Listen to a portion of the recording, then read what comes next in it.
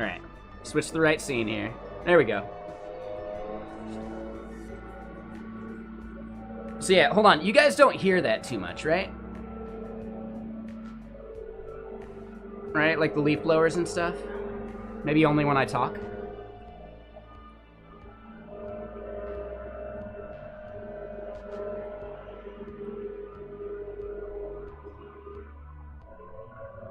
And pour another whiskey real quick.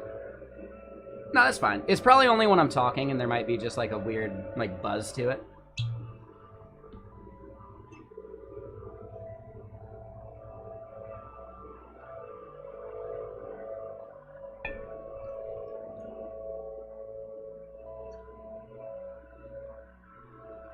Yeah. Well, I'm about to tie on another weird buzz too.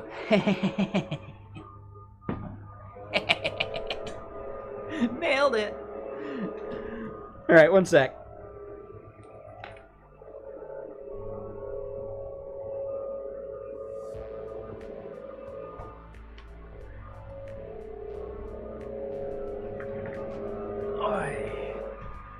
Yeah, exactly.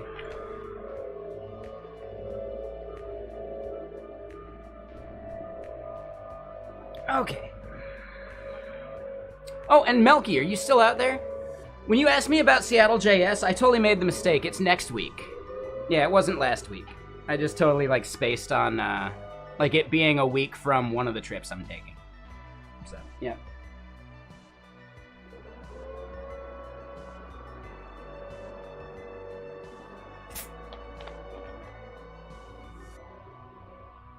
That's fine. He was here a bit ago.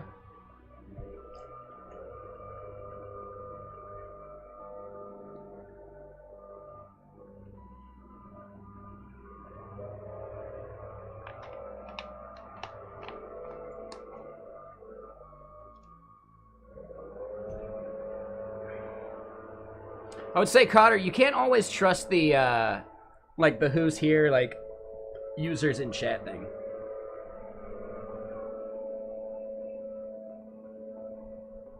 It's not always accurate. But, you know, just throwing it out there. Now, it's definitely, like, there's some lag, and, I don't know, there's something to it. It's weird.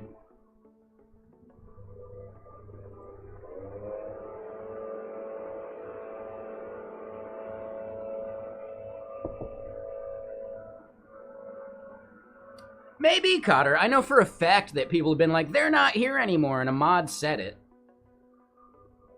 Right? And then the person's like, no, I'm still here. What are you talking about? And it wasn't even staff that did it that time. So, I don't know. There's something to it. Not sure what. Yeah, I think it's more of just like a caching kind of thing. Right? Sometimes you probably just connect to a stale cache node. Just due to like load balancing or weirdness.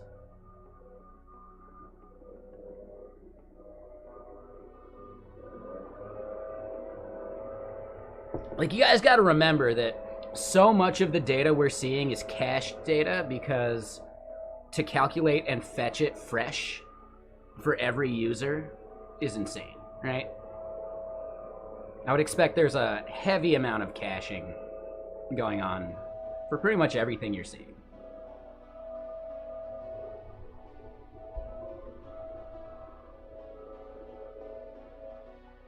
Yeah. But okay, so we're gonna have groups.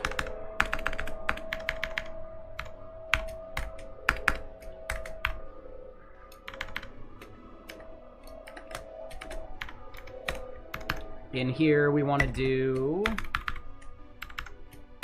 disclaimer text.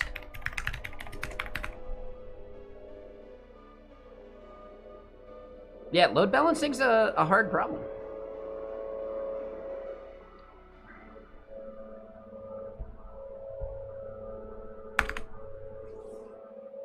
Right, so we do the PHP there, we get the disclaimer text in there for each group. I think we need the hashtag, right?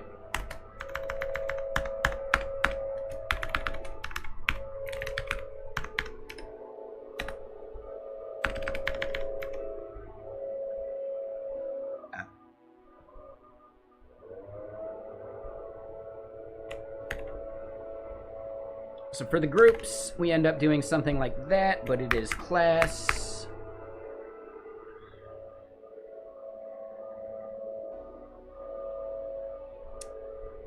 We're working on a CLI tool, right? So, yeah, for everyone out there, just to explain it a bit better, what we're doing is we're making our static file-based feature flag tool. That means there's just a JSON file living somewhere, wherever you want to put it, right? Could be inside of your VPC on some S3 or something that only is accessible within your local, you know, network, or not local, but like private network for your organization, blah, blah, blah. It could be just on S3 and CloudFront. It could be just on some file server. It doesn't matter. But it's just a JSON file. That JSON file is going to have names that are strings and IDs that are strings to actually relate to the group that we have, the features we have, and the environments we have. One important thing to remember is that name is changeable, ID is not. But for the most part, if you were to try and consume this, right, and you wanted to, let me see, is there a good example I have real quick? Not really. Here we go. Let's just go to the PHP part. Here in client test, what you see is I am doing things like should, and then gradual, and then testing working gradual. But these are magic strings. If I were to have a typo in here, nothing would let me know. It would just be false for that feature because that feature doesn't exist or whatever, right? Maybe we could throw an error in dev mode, right? But not in production or something. But instead, what if this turned into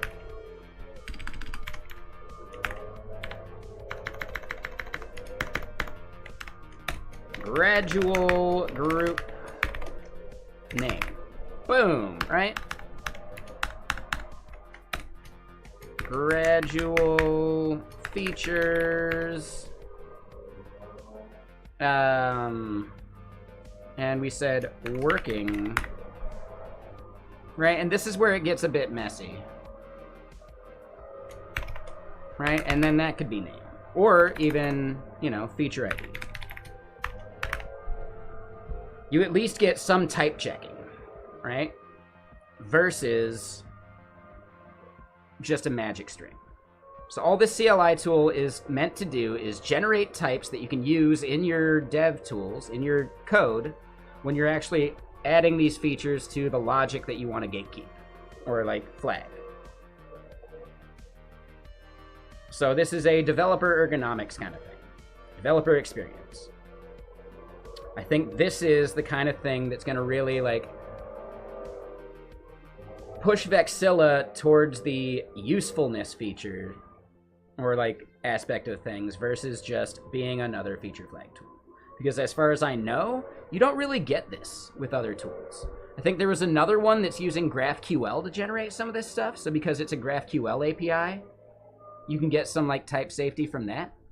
But not every language has great GraphQL support. So for me, I think there's a value add of just simply having something like this to improve the experience of developers using the tool.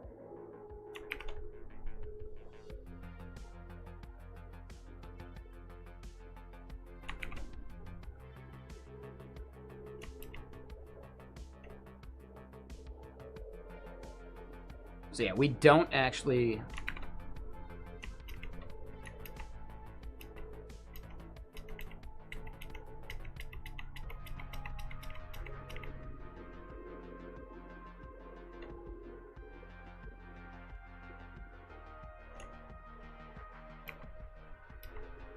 We don't want to format that.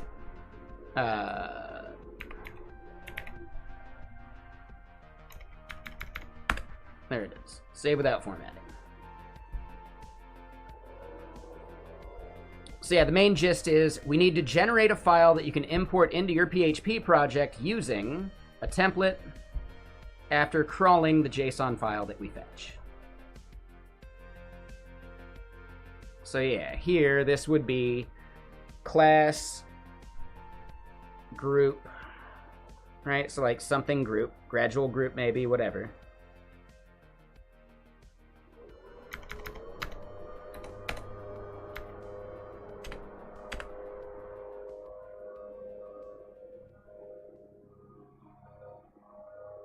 Part of the trickiness is that we can't nest these things as easily as we want.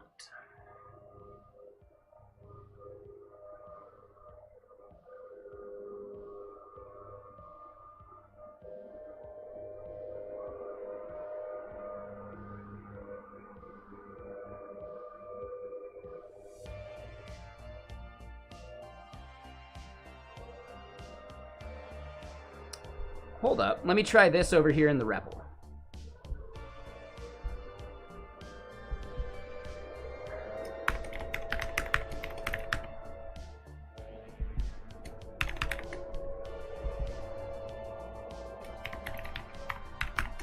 Right, so we'll do something like that. And then public static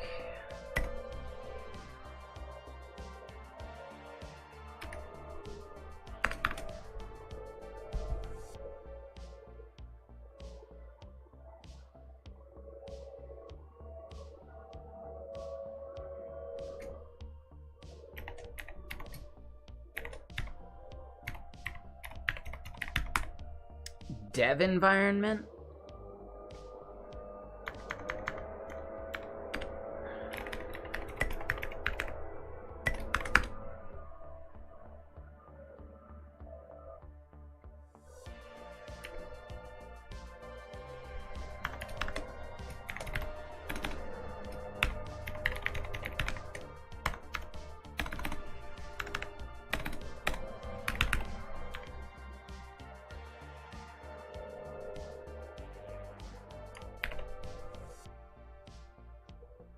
All right, so we save that. If we go and try this.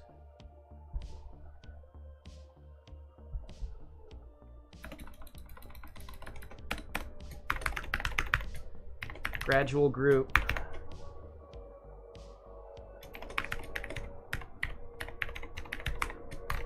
Dev environment. Name?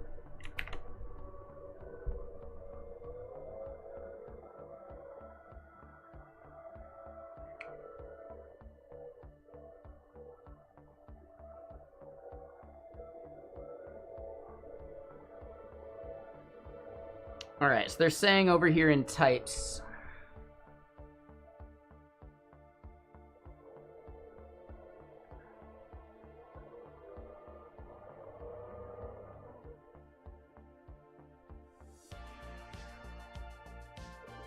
Wait, I thought anonymous classes were allowed.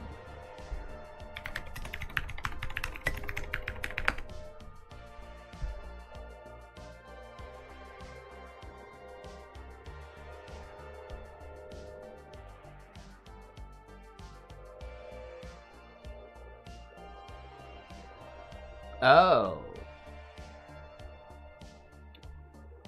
It's new class. Oh.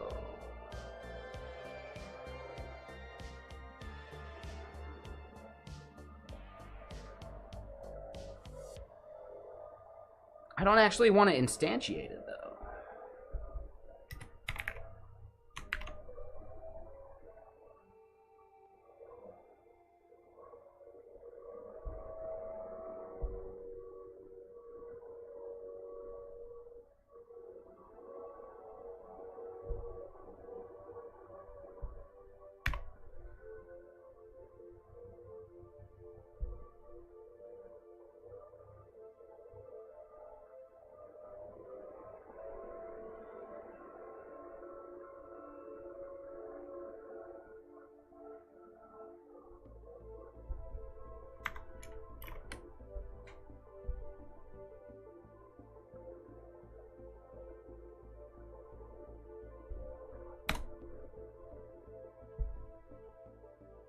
Aha! Okay.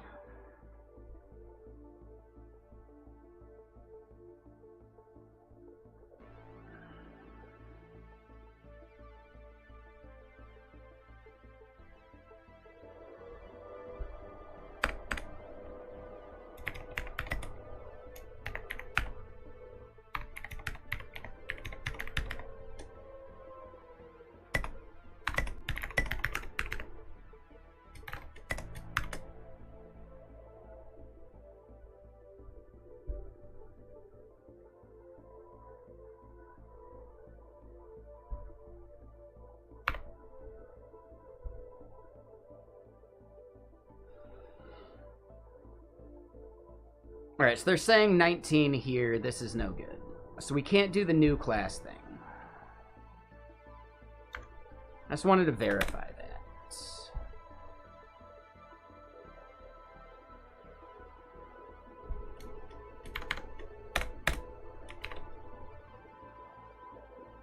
So this isn't so bad.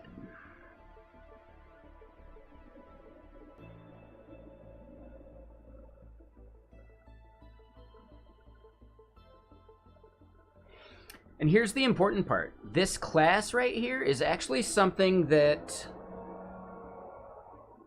PHP is going to turn into a singleton for us, right? It's not a brand new class every time. It's a thing that's already been created and they just have a reference to.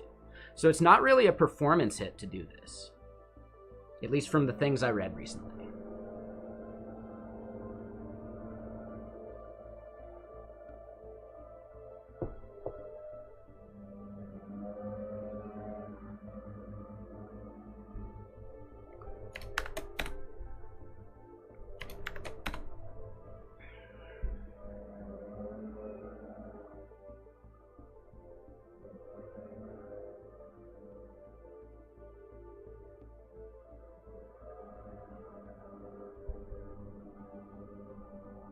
I think I want to keep the convention of doing the group and environment ID stuff. That way it's more explicit. But this could actually work as a pattern, right? Would you be bummed seeing something like this? I don't think so, right?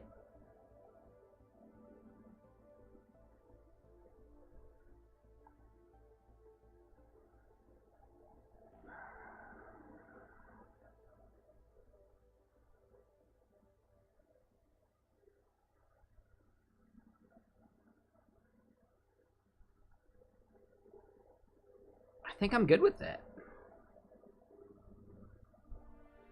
Okay. So then, yeah, for each environment within the group,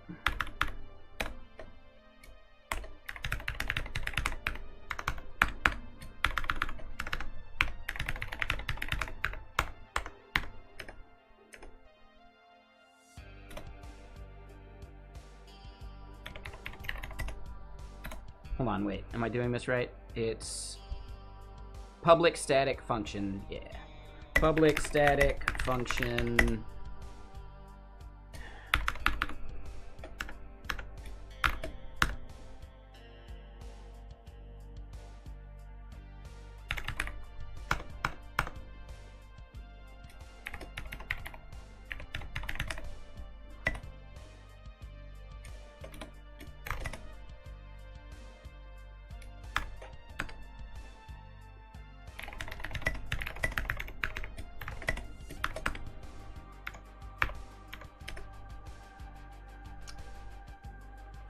Oh, and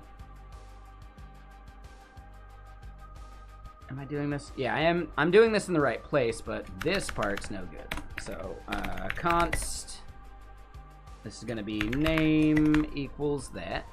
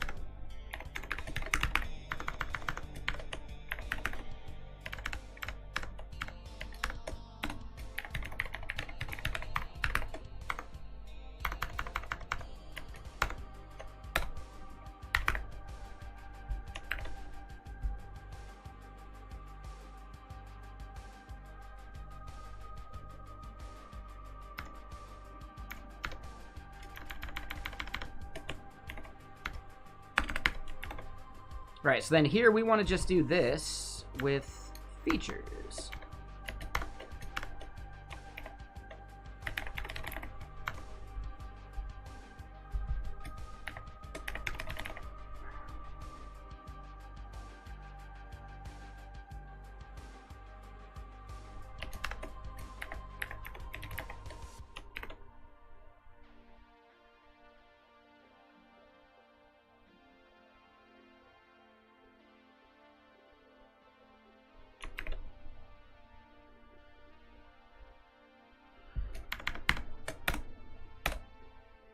think we're good.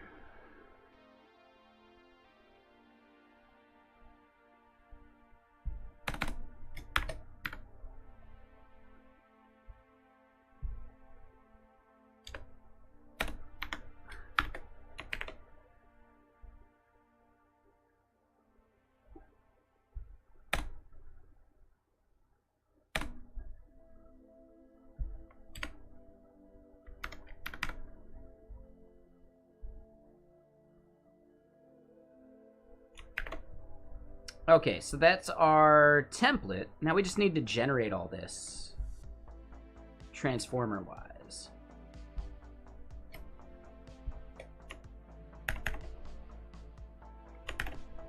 So we've got a utility function for this. Groups output is this.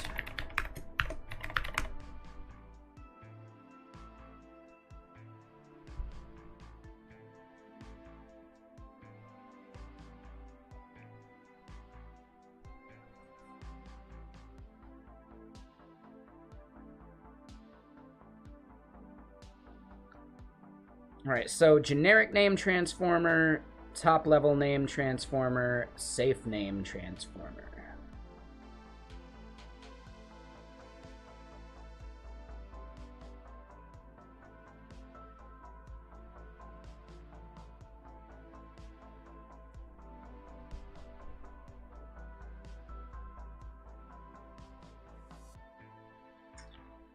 So yeah, I think we just want to do case.pascal for all of it.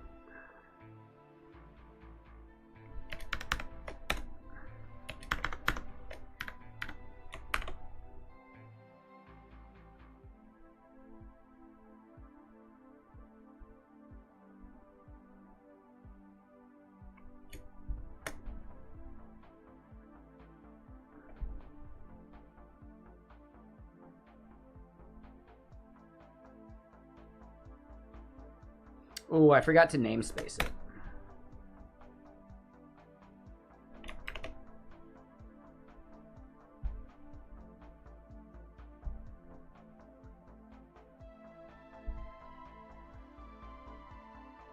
I think namespace has to be the first thing.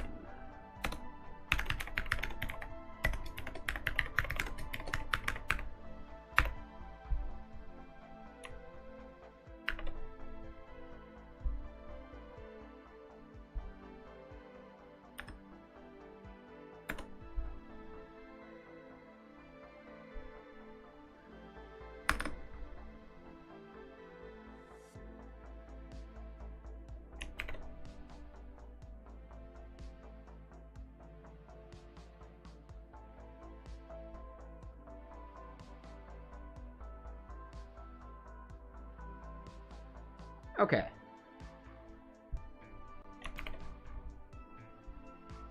So I think we're good. We can try and run this now.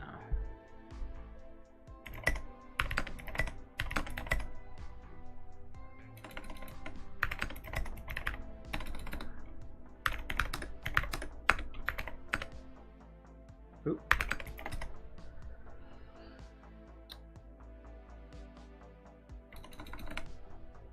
Okay, so let's go look at our package JSON here.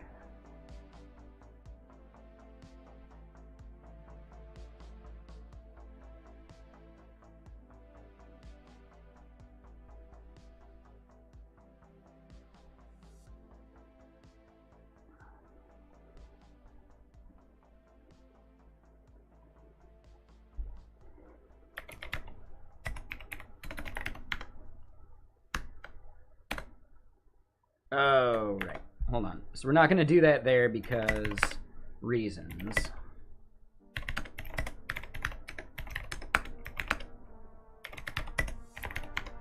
All right. So here we go. This is going to be PHP, example.php. Will it blend?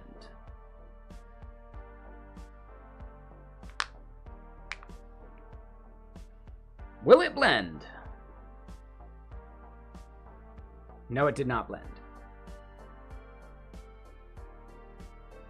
Oh.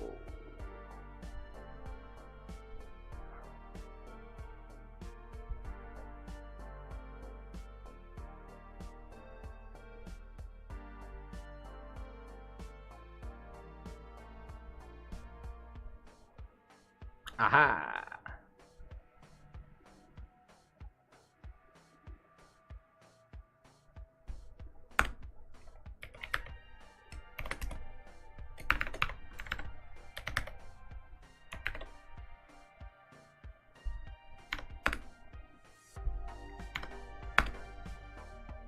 So we should be good now.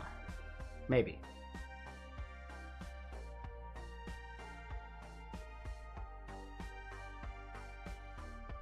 All right.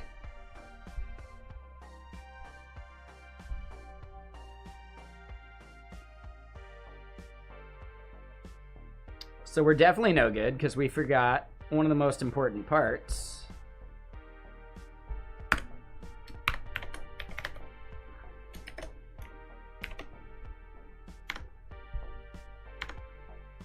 Let's try it again.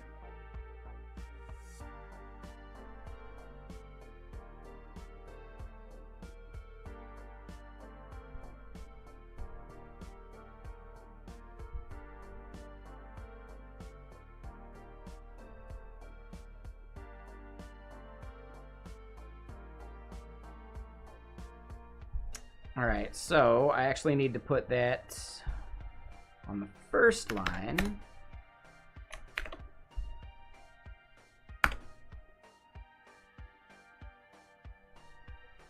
And now will it blend?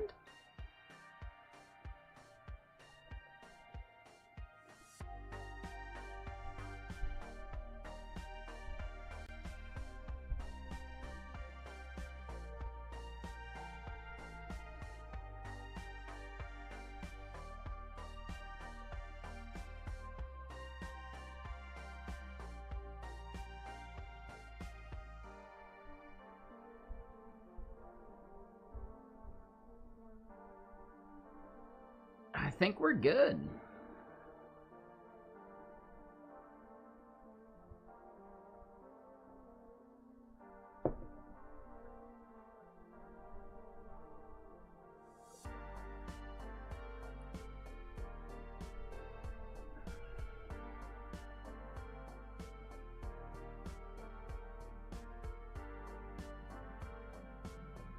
Yeah, I'm gonna call it okay.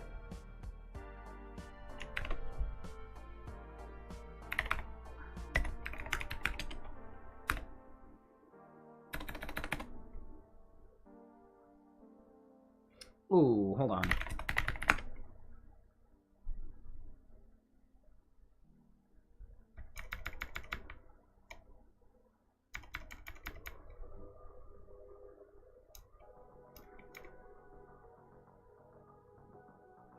Ooh. Yeah, our test gradual in the TS needs to change, but not hasher itself.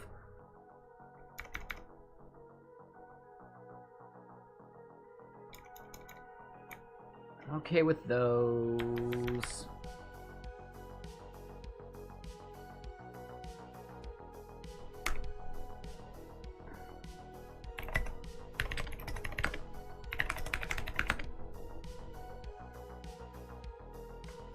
All right, let's go look at the Go code real quick. I think we just need to clean up some of the junk that was in there.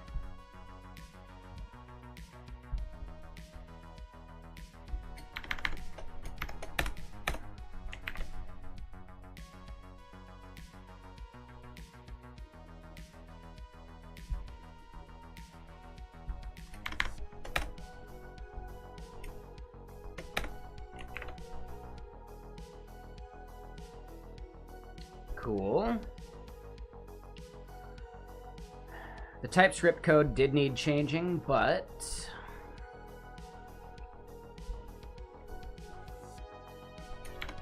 don't need that anymore.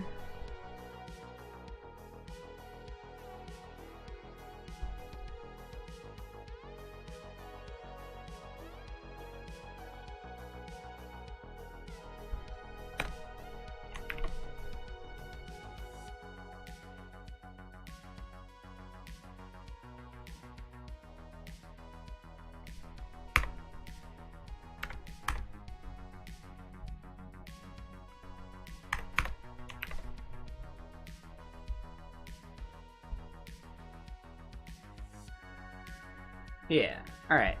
So So those changes were necessary. I don't think we end up needing that or that.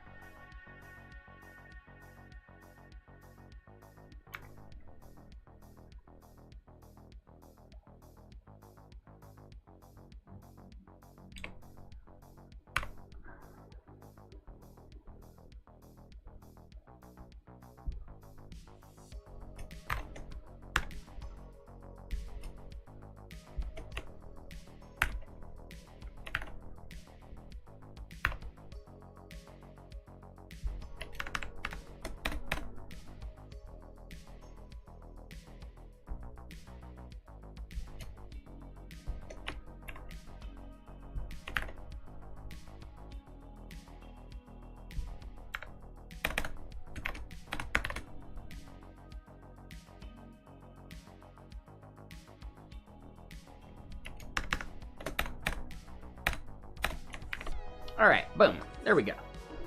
So that cleans that up a bit.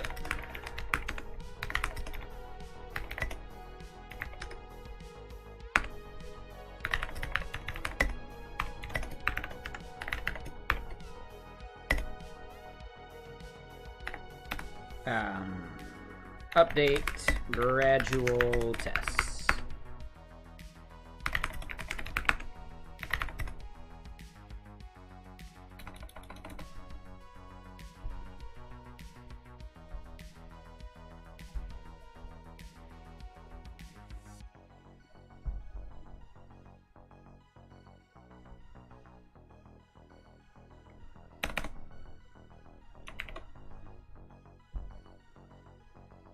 Oh, interesting.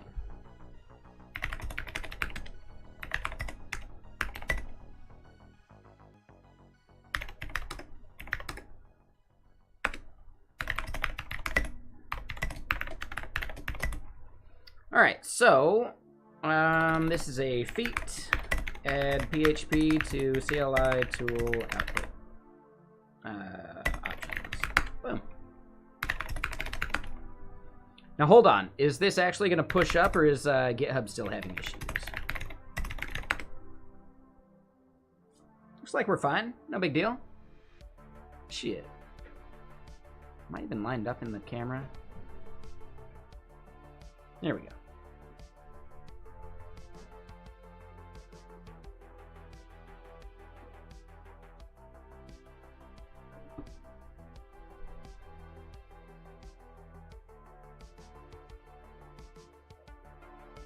All right, so the next important part is we got to figure out how to test and handle time zone issues differently, because we've got some failing tests.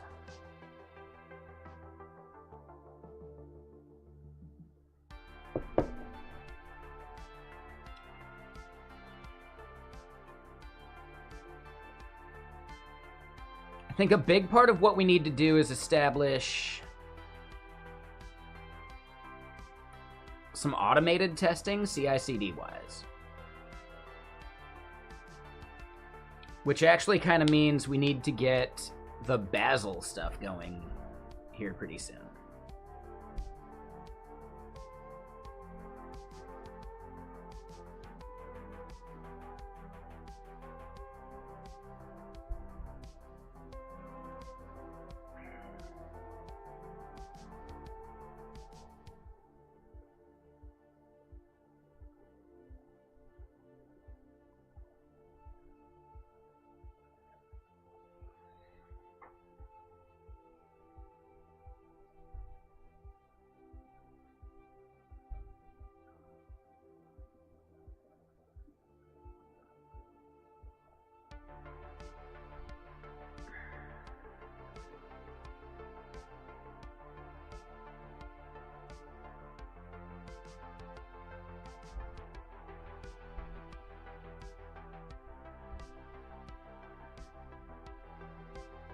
Hold on.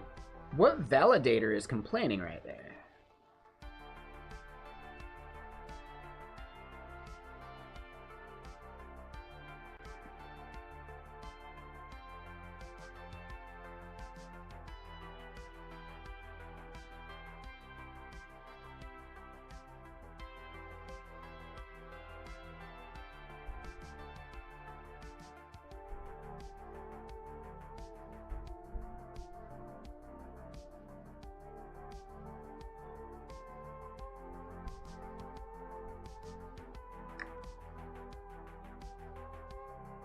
Oh.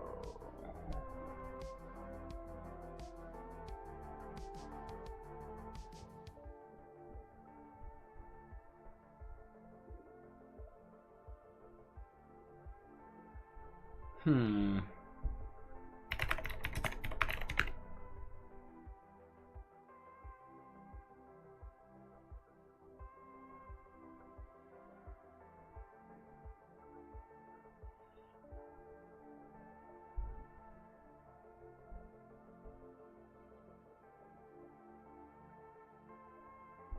Helps with authoring workflows?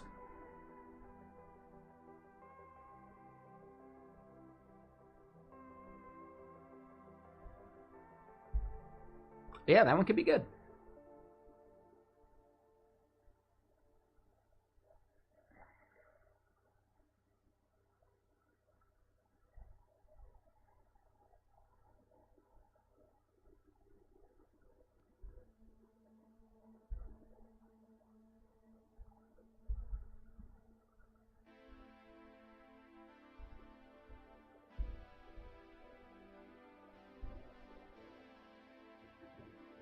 All right, so we don't need that showing the whole time.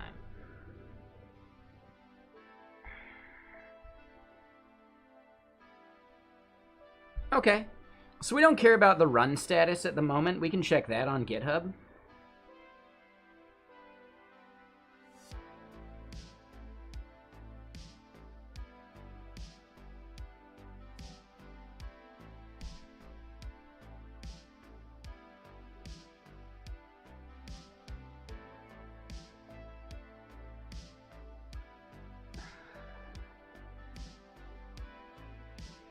So here, everything gets checked out.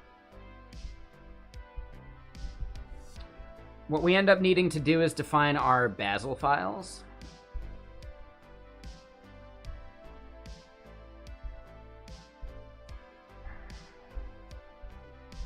Let's close a few of these.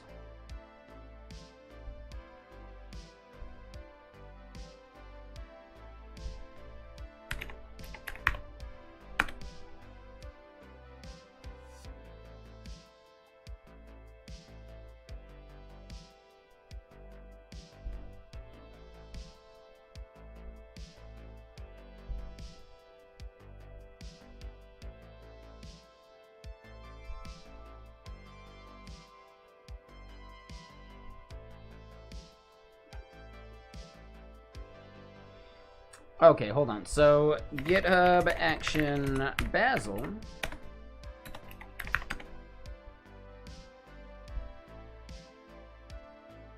Do not use. So Basilisk exists.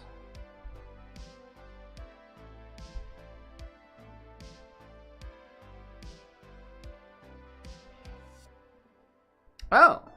Never mind. So GitHub Actions include Basilisk by default, so we don't even need to worry about that. Shit. All right, so that's why we have that there. Runs on Ubuntu latest. Uses Actions checkout. We get the code, and then we got to do our build.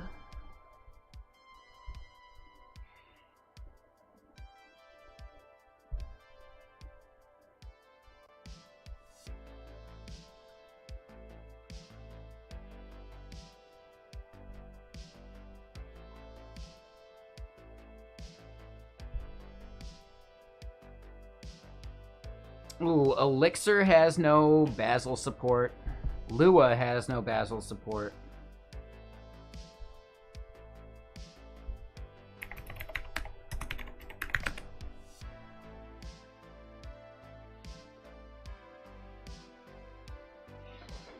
RabbitMQ has their own Bazel.md. Maybe it works.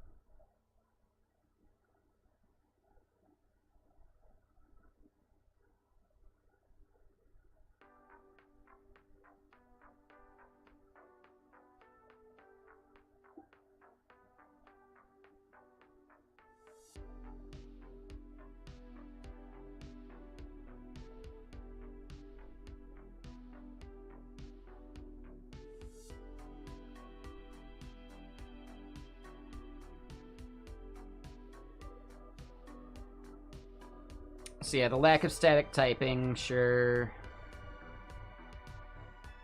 The IDE experience does lack with Elixir a bit.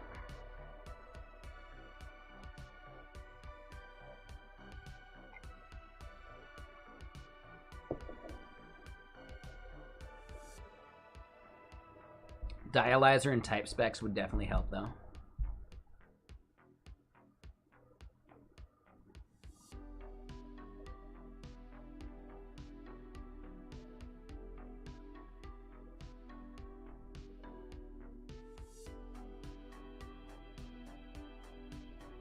Yeah, so here we go. We get to tooling integration and build system.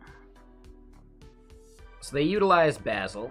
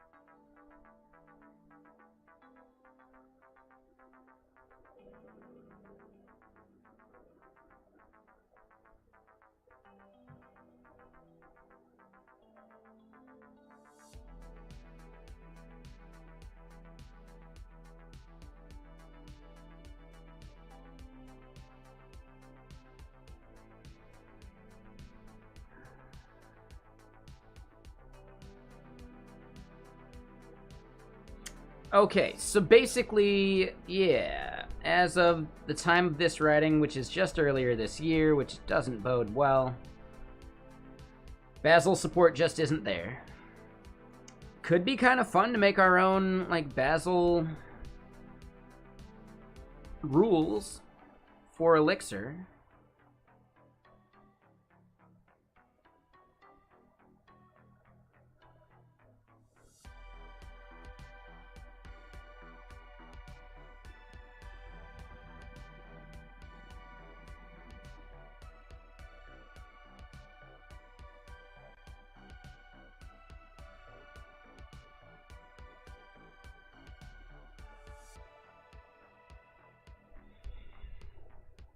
Yeah.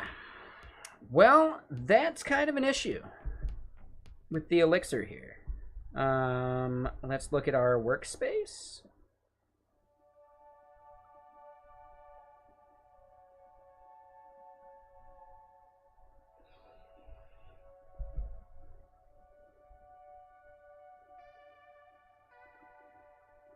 So here's the C# stuff. Here's some stuff for Dart, which we're not doing yet.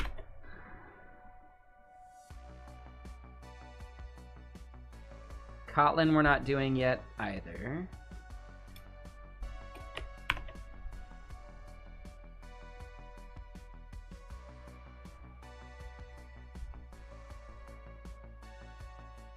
Alright, so the Swift Cocoa we're not doing yet. Go we are doing.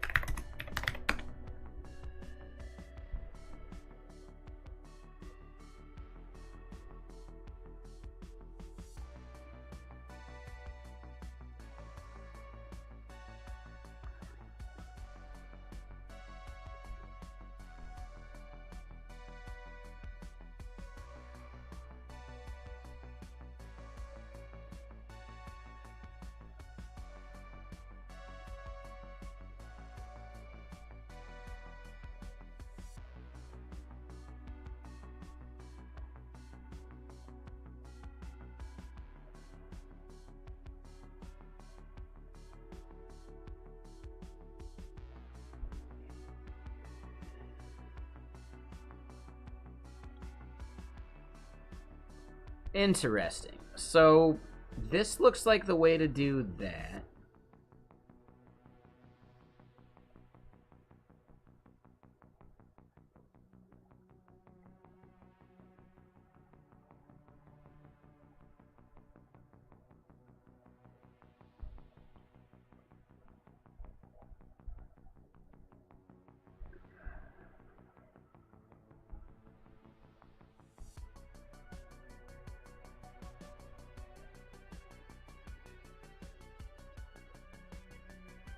Alright, so rules.net is probably what we need there.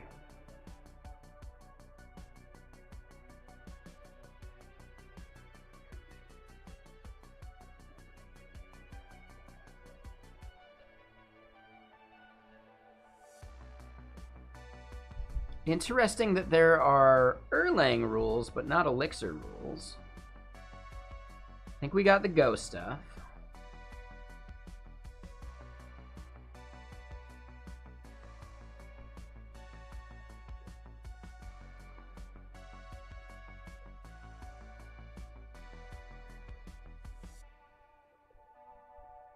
A lot of stuff for Node.js. We got one for OCaml, so yeah, once we bring in DM Mulroy's OCaml code into the mono repo, that'll probably be useful. Damn, PHP codebase is all we got, huh? Yikes.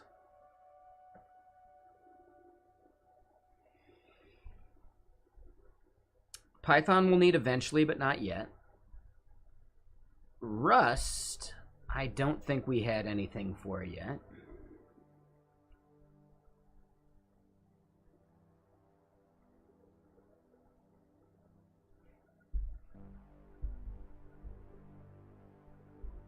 All right, so we definitely don't have every language in our clients satisfied. C#, yes. Elixir, no. Go, yes. JSTS, yes. PHP, theoretically. And Rust we need to add.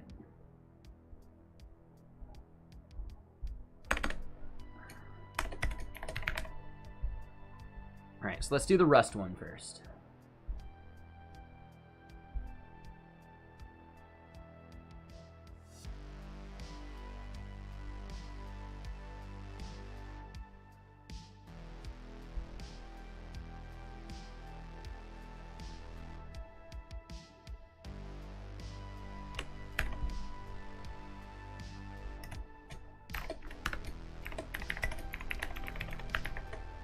Right, so that's going to live within the workspace file. I think we actually did see Lua here.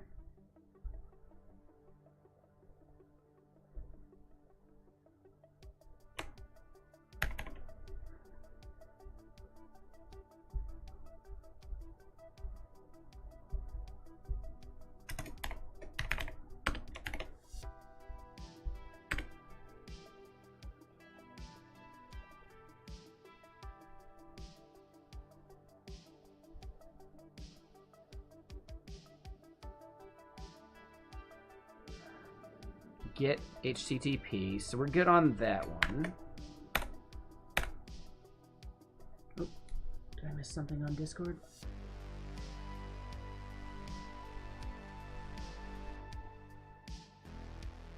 No, maybe not.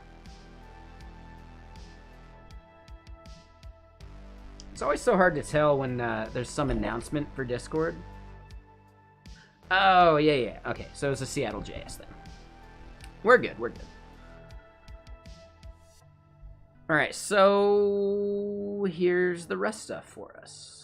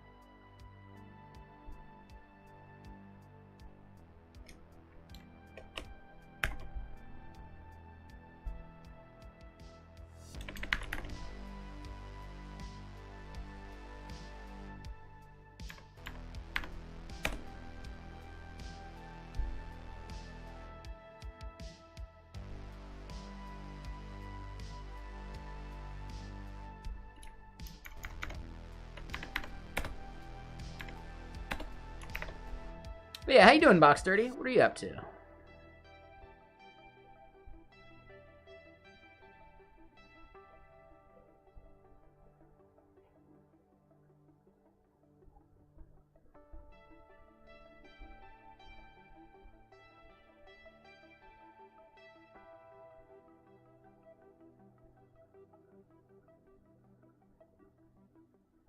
Oh, and real quick, Jay Todorova, thank you for the follow, and Veladis, thank you for the follow as well.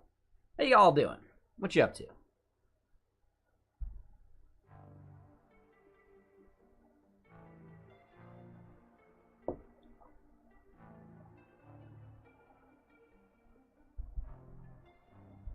We definitely do need to figure out what version we're going to need for this.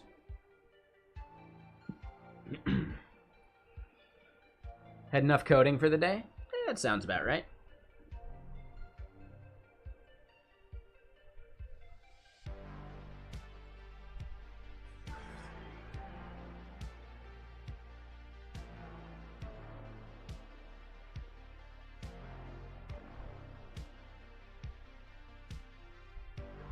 So that's where we end up doing our rule stuff.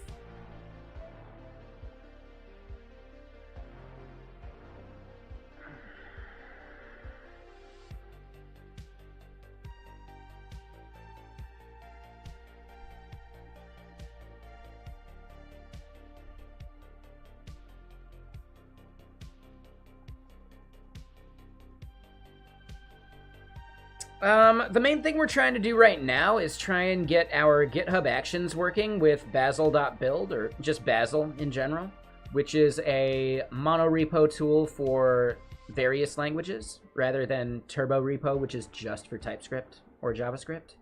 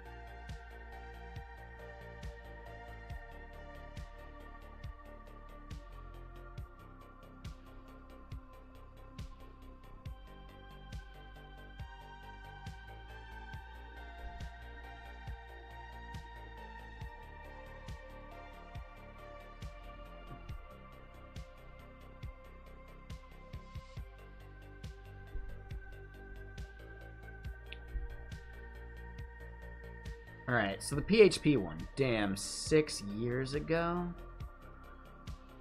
Oh no.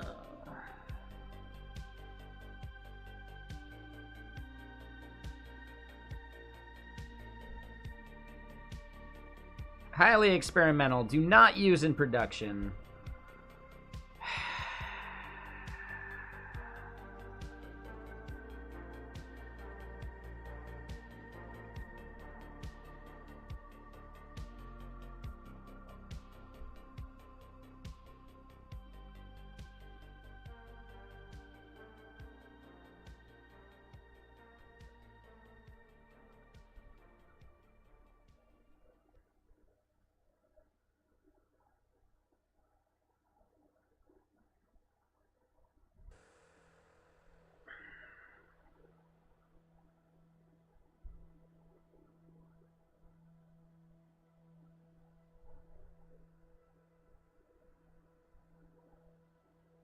Hmm.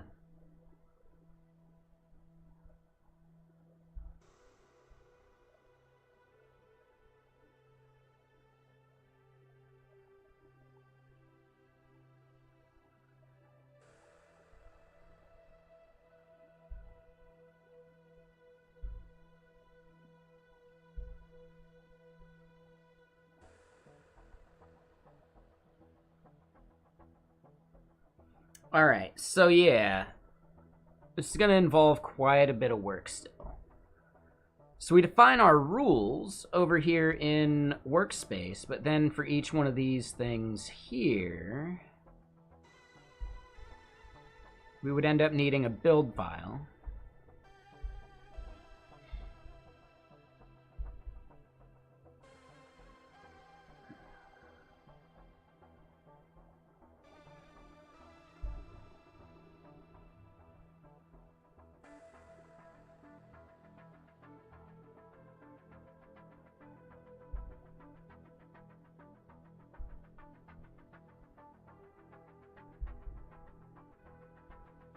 So we see Rust library and Rust test.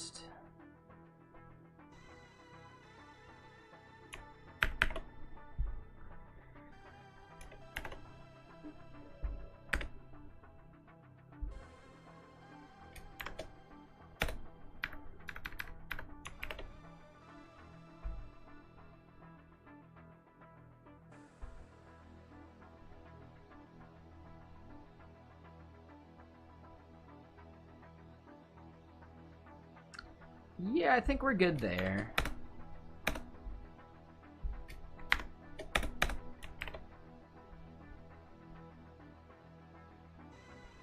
What should the Go code look like?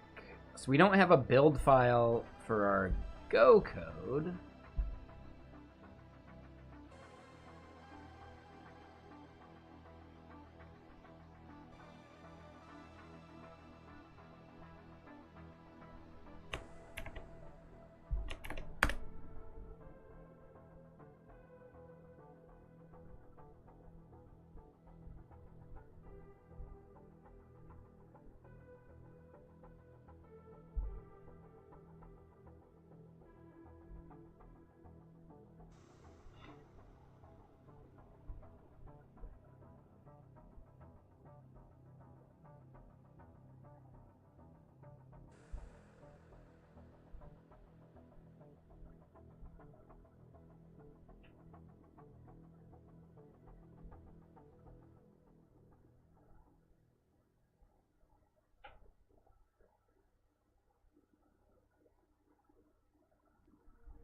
What the hell is Basil mod?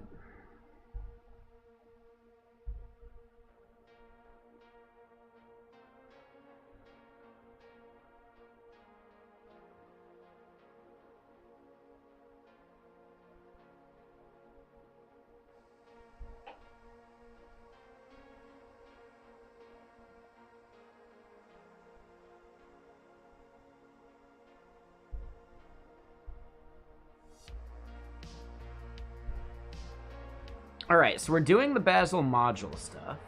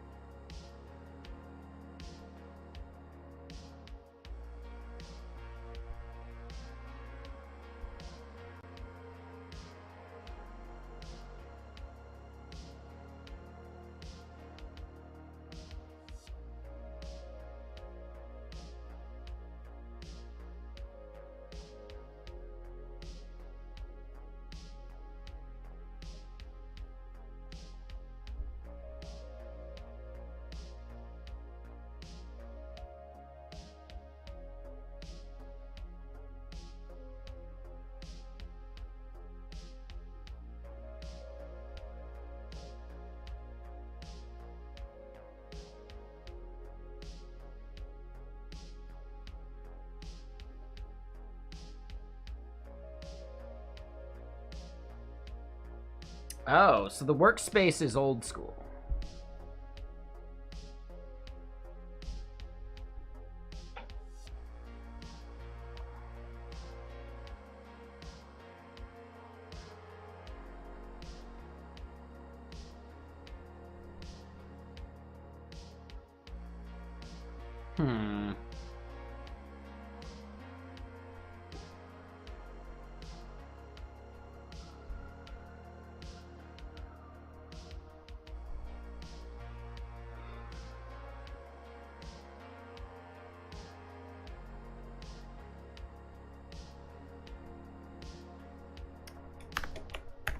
Okay. So here in the Basil RC, we've got the enable Basil mod thing.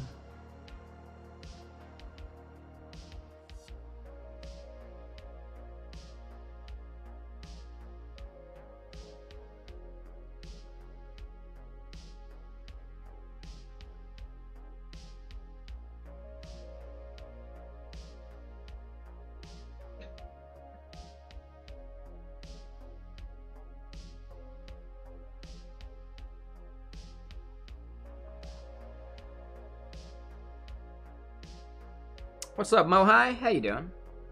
Yeah, anyone out there ever used Basil before? I'm still fairly new to it.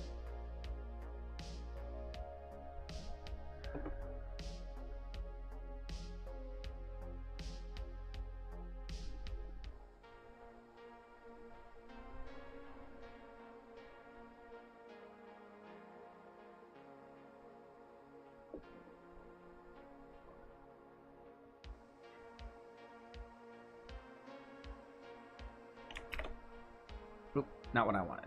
Just have it.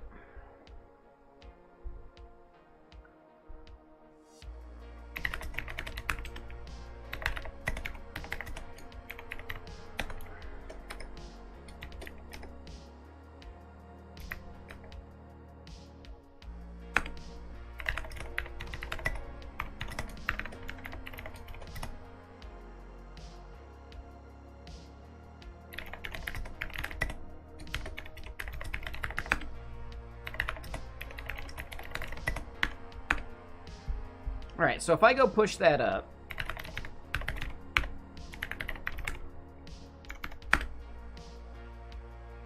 And what up, Ingestel? What you up to? So yeah, let's go look at this build.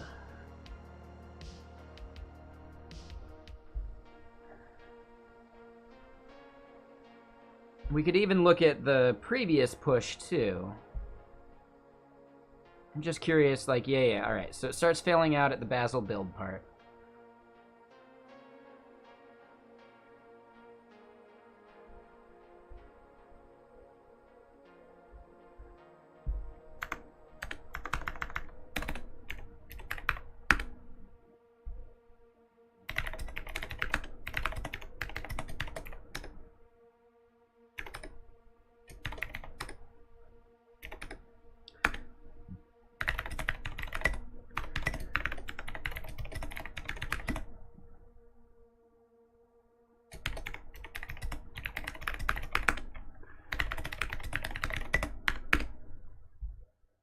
But yeah, I might need some help with this. Because, yeah, I'm pretty new to Basil in general.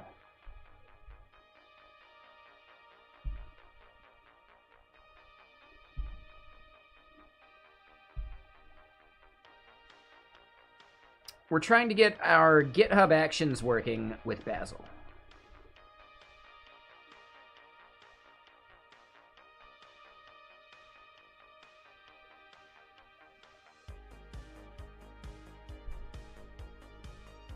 Oh my god, it has to be capitalized too.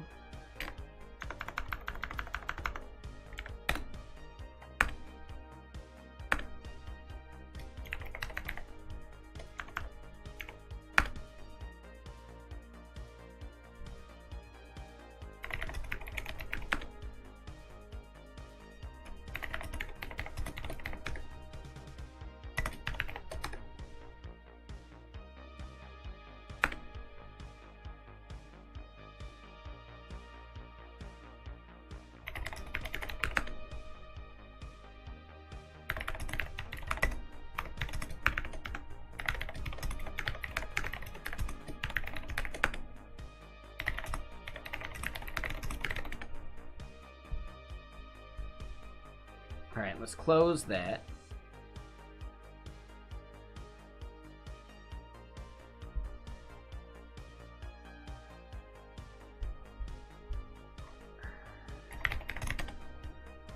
But yeah, how you doing, Pedro? I am doing well.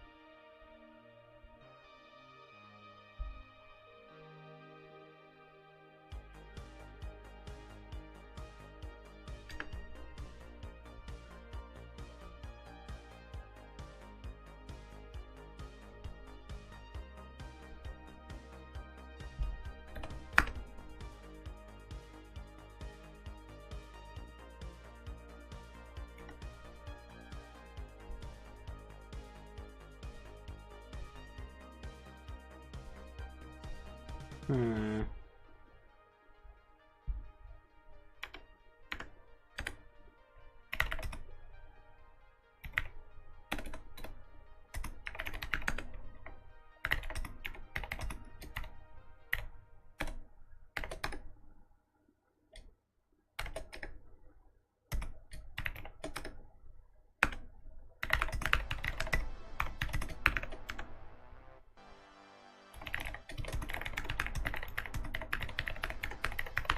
All right, so we'll rename that file temporarily.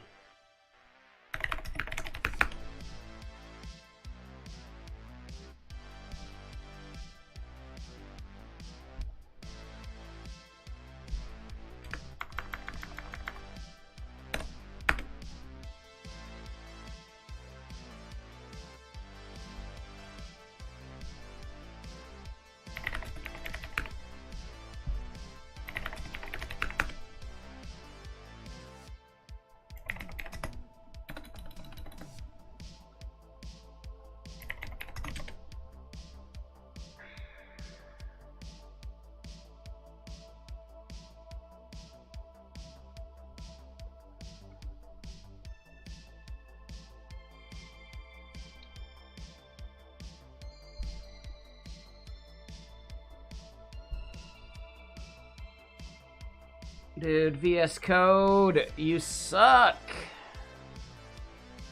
It really hates renamed files.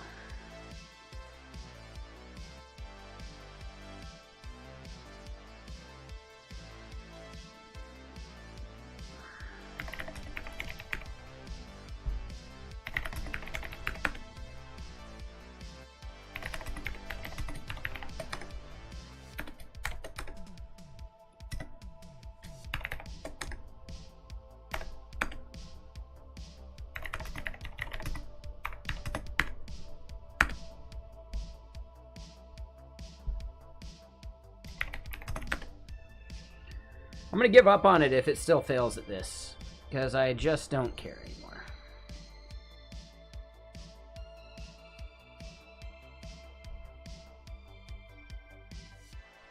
Alright, that finally did it.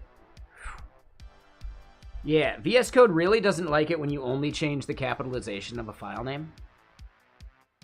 It has major issues with that. The fact that that's still an issue and it's been that way for years is kind of crazy.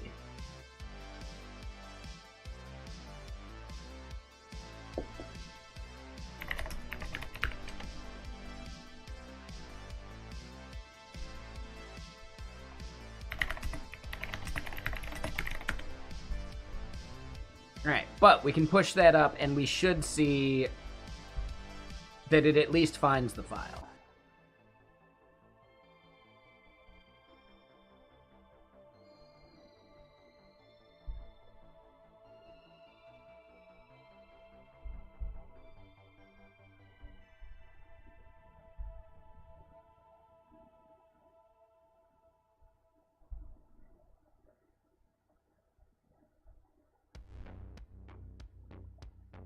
Okay, so we see it loading a bunch of stuff. We see some debug statements. We see an error. Failed to load Starlark extension.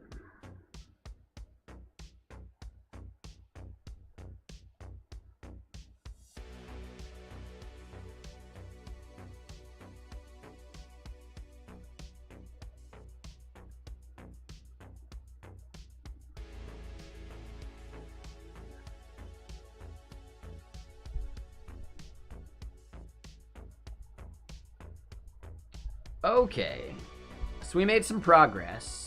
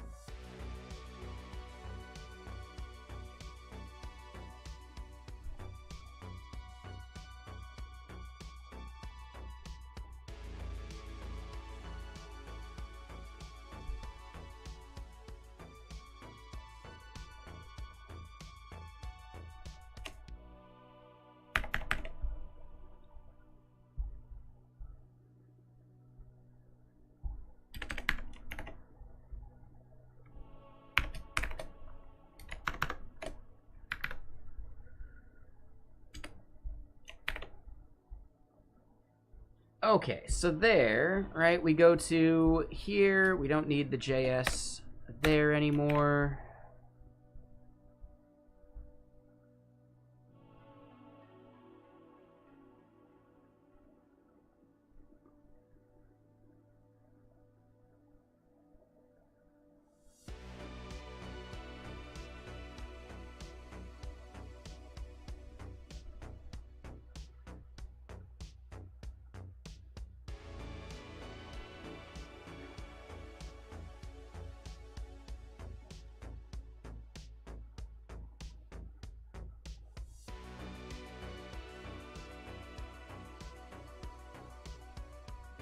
Interesting that it's so much less code to do it this way.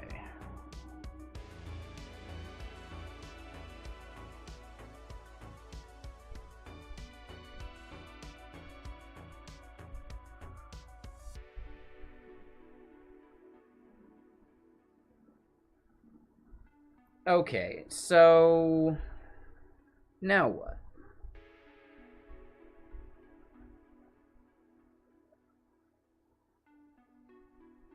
All right, here we go.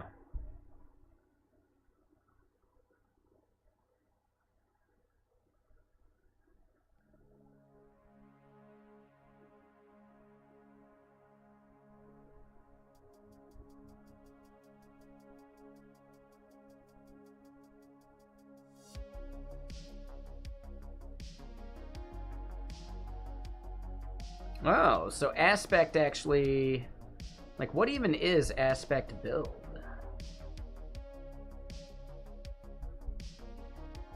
Oh, I've never even heard of it.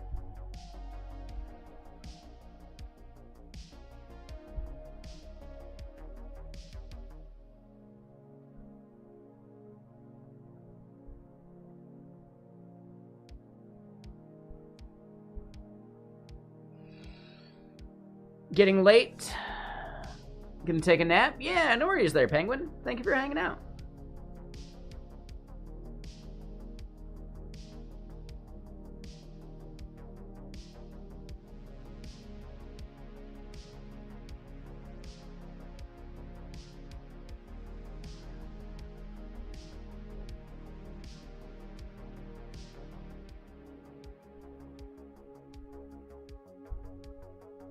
Okay, interesting.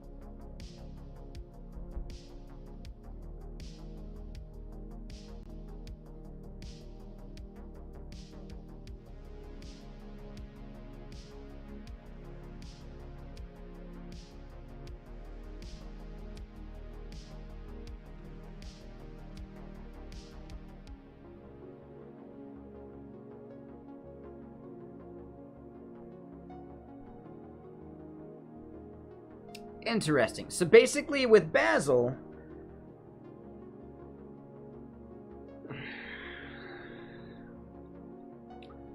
they want us to let it take over. And because we're just using Ubuntu latest, we may not actually have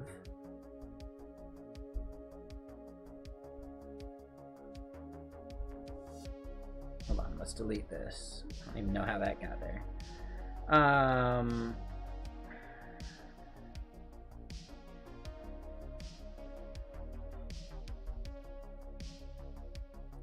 almost wondering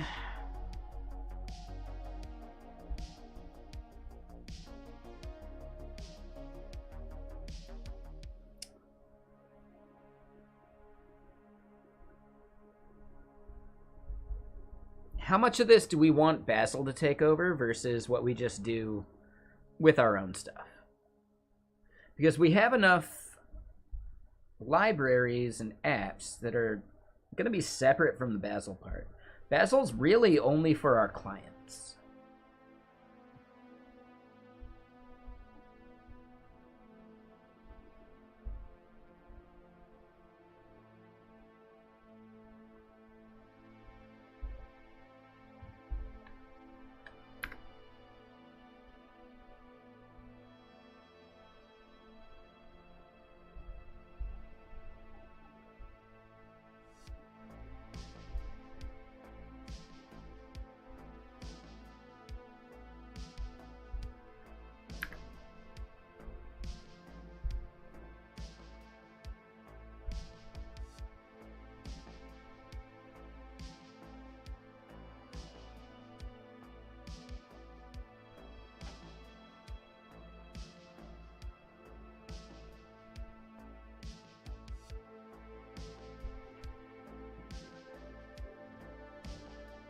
All right, so let me try this. BA, that's... Oh.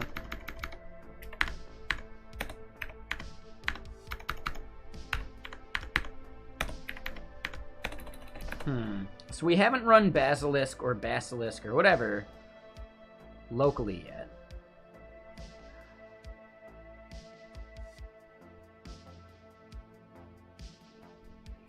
I think we'll hold off on the TypeScript stuff.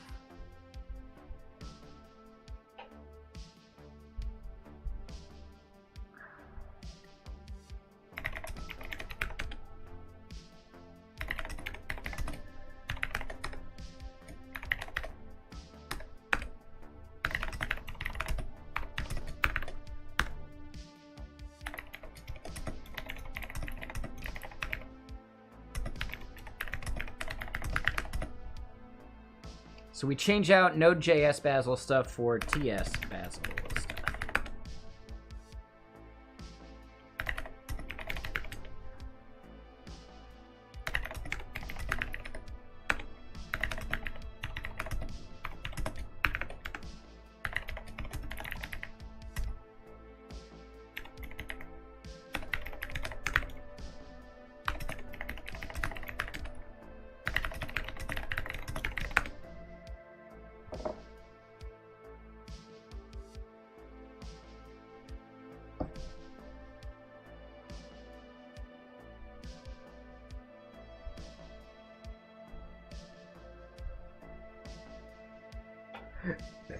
So yeah, the TypeScript part we don't care that much about.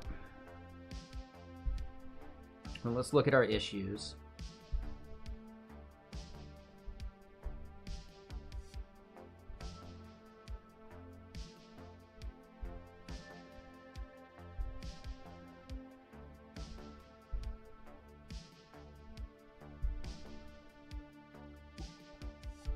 Alright, so what part of this, right, it's still in the build. No, it looks like it gets farther.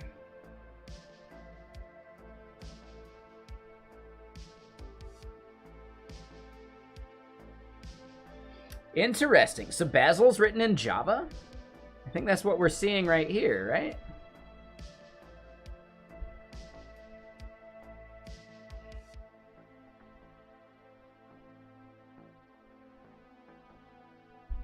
All right, so the version of rules Rust might not be any good.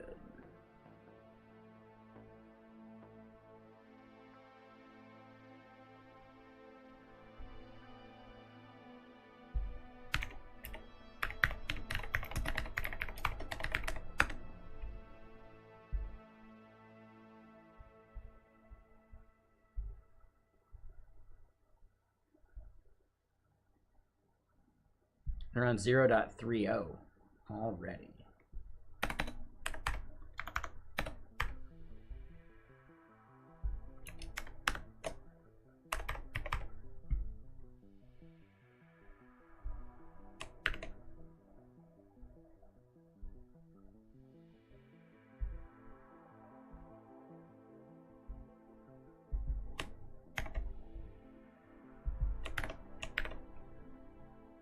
Yes, we'll probably have to update a few of those.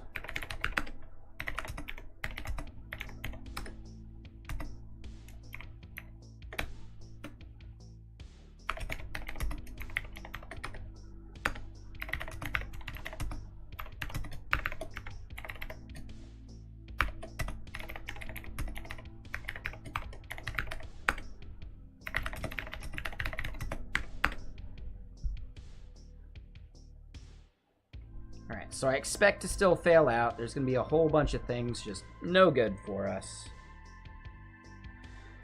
What I'm starting to wonder is it even worth it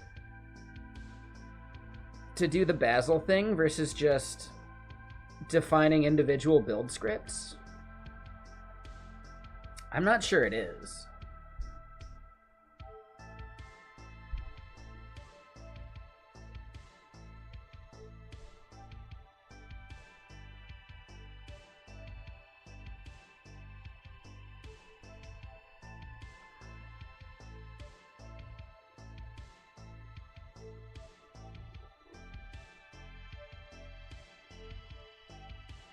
Oh.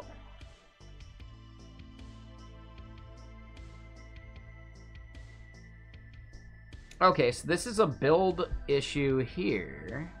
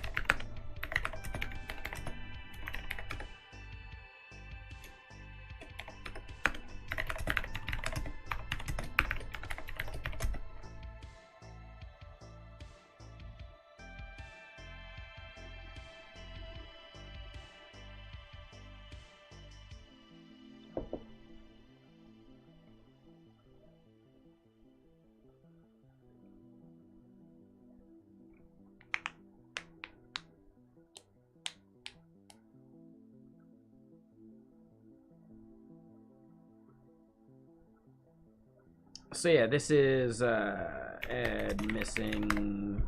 What is it? Load? Oh, and you can combine them like that.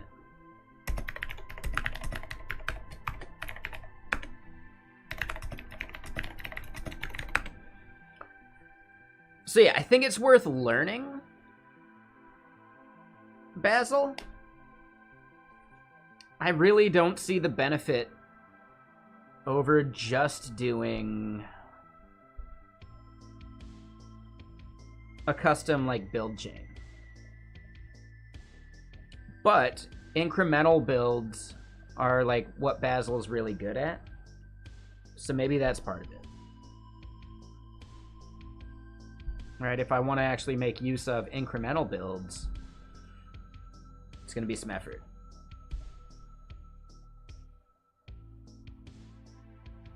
Ooh, and that didn't fail out nearly as quick as last time.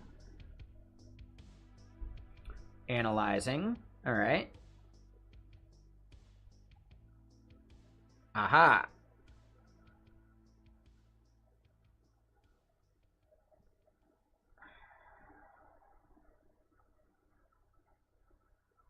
So Rust lib does not exist? What? Oh. And that would be because that's the name of it now.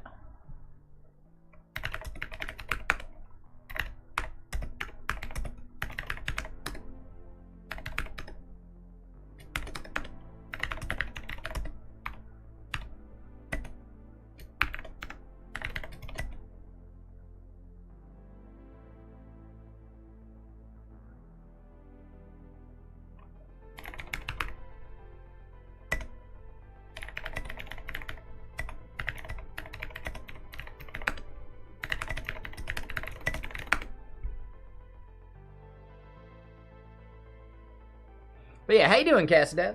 And what's up, I Need Money?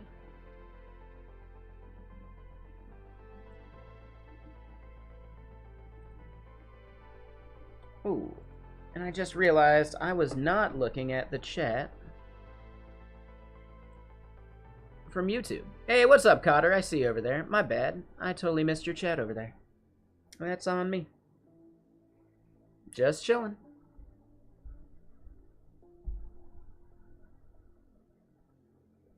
All good? Nice, Casadev.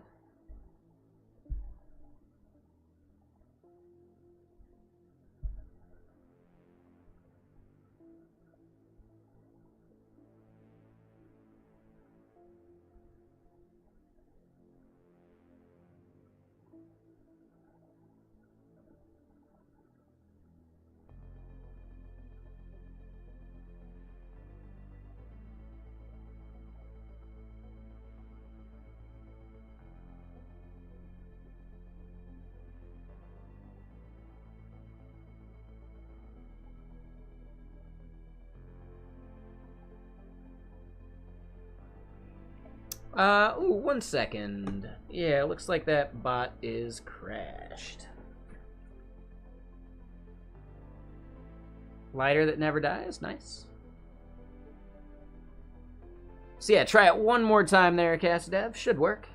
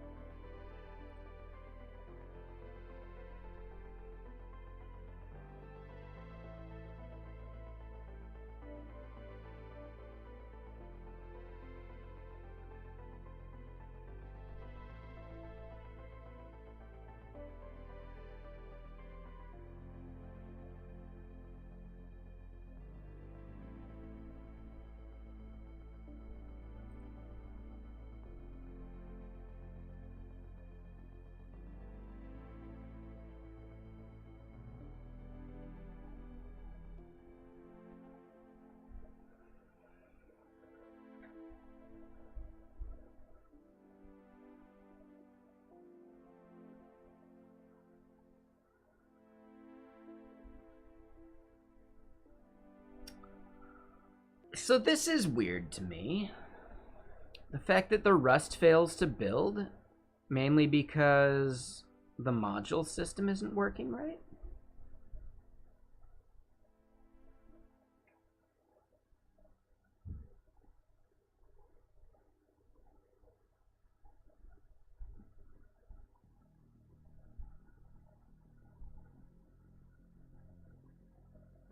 That is super weird to me.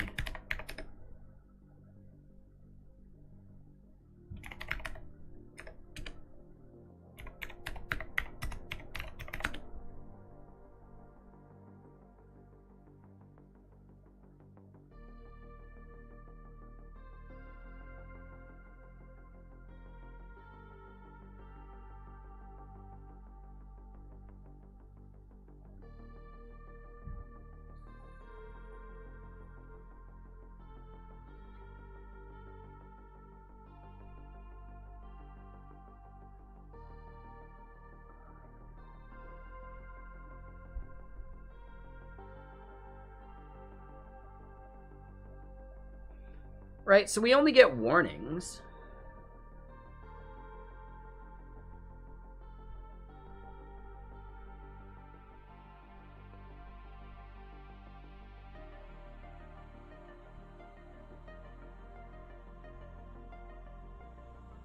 Okay, so some of these aren't just naming things.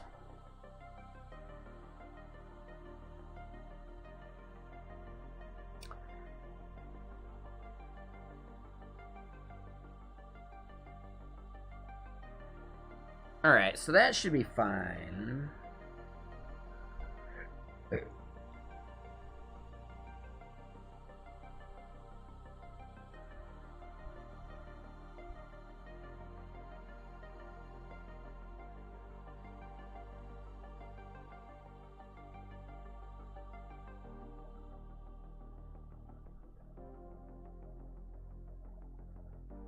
So I'm okay with the unreachable pattern.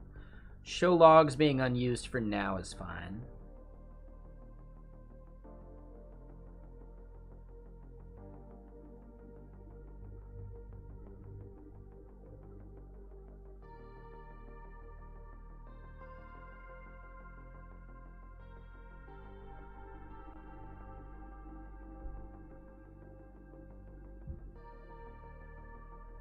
Yeah, that doesn't look like a problem in my Rust code.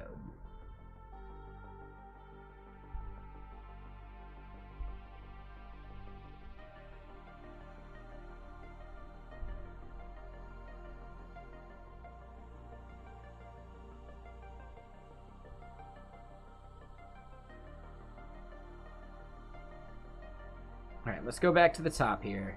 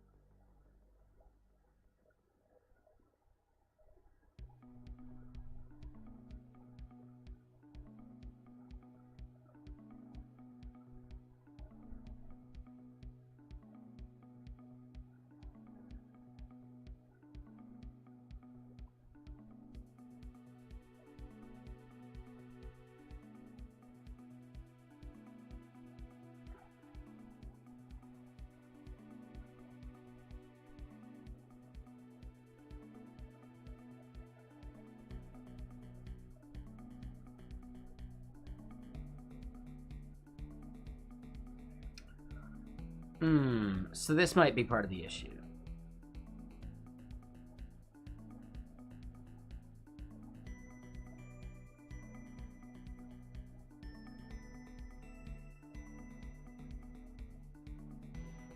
Yes, this should be working, actually. Here in lib, we do mod example. That's where mod example comes in.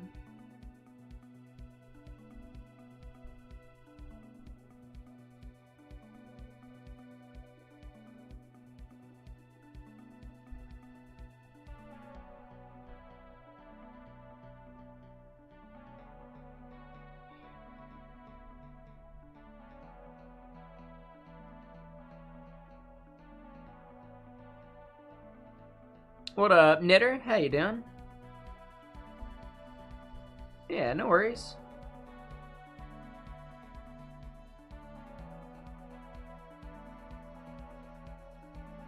When I just realized I'm not lurking anybody here on Twitch.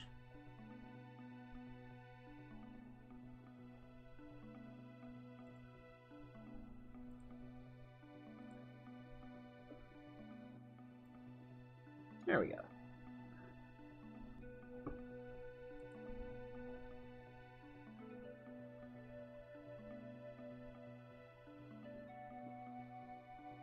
It's been a rough couple months. I'm sorry about that.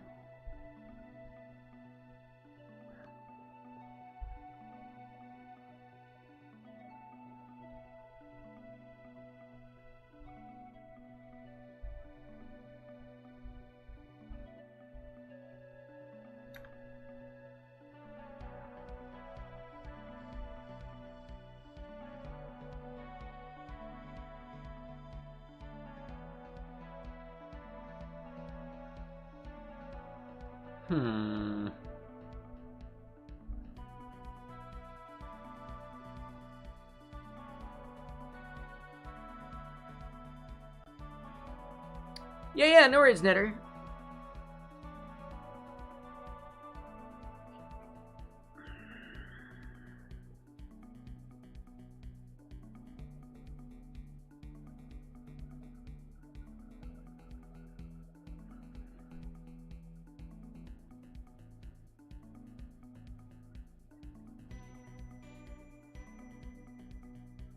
Yeah, so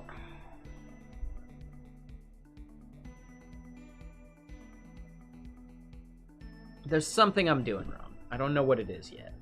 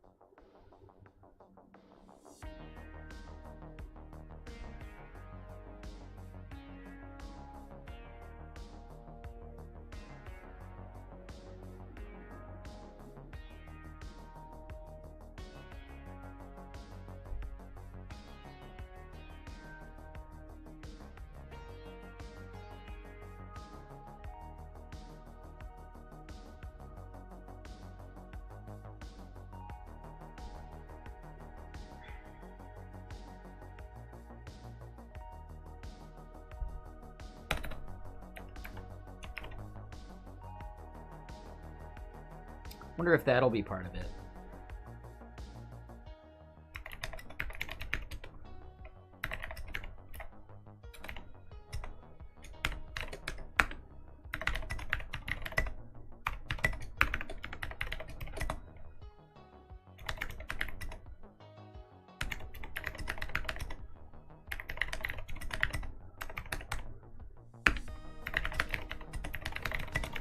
I don't think this will actually fix anything.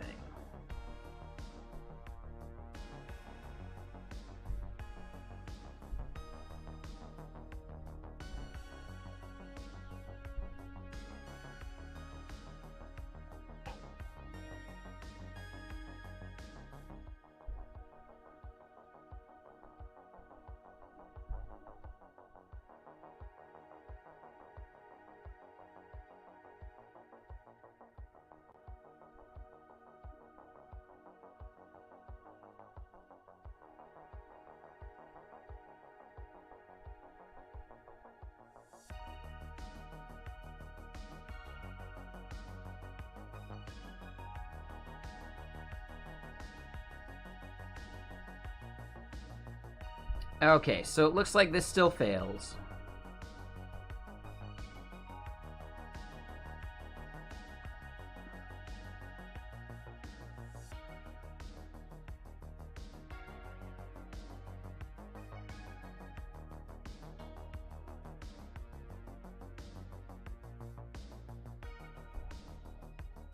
Okay, well, let's try this then.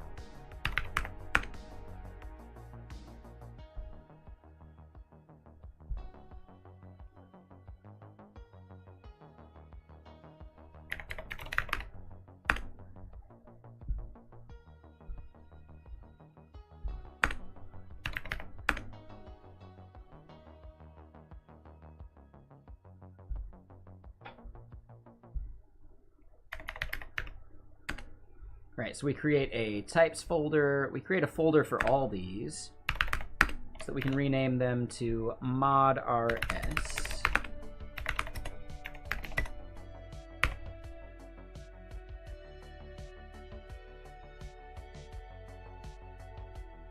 And we add everything in here.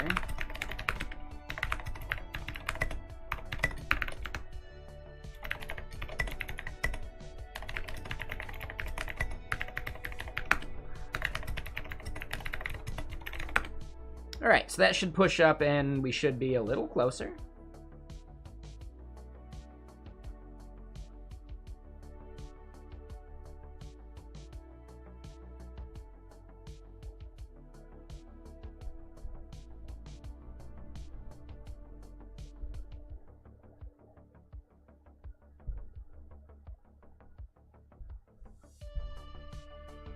Alright, and while that's running, pour another beverage.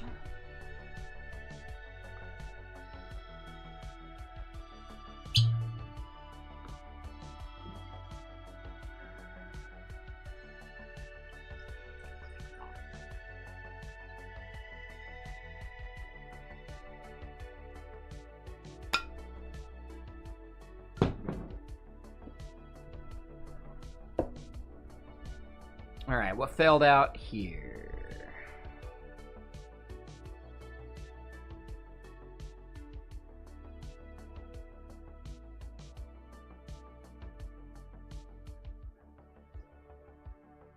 That definitely did not help.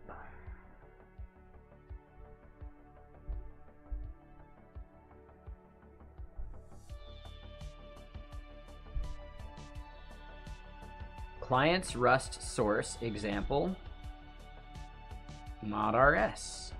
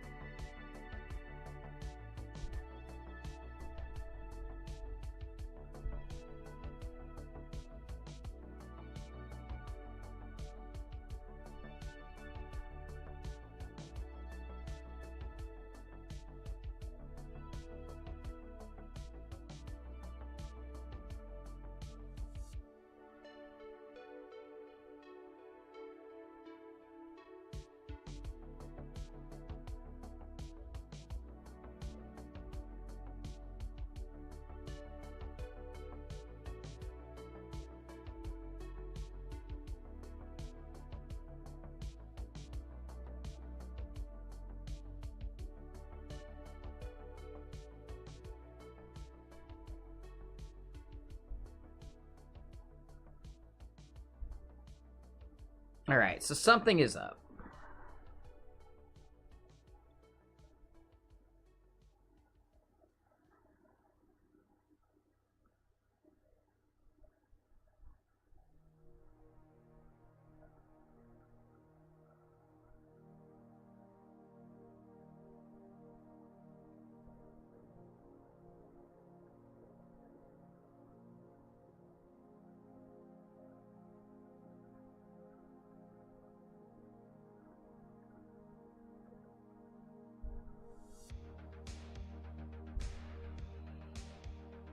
Alright, at some point I might just ditch the requirement for Basil.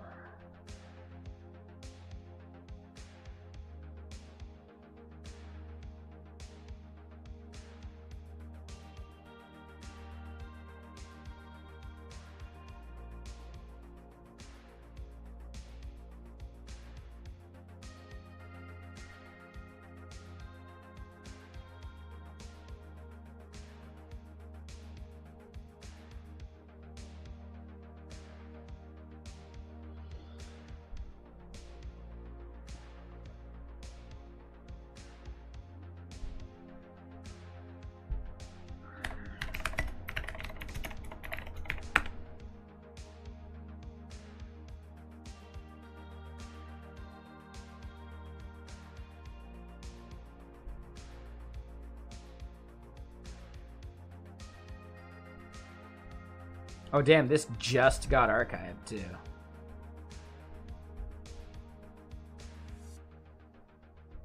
Well, that's not good. Oh, the organization itself was archived. Oh god.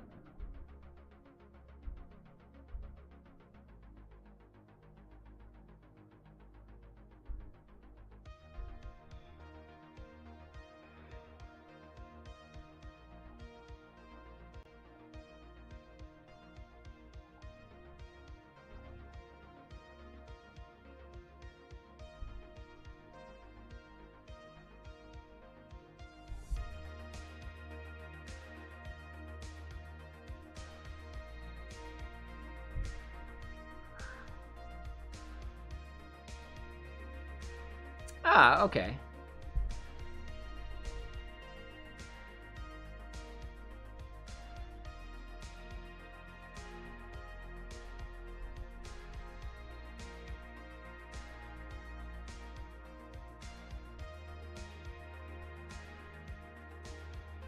So I'm not sure I need to worry about cross-compilation, because we're not deploying a binary.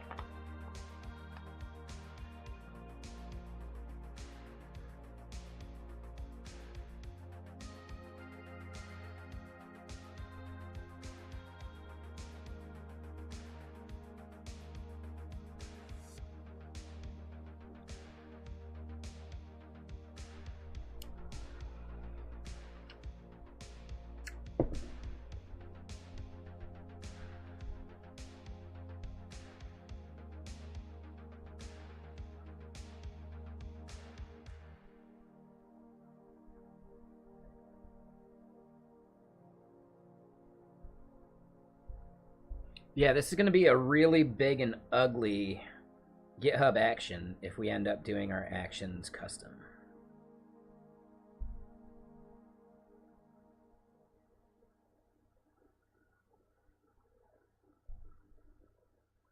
But I feel like that's what we're running into right now.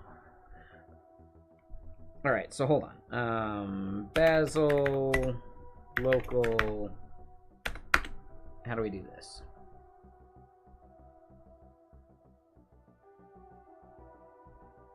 Come on, trackpad. Come on, trackpad.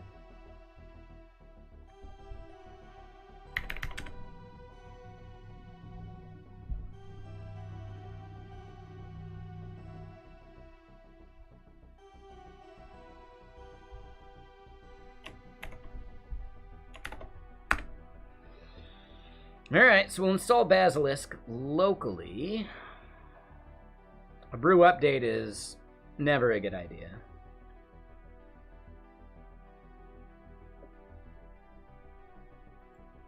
But could be worse. Oh, and Mylons, thank you for the follow. Welcome.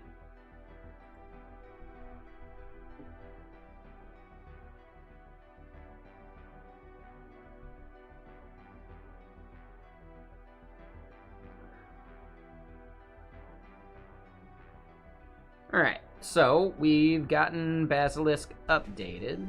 How do I actually use it?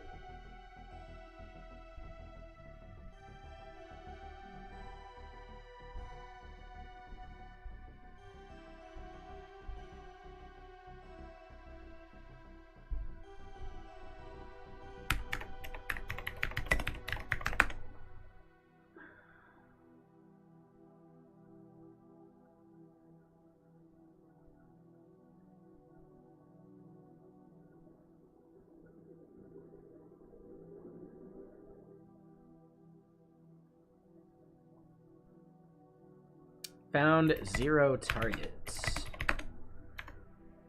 I wonder if I need to do this at the root? Nope, no difference.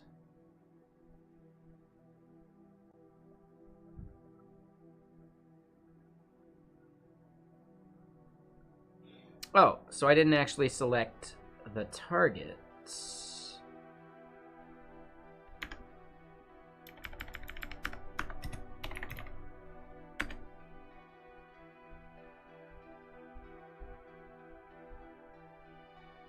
Wow, it accepts a lot of arguments. Holy shit balls, dude.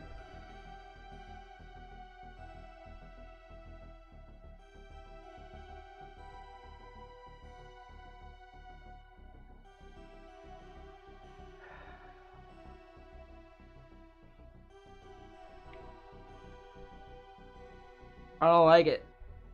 Dude, it's still going. Make it stop.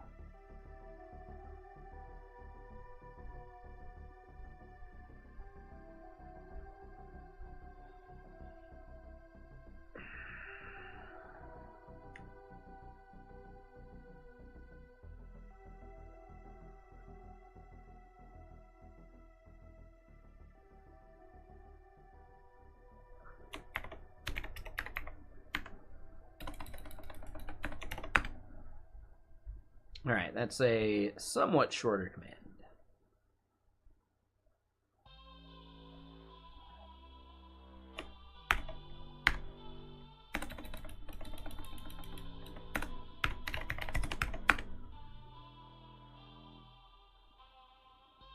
All right, so we found one package.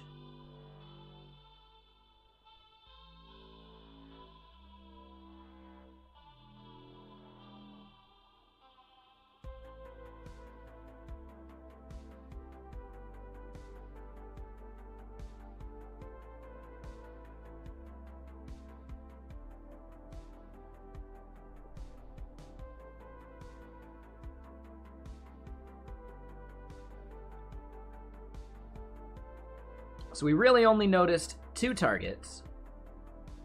We'll see if this actually builds for us.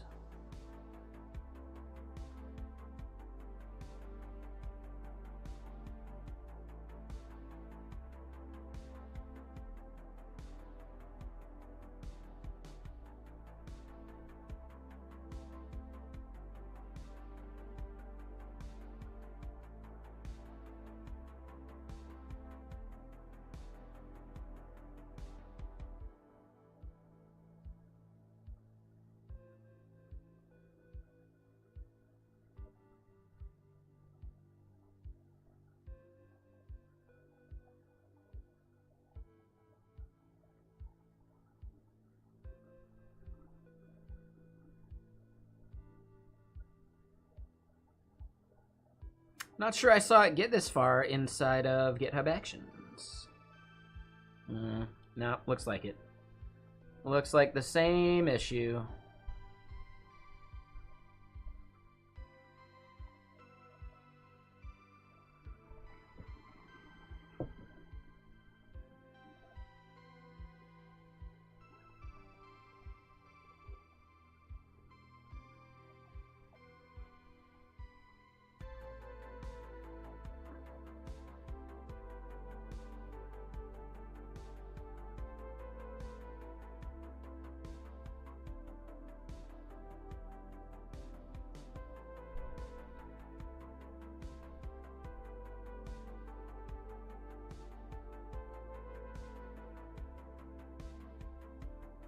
Hmm.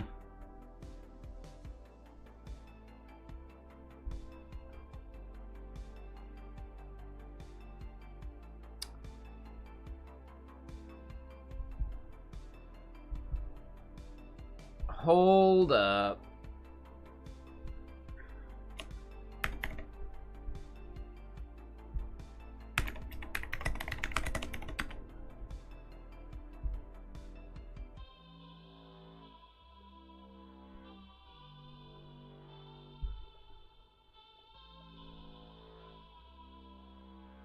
So suppose we have this whole structure.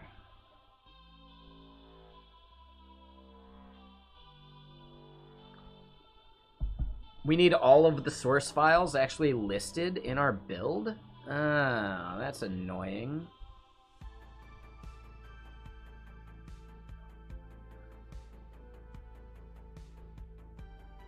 That is definitely annoying. Okay. So you know what I'm going to do? I'm going to go back to renaming these.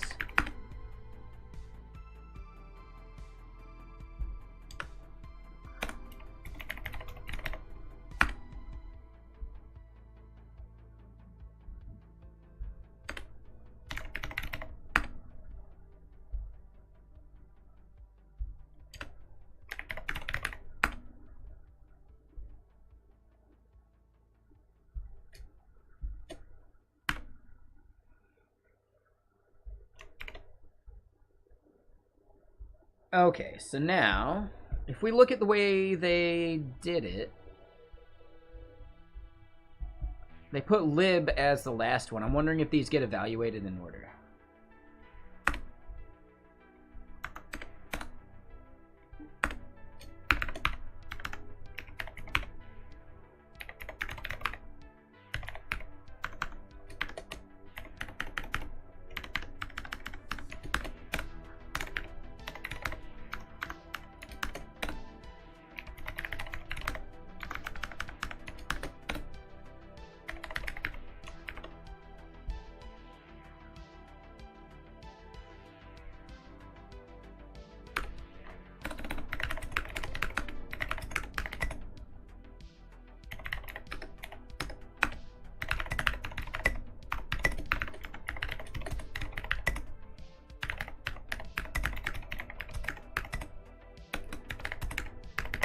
All right, so undo mod RS changes and add other source files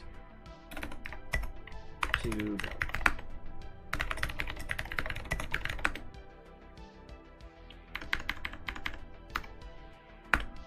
And we could have just done this locally.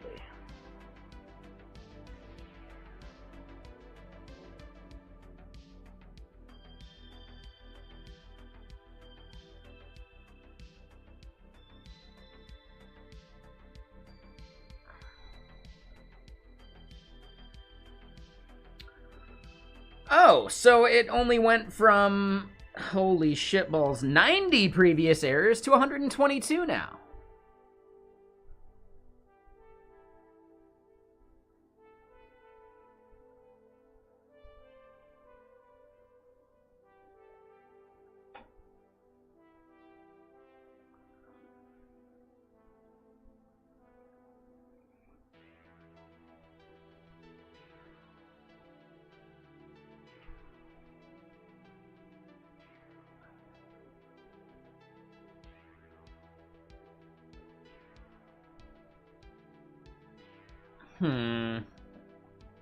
And yeah, what's up, Vibrant? How you doing? And how's it going there, Pasty? We're trying to get Bazel working for a multi-language monorepo.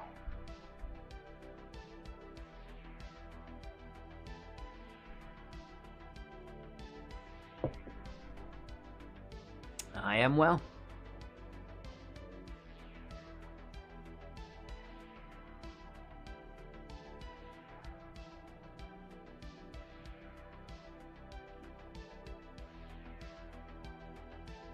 What's up, Lady Blue Notes? How you doing?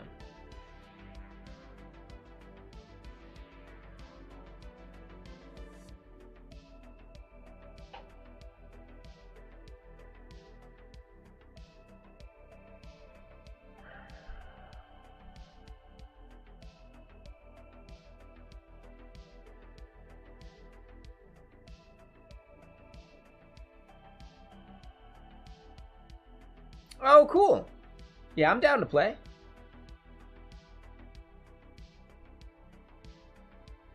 Is he looking for a top laner? Is he streaming right now?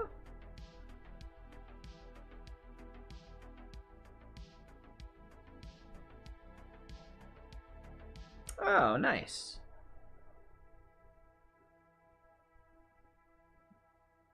Why don't I see him in my list?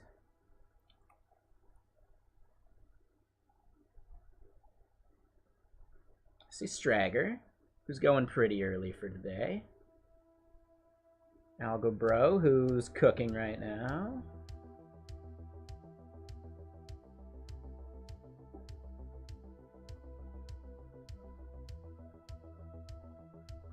See Ryan Solid.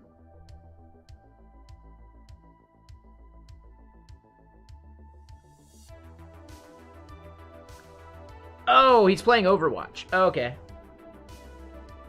Got it. I got it now. I was like, why am I not seeing Nate Codes? There he is.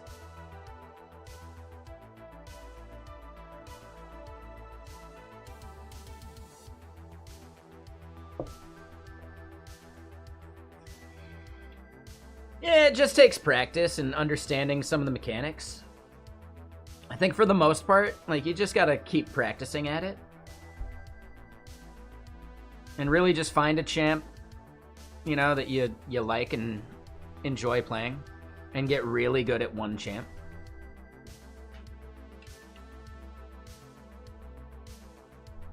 Alright, I think u.gg is a good site. There should be like a champion tier list. There we go.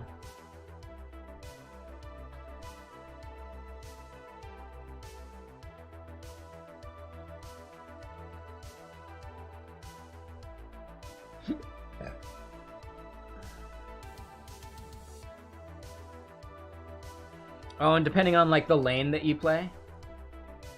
But yeah, here's a good way of like seeing what champs are fairly overpowered at the moment. If there's a specific lane you want to pick, well, yeah, add that to the filters.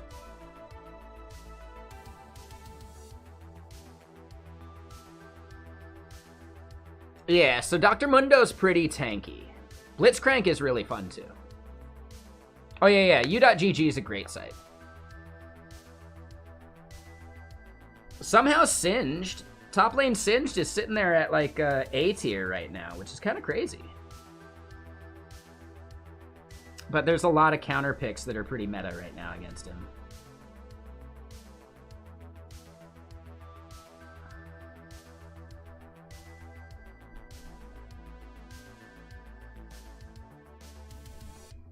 No, I knew what you meant.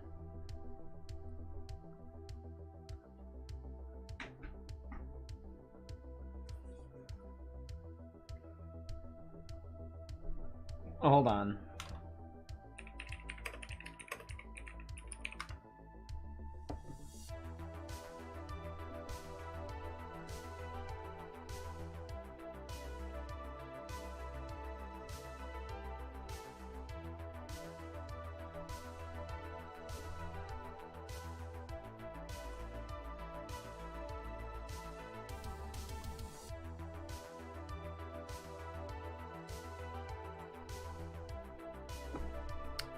You totally meant like a tool like this, right?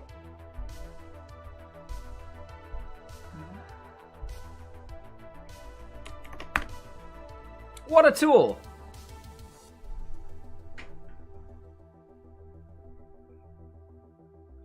If y'all don't know, this was originally part of like the band Tool's like original like marketing and merch and stuff. It's pretty good. Their original band name was going to be Tool Shed. If you didn't know that one.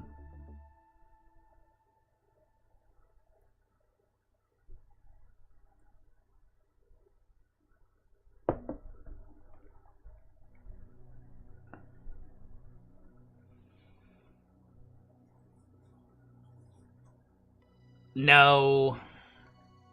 That'd be a good tool, but nah. You want to get like the T tool for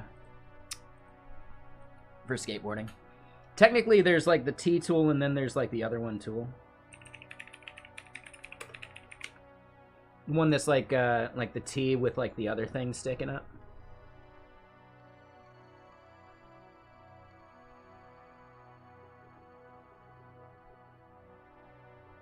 The T with the other thing sticking up is easier for pulling out bearings.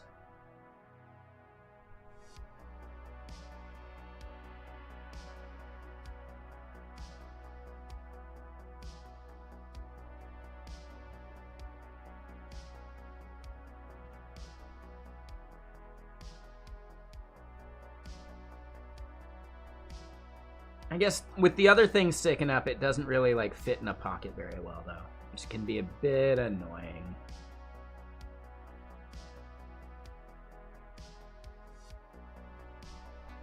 Man, do they even sell like the one with the thing sticking up anymore? I don't think they do, huh?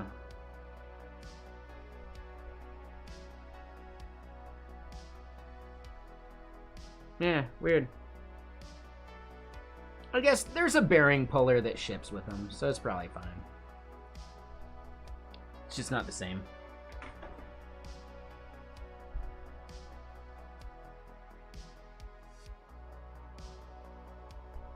Now hold on. So, in the list of things we got here, we can see that cargo is some of this. We don't want to do the cargo build script.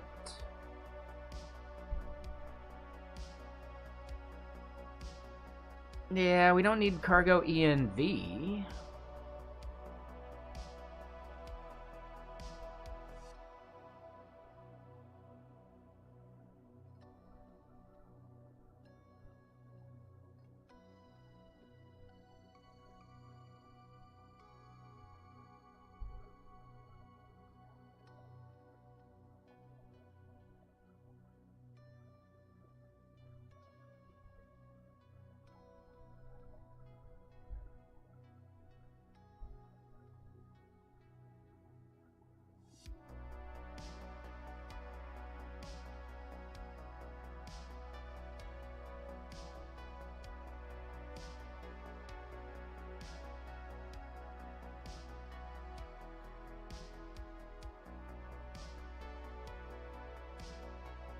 So yeah, crate root should be fine as well.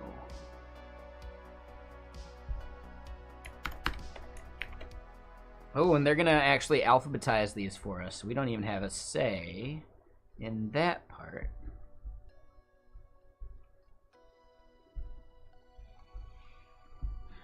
Rust basil example. Let's try that.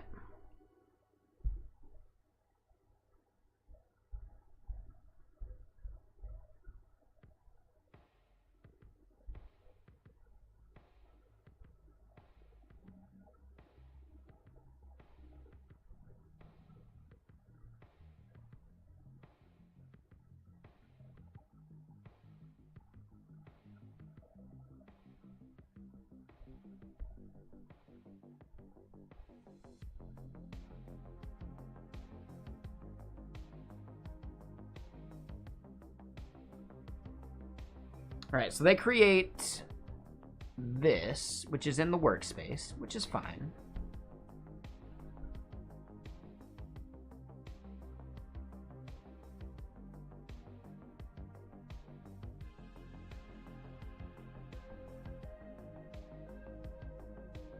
I think we do the register toolchain thing.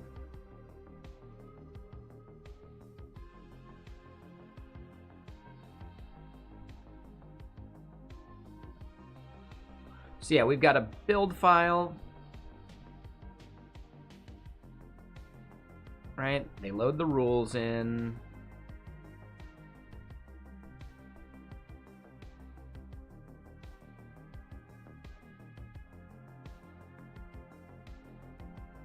We're definitely doing our stuff here. We don't have any dependencies within the monorepo.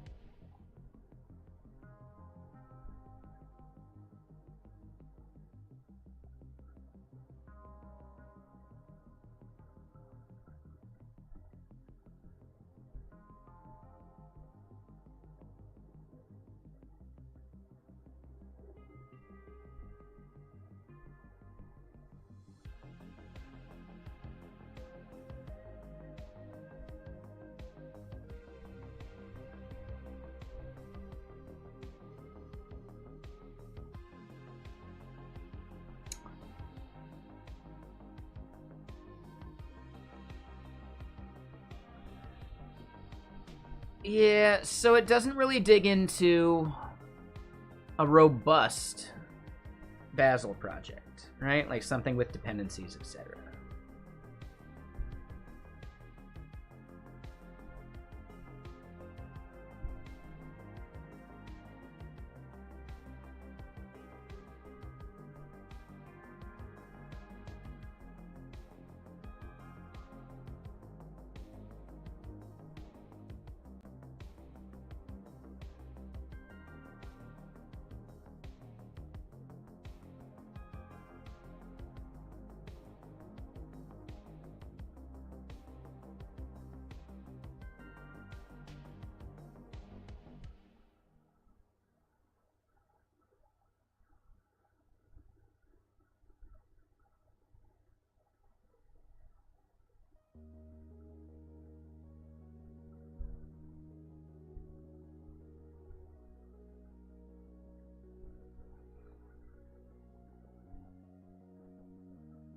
All right, so then finally, DevOps at the old company was looking at Bazel's. That nudged them to check it out on their own. So then, bam, the structure of this project.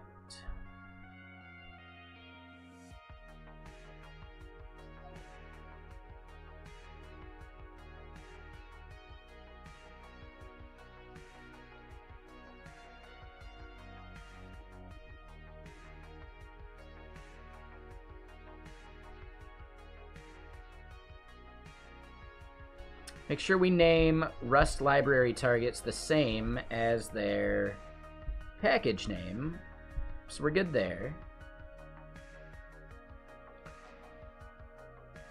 Is it worth the complexity, right? If you're only doing one language, probably not.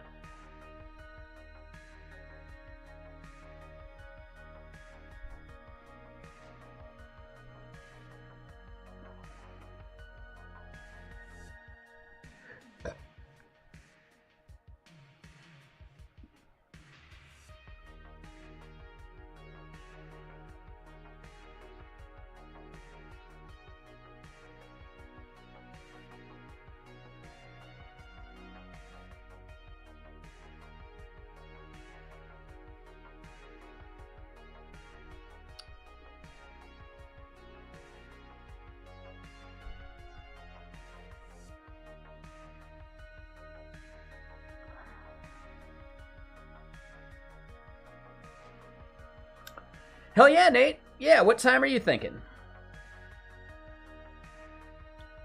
Yeah, you want to play some League? Let's get, right, a full stack of some League. You got anyone filling in top lane yet? If so, I could switch off, do some sup.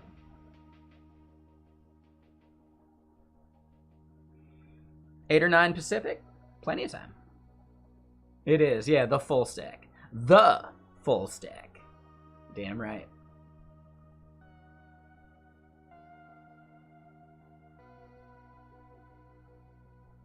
Yeah, what lanes, like, you know, who are we trying to group together on this? At such an hour, Kevin Naughton's probably out, because he's East Coast. Zayu is voting League. Ah, okay. Oh, 5-stack ARAM. Okay, sure, nice and easy.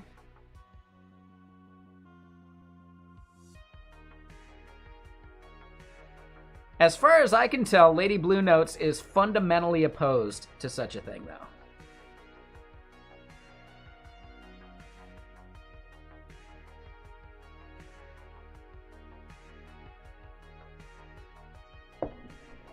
A Mac in like 2013? So Rise is no longer played by rolling your forehead over Q, W, E, and R. If you're not aware. And that's a big change. Exactly, right?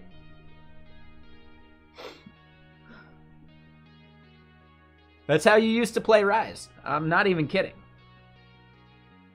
I have definitely been one of the people who just goes to the Q, W, E, and R to figure out whichever spell is up because they happened so quick. And now they completely changed his R, so who gives a shit? He has. Yeah. I still think... Yeah, his R is still no good. Yeah, his R is just still not that useful.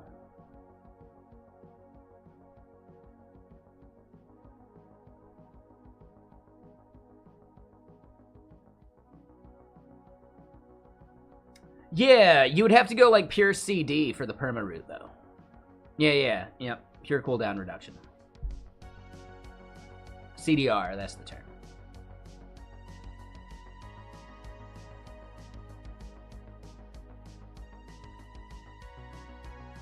Everything's jargon, it's fine.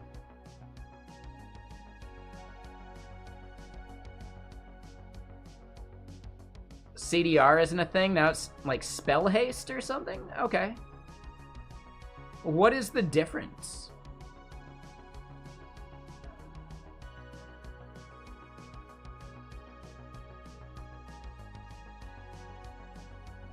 Wait, they removed the hard cap of 40%?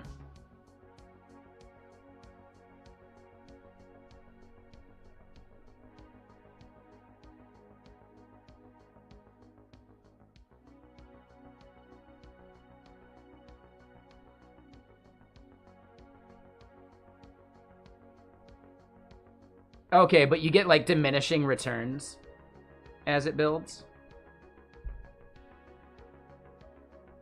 Yep.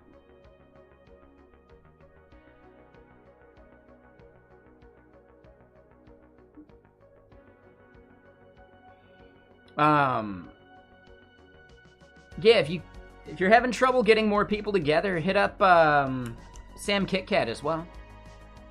I played some ARAMs with her.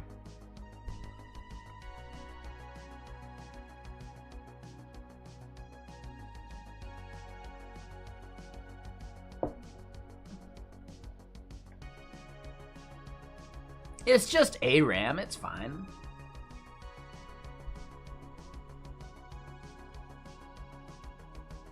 It's ARAM, we're not expected to do well. And what's up, Best Fried Chicken? How you doing?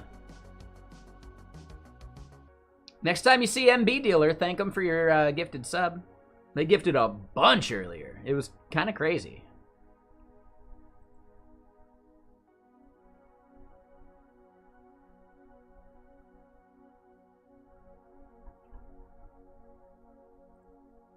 Yeah, exactly. Yep, that was MB Dealer.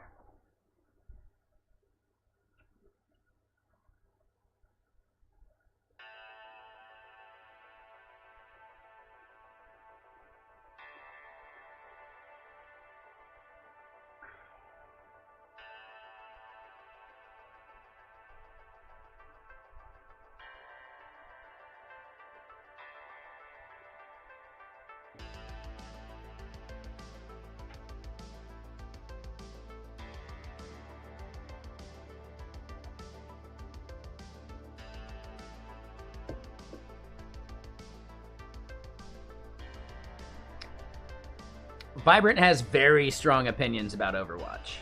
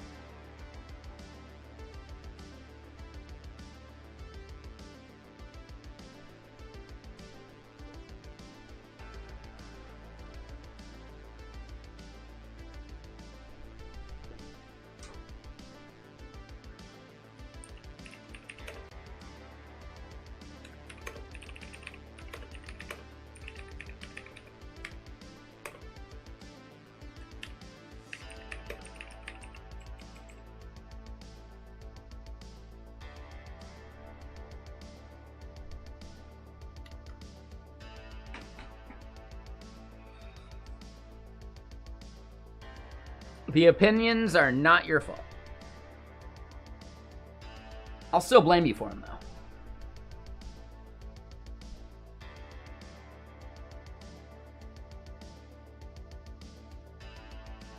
All right, so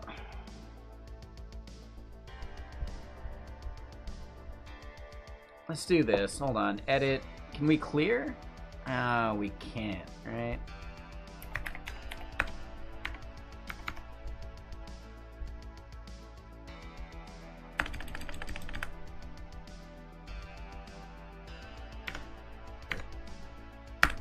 Let's try this again. We should get the same errors. We shouldn't need to actually head to GitHub for these errors. And I am once again asking for anybody out there who has used Basil. What am I doing wrong?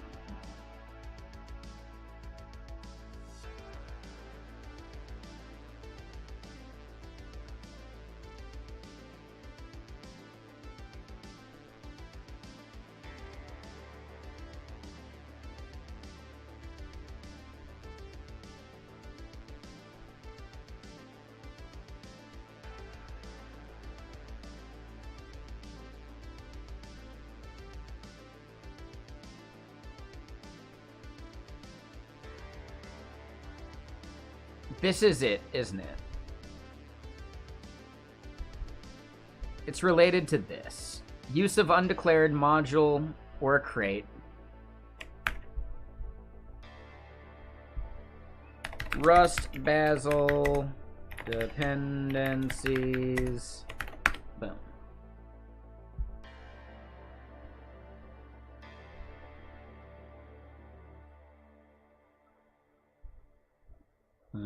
That is not it.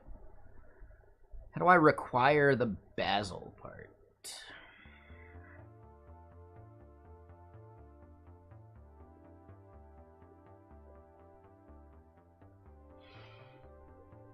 Oh, hold on. So create universe is probably what I'm looking for, right?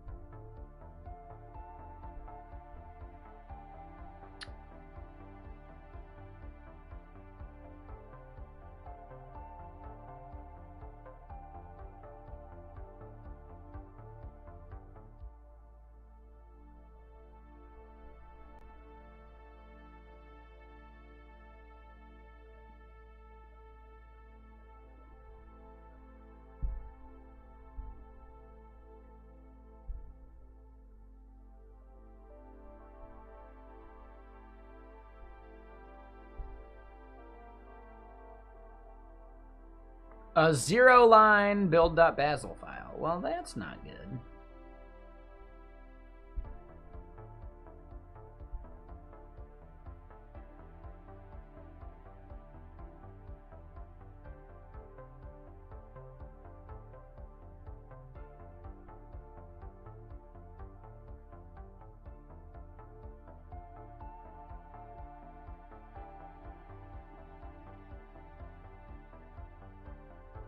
Oh. So I end up needing the crates vendor repo. Not repo, but command.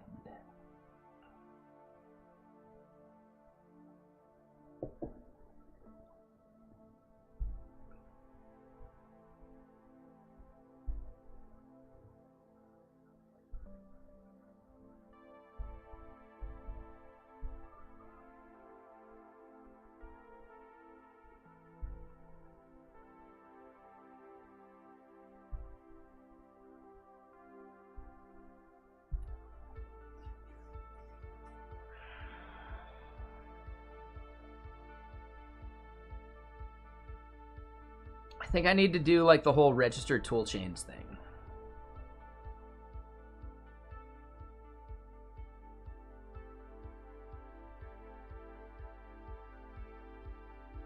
Oh, crate. Yeah, okay.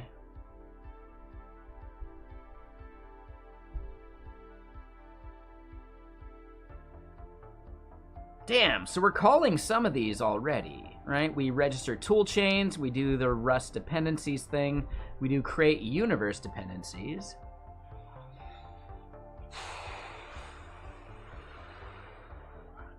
What is going on here, man?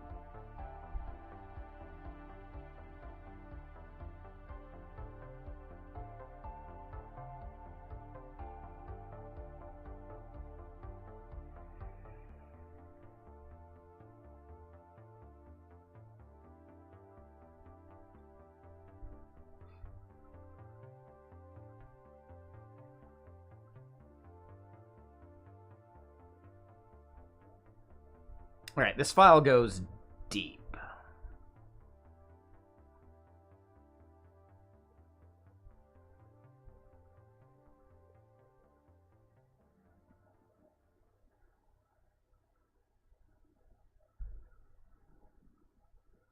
Ooh, okay. I think I need this part.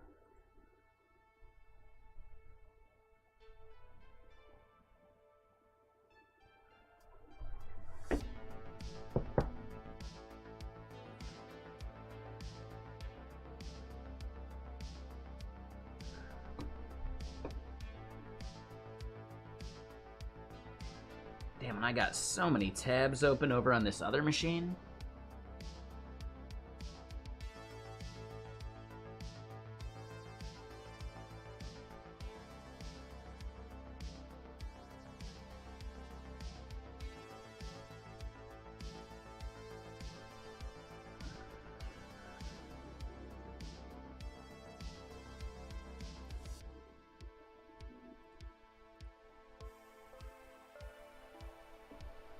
All right, there we go.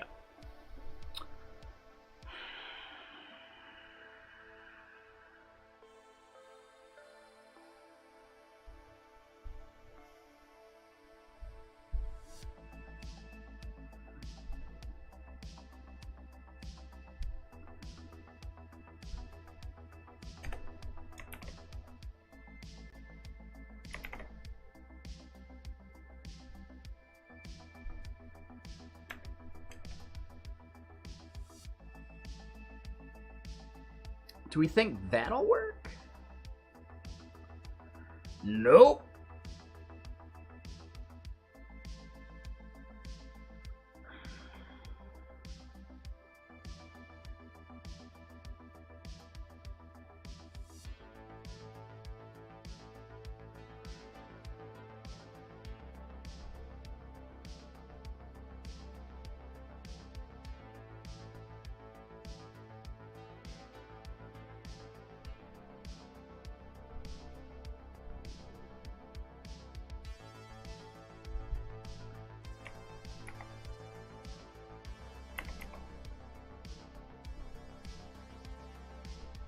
Yeah, we only see that in one place, so that isn't it.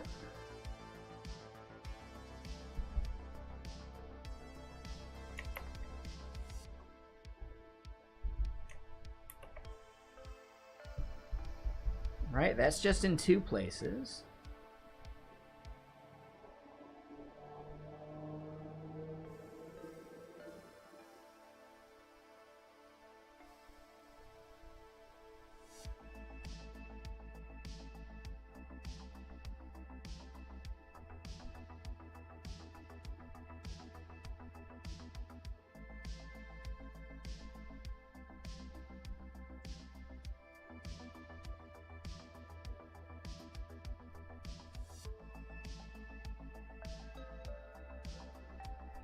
So wait, cargo remote here.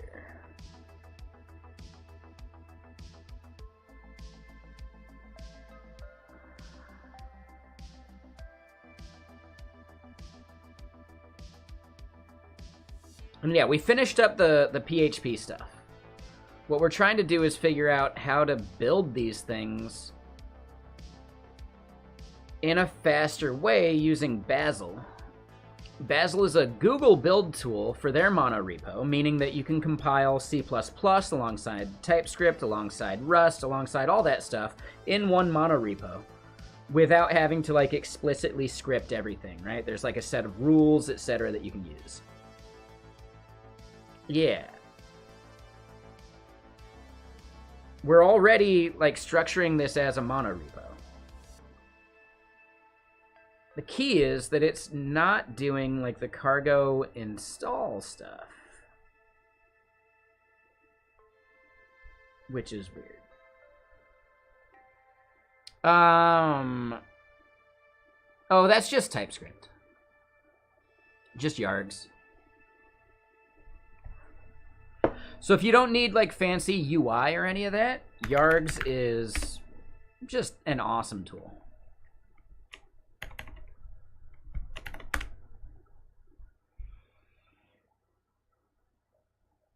And if you need to package a CLI tool built with yargs for people to not need node modules installed, then you would end up wanting to do something like PKG from Vexilla, and that would actually let you package a Node.js project into an executable that people could just download, rather than needing Node.js installed. So that's another option as well.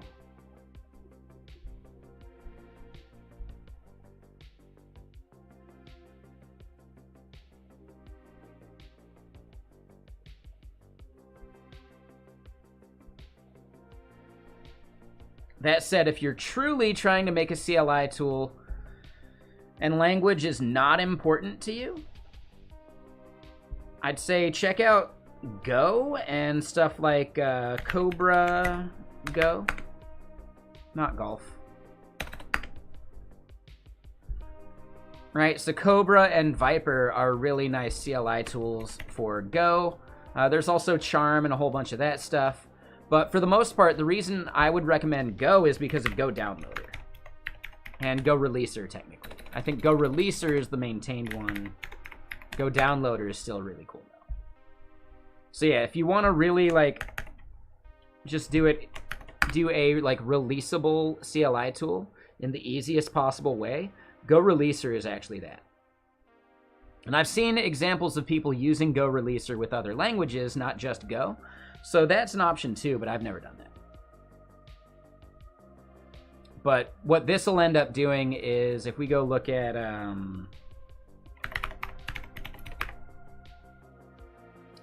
Git machine, GitHub, here we go. If we go look at the marketing site that's slightly broken, this whole thing right here, Go Releaser and Go Downloader actually generate like this like single line bash command kind of thing for you. Right? Like this whole bash file. I actually tried to write one of those bash files by hand, and it's a nightmare. But instead, yeah, if we just go look at what's in this file, it's actually kind of cool. Right? It goes and generates this entire thing to help people get the right binary for whatever OS that they're running on. So yeah, Go Releaser is the thing that'll actually help you compile cross-compatibly. Go Downloader is the thing that generates this whole file.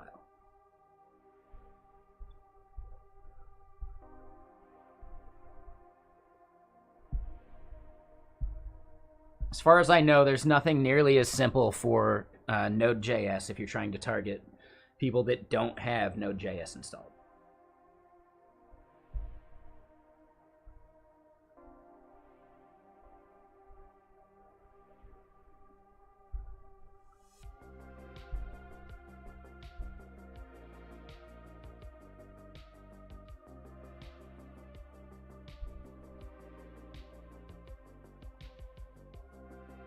I mean, it's really not if you can expect that users have it installed, but you can't always do that, so yeah, making it as simple as possible is a good idea.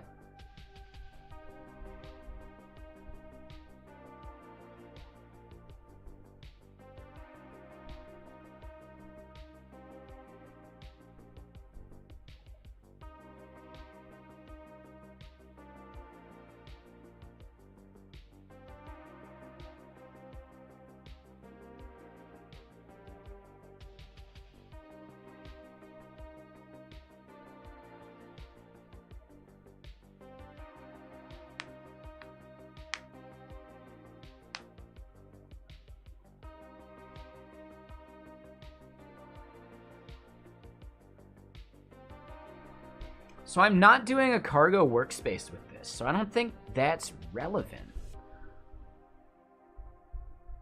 feel like this is the only one that matters for what we're doing, but we added it and nothing is happening.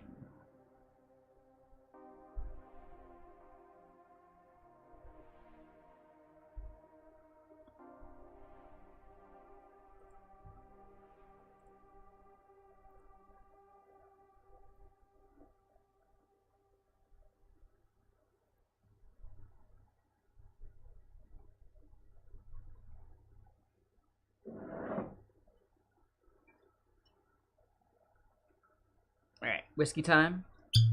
Whiskey time.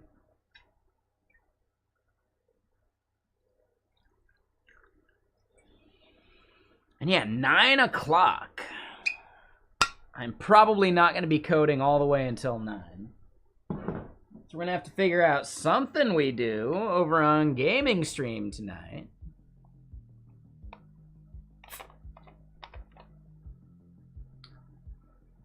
Do we check out another one of those, like, interactive film-style games? We could do Alan Wake, right? Yeah, that's a good option. It's a little jump scary. We could do it. Or we could check out some of the previous games from that, you know, the same studio that made The Quarry.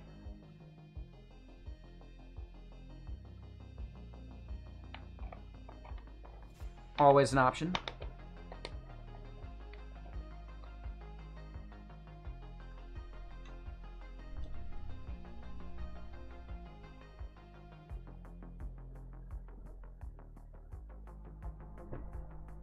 Definitely a possibility.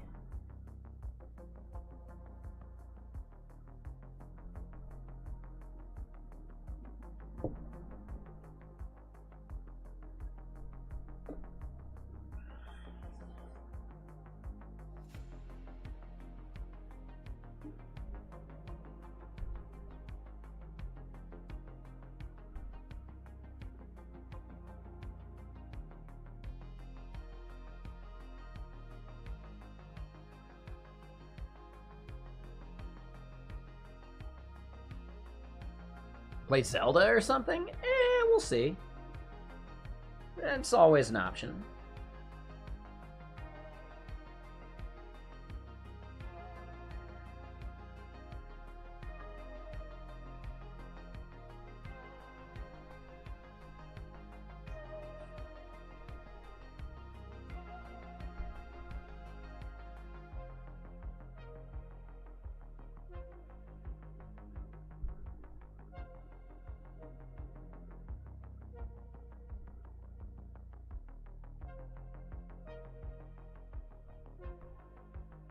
This is so many fucking issues.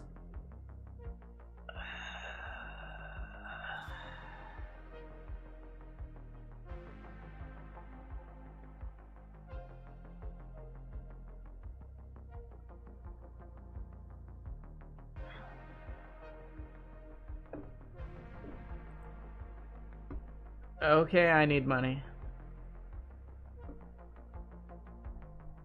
That is super fucking random.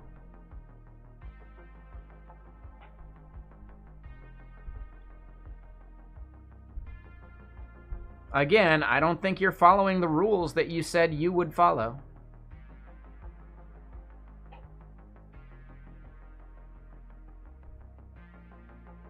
Yeah.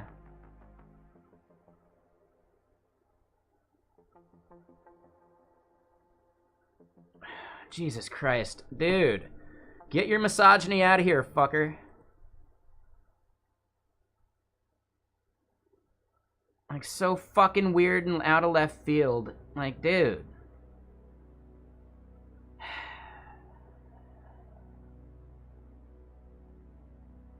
Yeah, if y'all don't know, I Need Money is my biggest fucking troll. They're on, like, their 4th account now. They wonder why I keep timing and banning them. Timing out and banning them. Because they're fucking random and weird. Like, dude. But if I ban them, they'll just make a new account.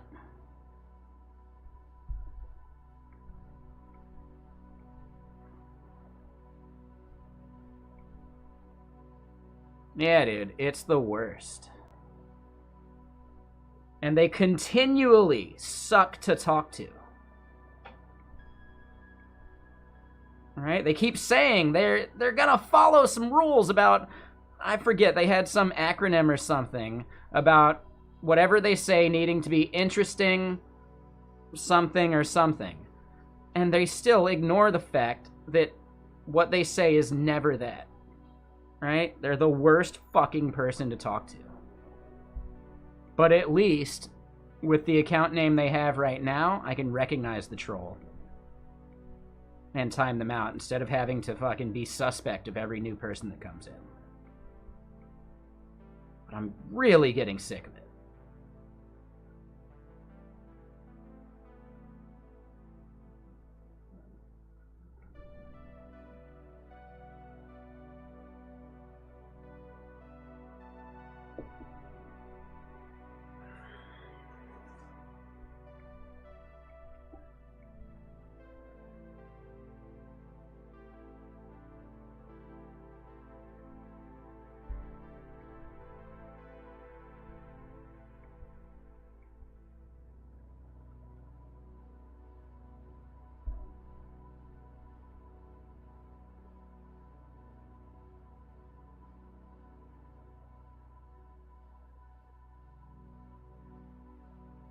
It's either Expo or React Native. You should probably just pick Expo at this point.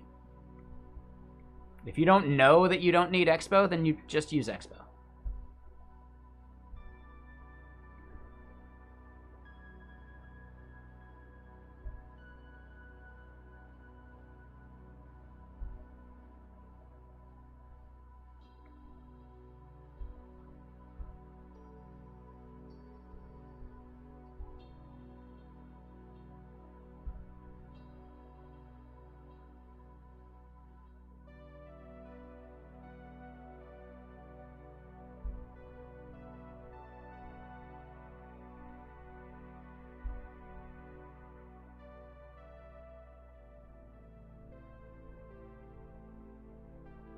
Alright, so something is weird about this.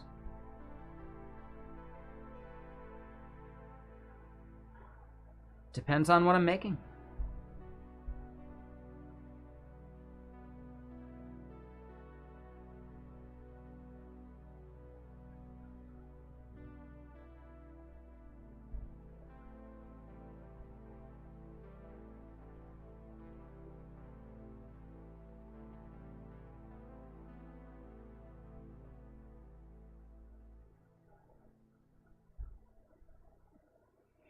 See, I don't think dependencies is the right thing here, because it's meaning more like another Bazel dependency. It's gotta be some type of crate thing.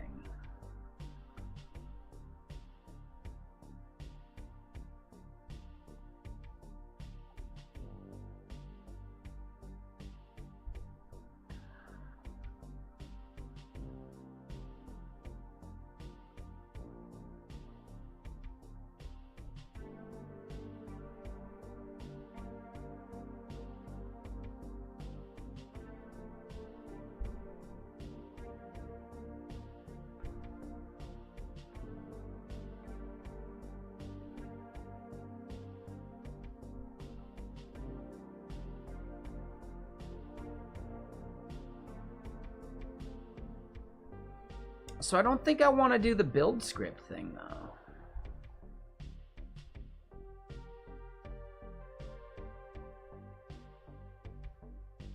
No, definitely not.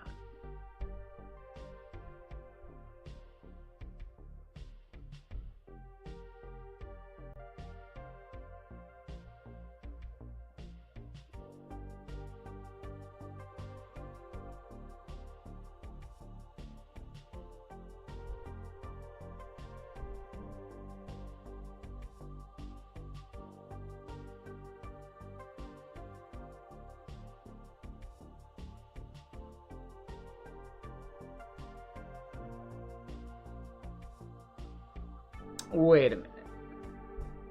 Are they saying that I need to specify all my dependencies here?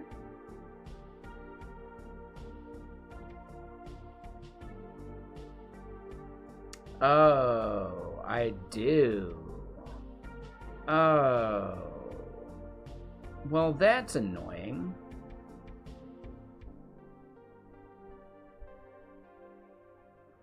Huh.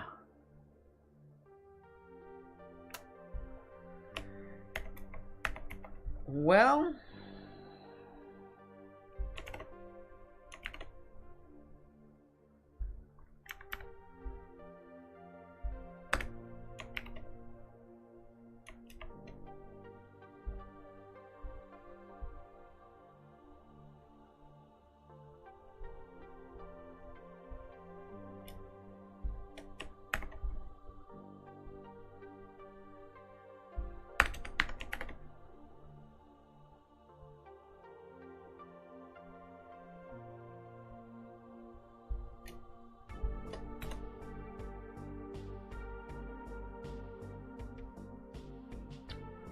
Alright, so now I need to go into the cargo TOML here.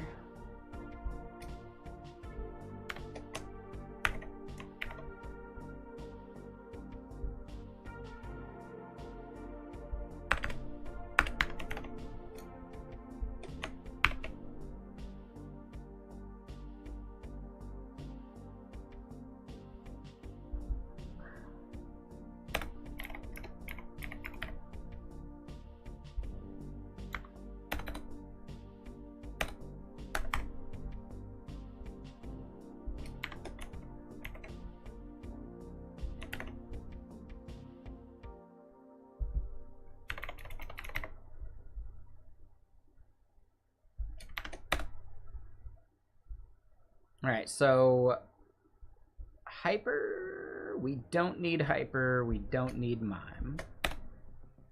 We are going to need Seardy and Seardy JSON.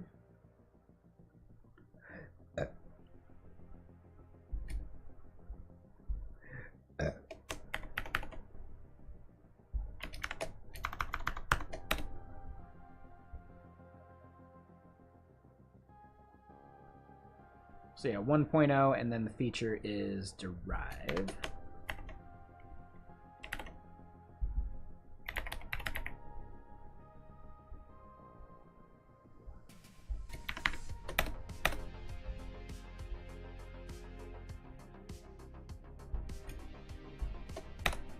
We do end up needing Tokyo at version... oh.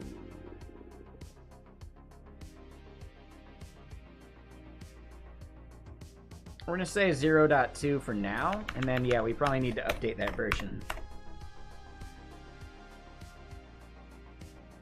And then features full, which we're doing.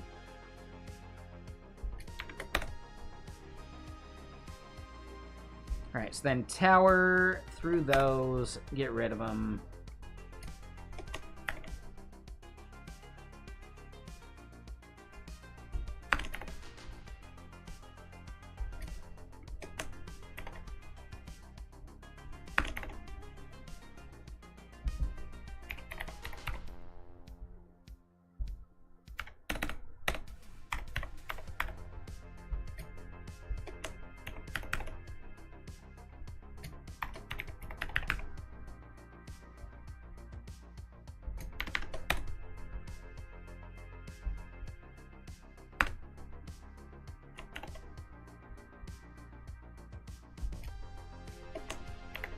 All right, let's do this.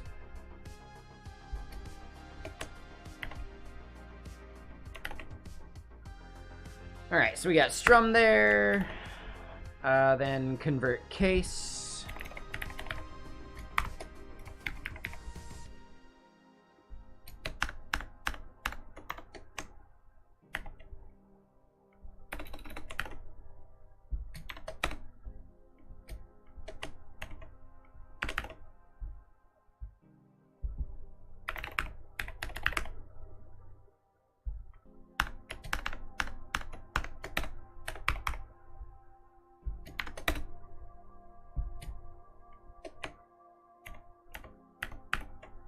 All right, so then from there we got chrono.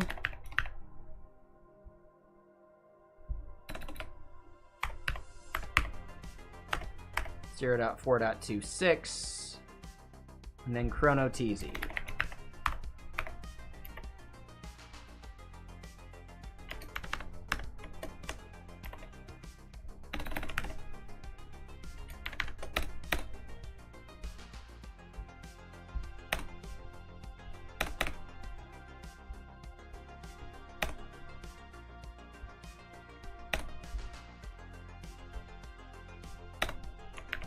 Okay, cool. So we do crates vendor. The name of this is crates vendor. And then here in Rust library, we have to list dependencies now.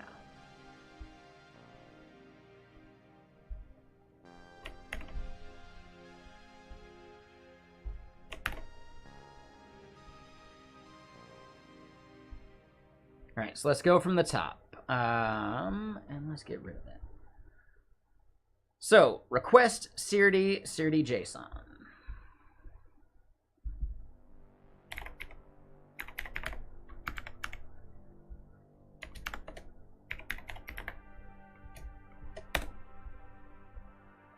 After those two, we got Tokyo Strum. Oh, we got Strum in there twice. So then Tokyo Strum macros. So then convert case and this error.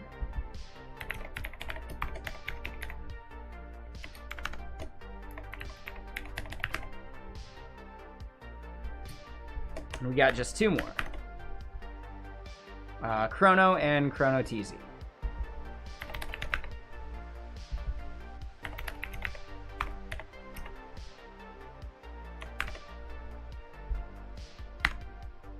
All right, so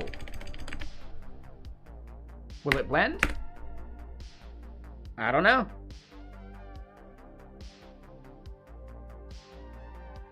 Nope.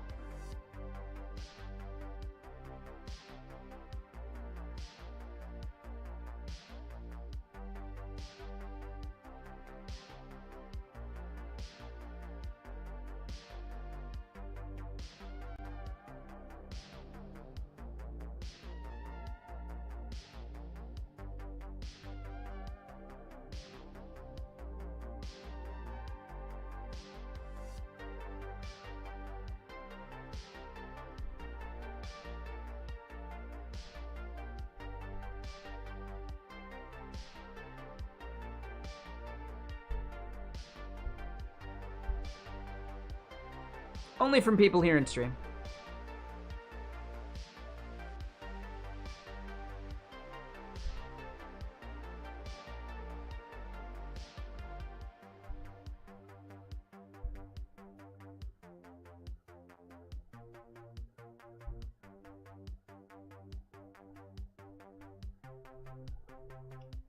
I think at one point Melky used it for... God, what was that, like the social network he was creating? Dev something or other? But I think they were doing it at build time rather than runtime. It's not quite the same thing.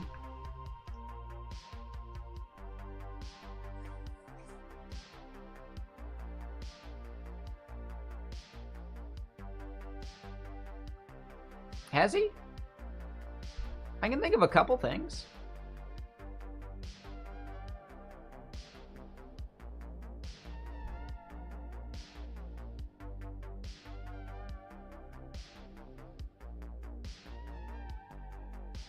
Sure. I'd be curious to see the list. As far as I know, it's really just like two big things, and that's about it. And they're not even that big, but again, maybe I just don't know about them. What's up, Angel?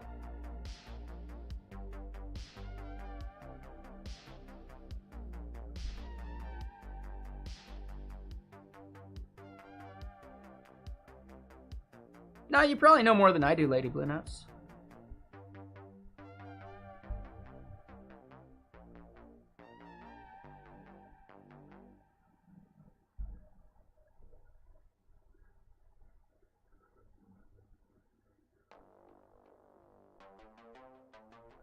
I'm gonna guess you.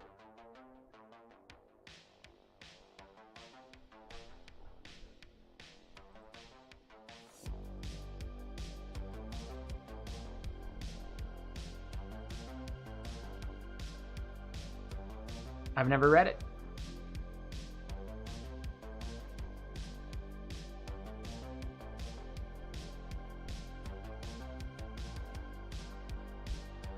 If it's not written by Kurt Vonnegut or Douglas Adams, I probably don't have time for it.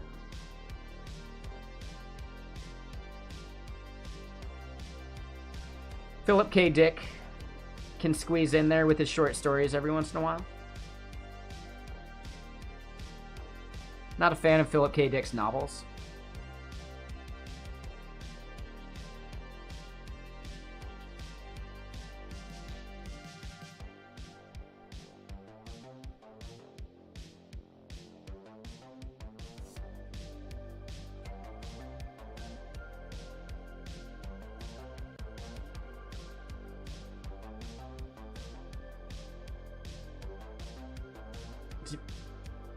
What do you mean by Dante? Is that Dante's Inferno, or is that a different thing?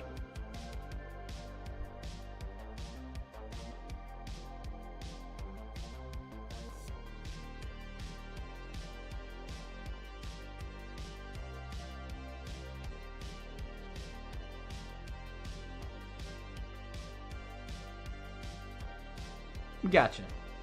Yeah, that's not my kind of reading. I'm good on it.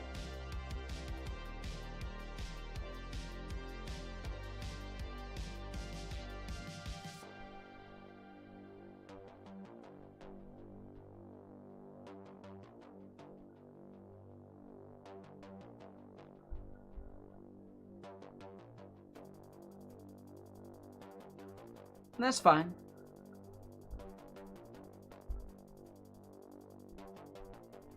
I don't believe in hell, so none of that shit actually appeals to me whatsoever.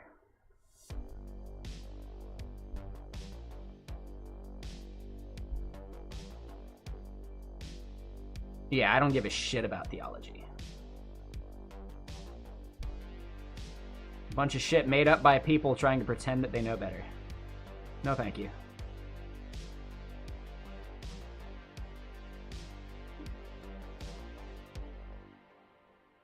I don't give a shit about pop culture. Yeah, sorry. No, it's just not for me.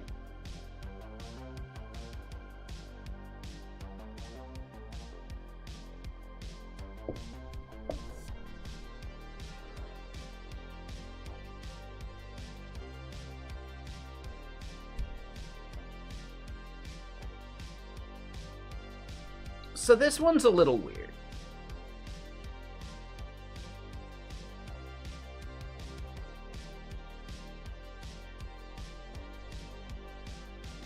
Yep.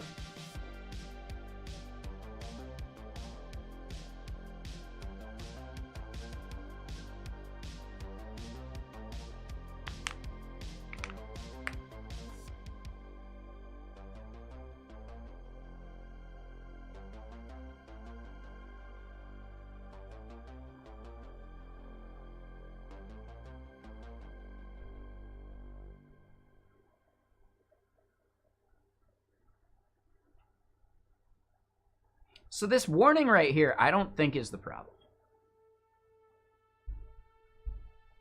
You should read The Running Man. No. You should read The Running Man. It's amazing. It's a really good... it's not a short story. It's a novelette, but it's shorter than a full novel. You should definitely read The Running Man.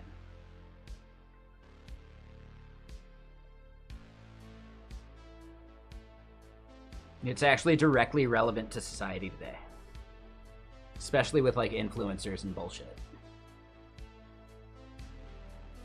There's a reason that it will never be made word for word into a film, and that's due to how it ends. Which I don't want to spoil, but yeah, they will not make that movie.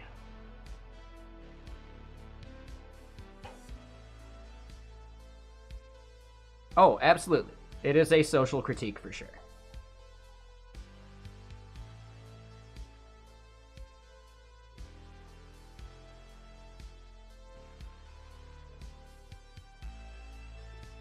Novelette. Try to remember. I think, was The Running Man part of the, like, Richard Bachman thing? Hold on, let me double check that. Right, when Stephen King had his, Alias. They do call it a novel. No, yeah, it was published under the pseudonym Richard Bachman. Yep. So yeah, it was part of the Bachman books.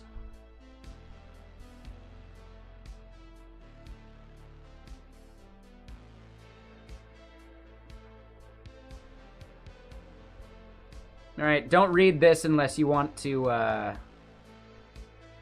get spoilers. But yeah, right?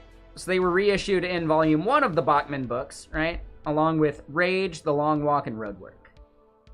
Technically, the 5th one was thinner.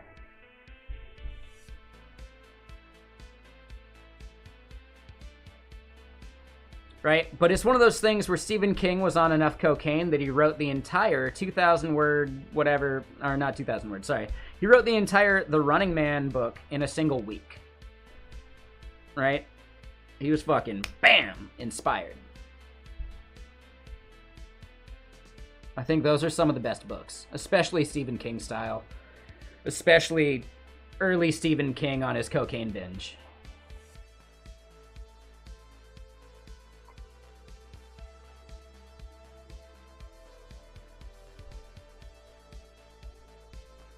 The film is loosely based on it. The film doesn't even give any kind of, like, semblance of what the actual, like, short story is. Or novel, technically. It's a pretty short novel, though. I want to say it's like 100-something pages. Which is a very short novel. Hold on, wait. It probably says somewhere, right? 219. All right, that's more than I thought.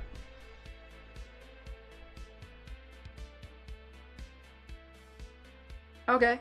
Yeah, it's actually like a proper novel.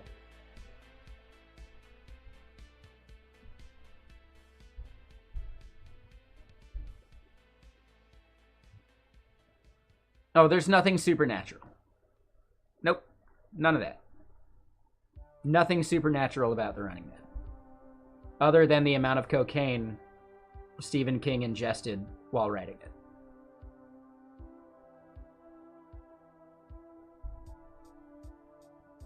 Or consumed, I think is the right word.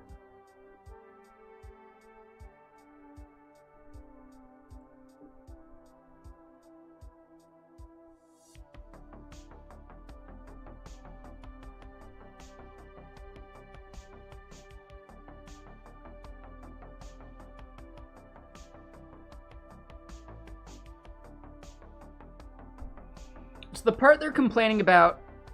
Hold on, we see vendor remote packages. Where do we see that?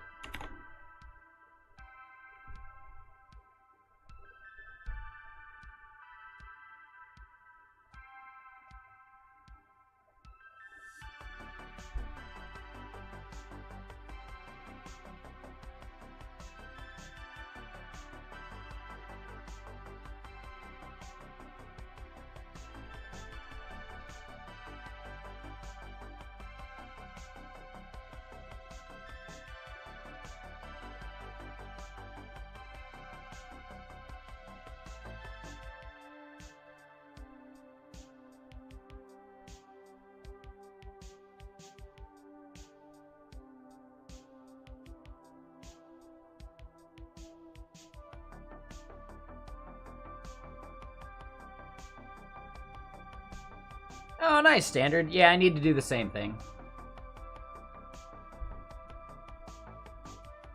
Yeah, I don't have any calls scheduled yet, but I just started yesterday.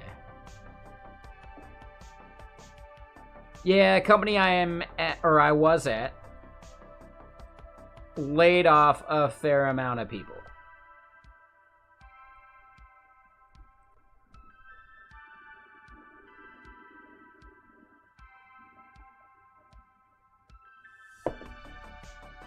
No, it's fine. And what's up, Otiv? How you doing?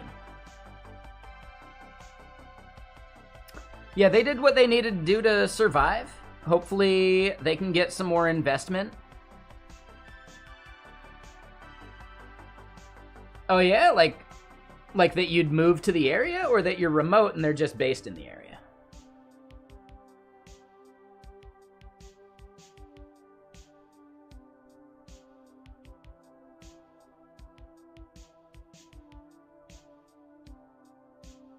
One's on site, the other's hybrid. Cool. Yeah, what companies are you looking at? If you can say, if not, no worries.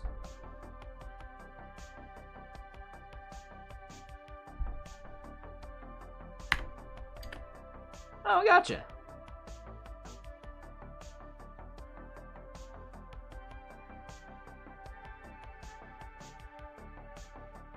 One at Microsoft and the other at Palantir? Oh, interesting. Yeah, Microsoft would probably want on-site, right? Whereas Palantir would probably be hybrid. I didn't realize Palantir had an office up here. Cool. When I worked at a client agency, we had a bunch of like security-focused companies, and they all wanted websites that were as cool and flashy as Palantir's, because they saw Palantir get massive amounts of investment.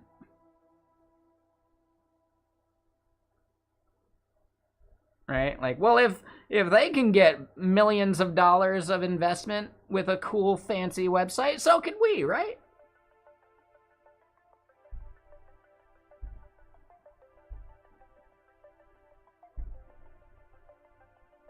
So yeah, those were some of the first projects I even worked on at an agency.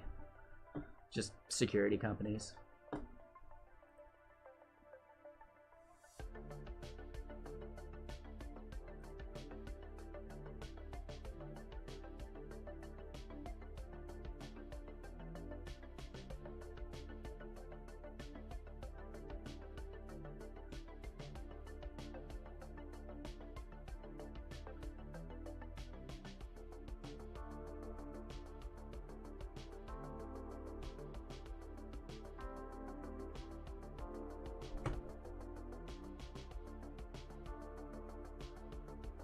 Yep, exactly.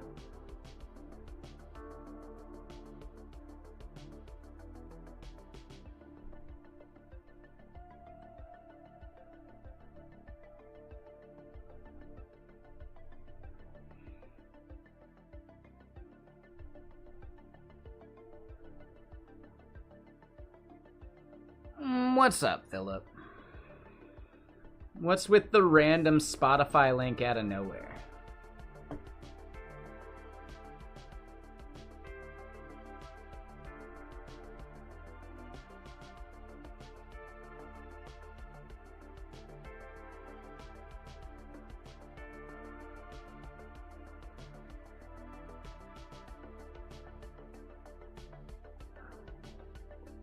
Why would you spam us with all the anti-hero stuff?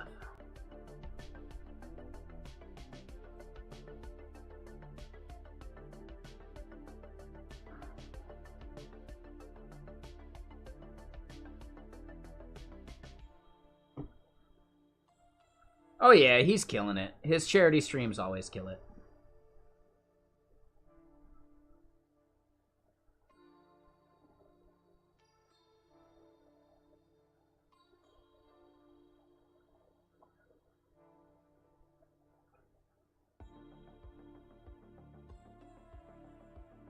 Oh damn, 80K raise. That's huge. That is huge. He got 10K just from front-end masters.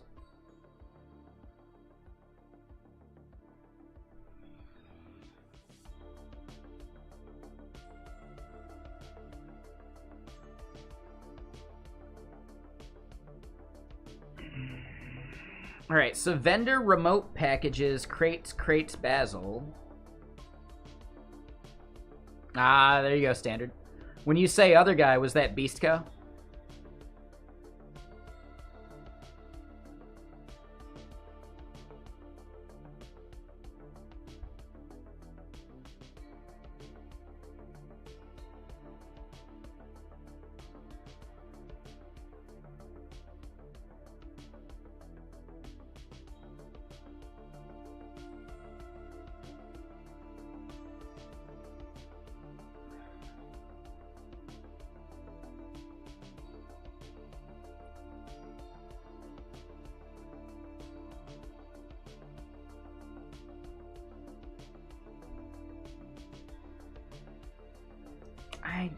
I really doubt this is what we're looking for.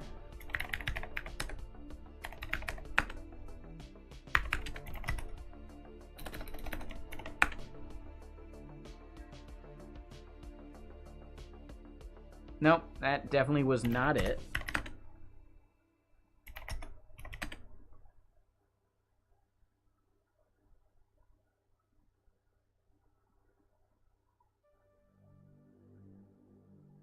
But yeah, Lady Blue Notes, you asked about, like, the tools I reach for, right? Did you have a specific case that you were wondering about?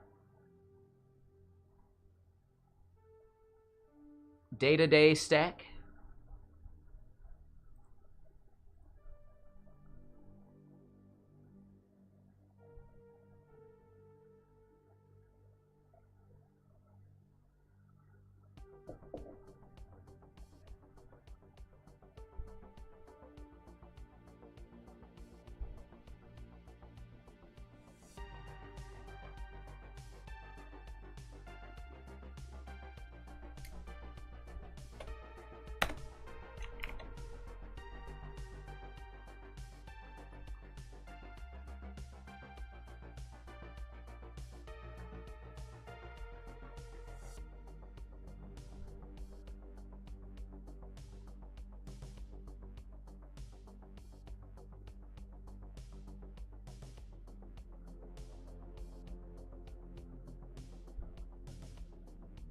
All right, so we got to look up this error with Rust.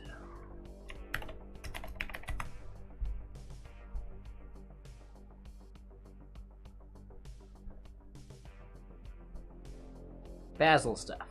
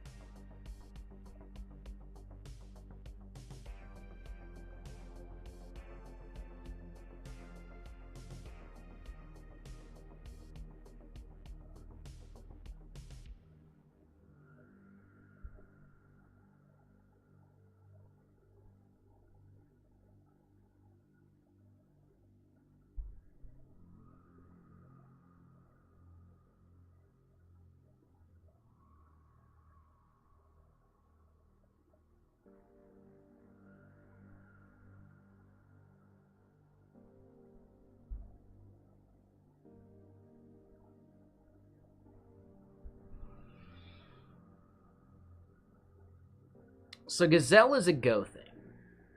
So I don't need that yet.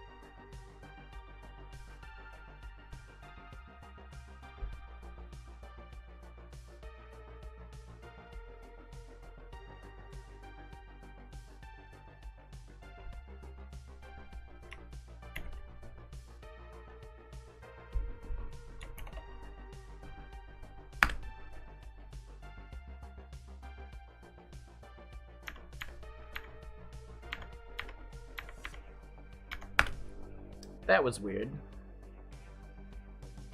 So maybe that was part of our issue?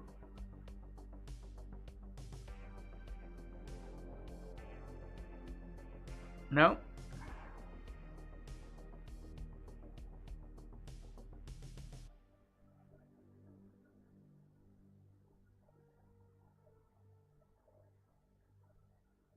I'm not sure where they want me to put this.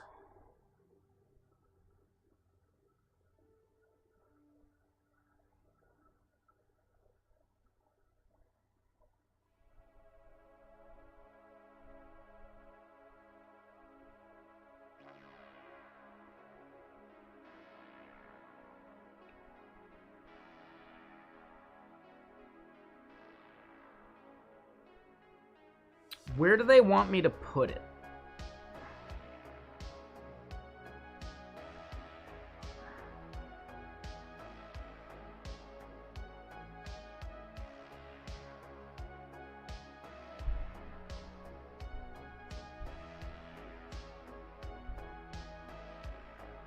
Because we definitely have a build file.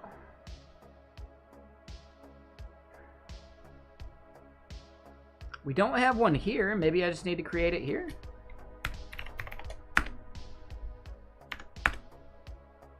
Nope.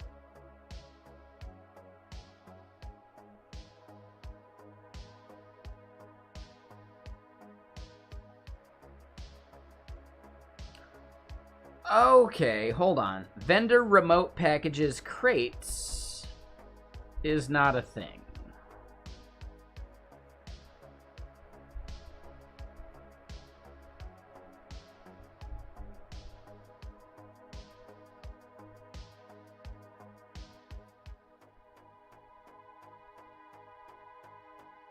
Oh, it's this one.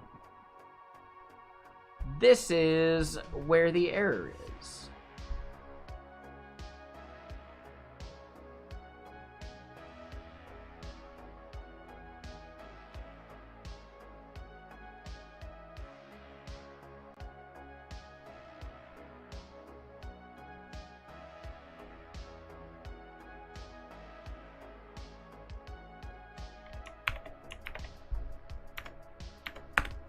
So I don't think that's the issue.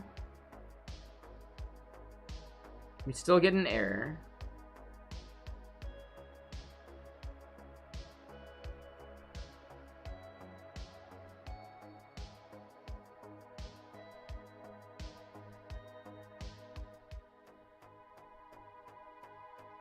Crates, vendor packages, repositories. Nope, so they needed that.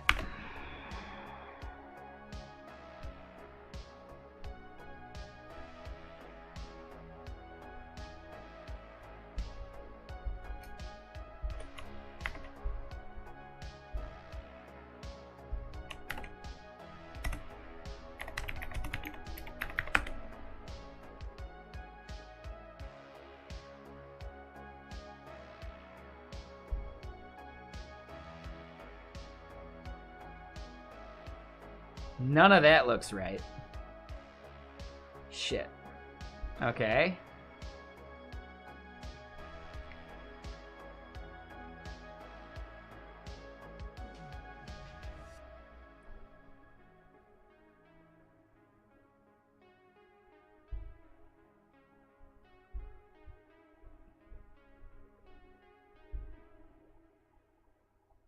Yikes. All right, so that's not it.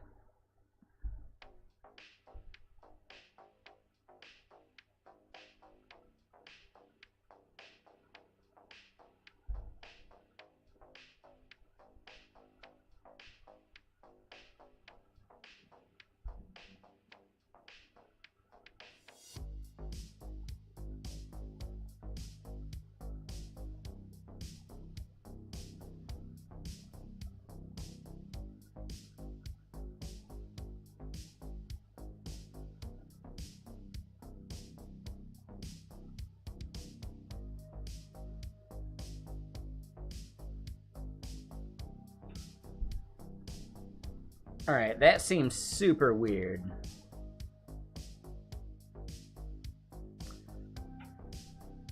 So I probably need features standard.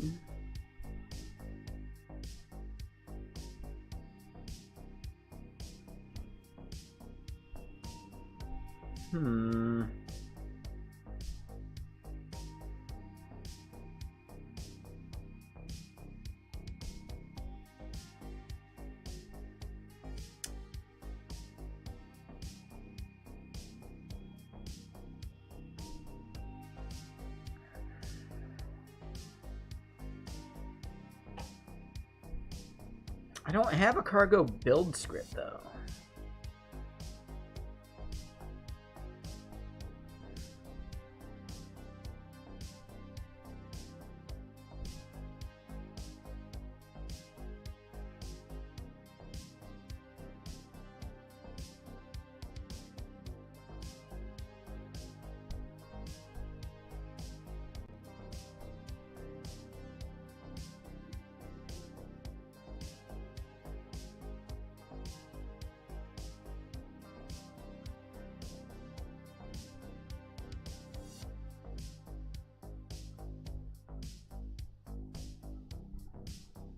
Yikes. Yes, there is definitely something fundamentally wrong here.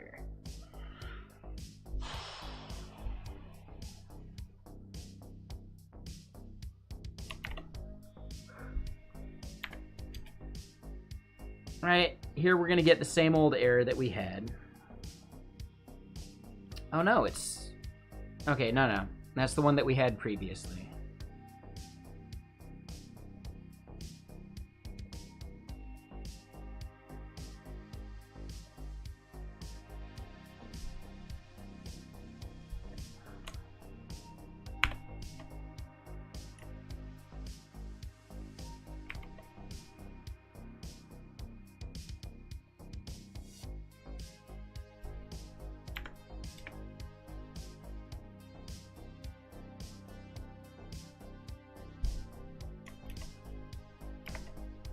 Alright, so we have to do that loader.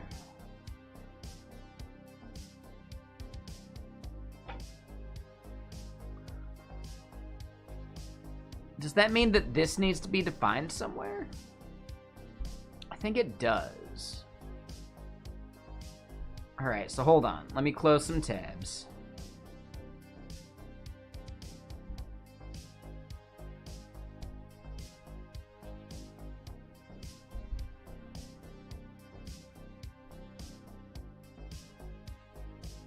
So yeah, repository name here, crates, vendor, packages.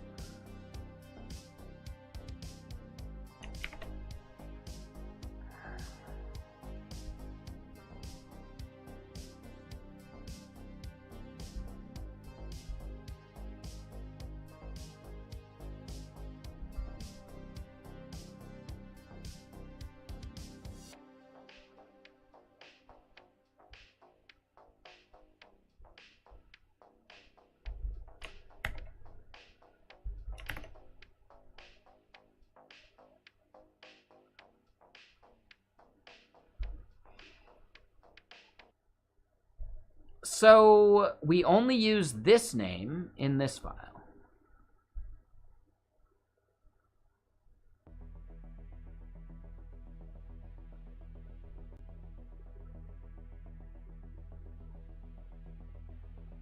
So hold on. Crates, crates vendor, render config.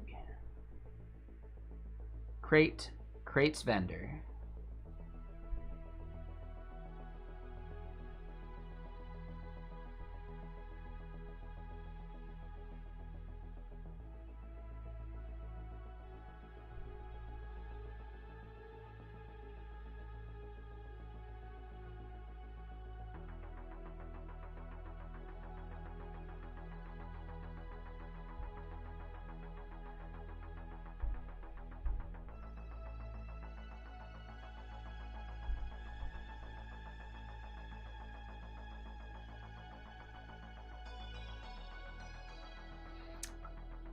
Oh.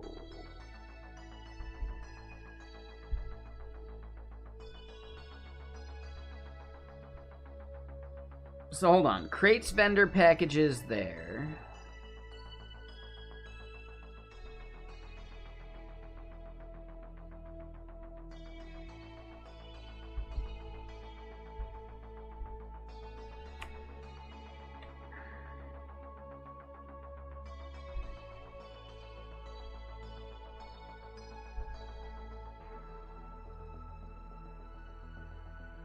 So vendor remote is this binary.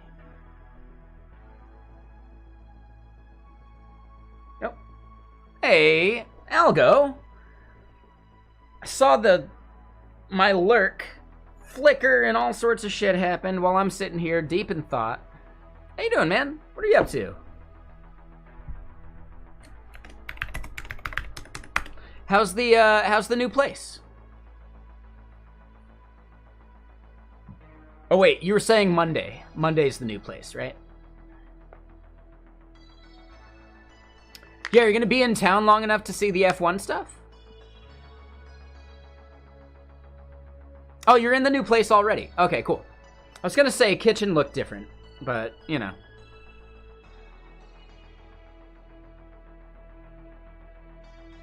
You'll be here for F1, but the strip is locked down? So what do you mean by locked down? Like, you're not even going to be able to get close to the strip? Like, you can probably get there and then, like, walk around, right? Or is it more like, oh, wow. They painted over the windows in hotels and shit? Just to make it so that, like, people paying for tickets are, you know, getting their value? So you can't just book a hotel room and watch? That's kind of bullshit. That's kind of fucked.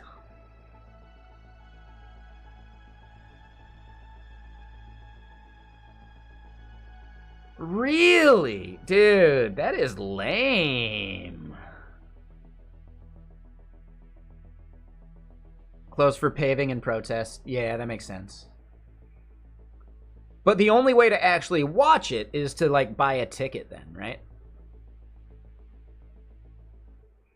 Oh, culinary workers are on strike too? Damn, not just, like, the people building and shit? Gnarly.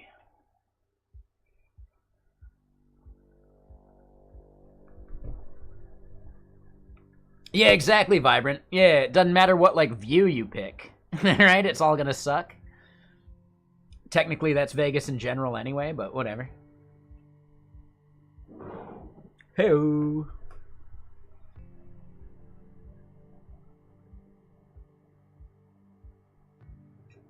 Night scene after the race? Fuck yeah!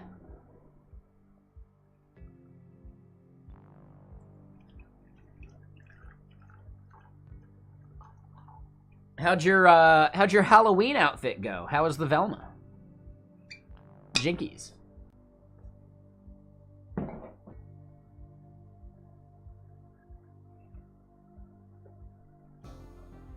Damn right. I think you saw my tweet, right? Maybe not. I was a sriracha bottle. Makes sense. Probably way better than the granny panties, right?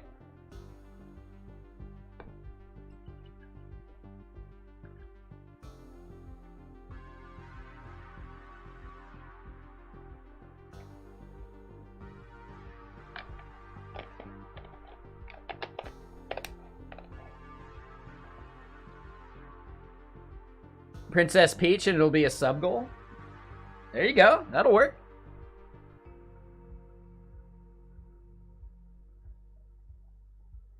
As a sriracha bottle, I was hotter than I expected too. Nailed it.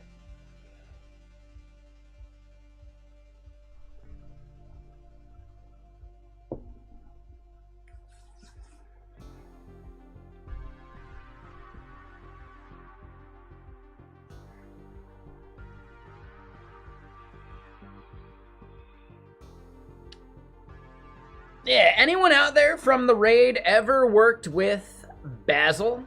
B-A-Z-E-L? It is a multi-language mono-repo tool. And I'm having a hell of a time getting it to work. Technically, I think it'd be worth it to get it working. But I could also just give up on it and just write some custom build scripts.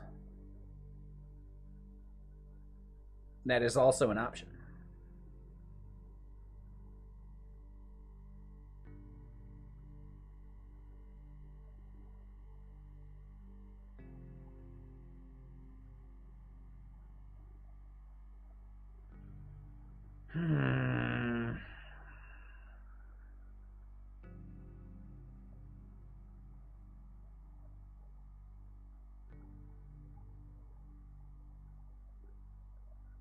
Why do you ask if I live in Utah?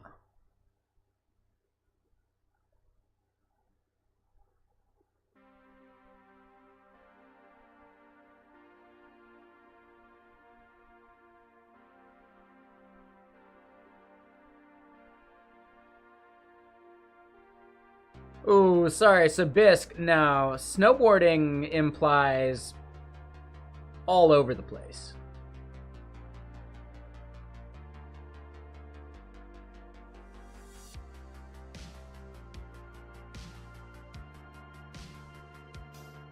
No, I live in Washington.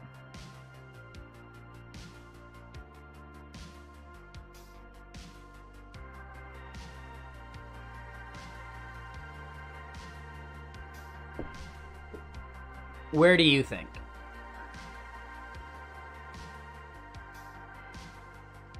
Based upon your previous line of questioning, where do you think? Uh-huh.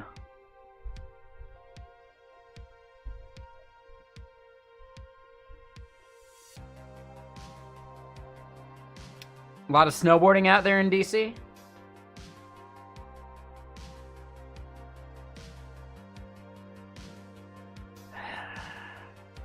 Exactly, Wizand.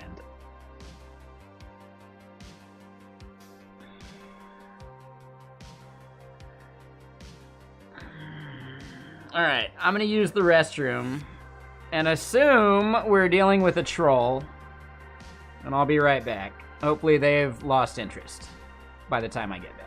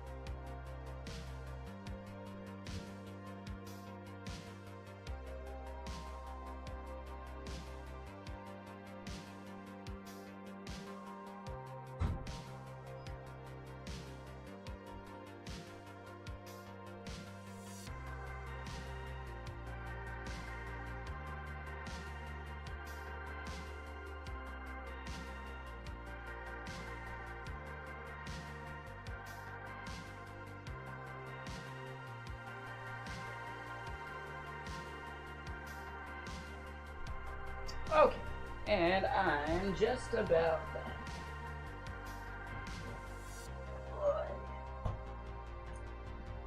Threw some more soda in the fridge. Alright, and I'm back. How y'all doing?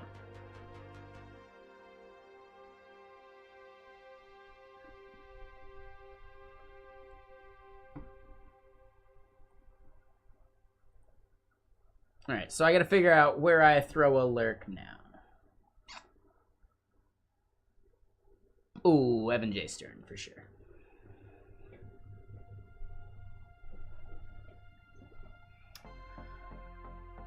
So yeah, anyone here actually used Basil?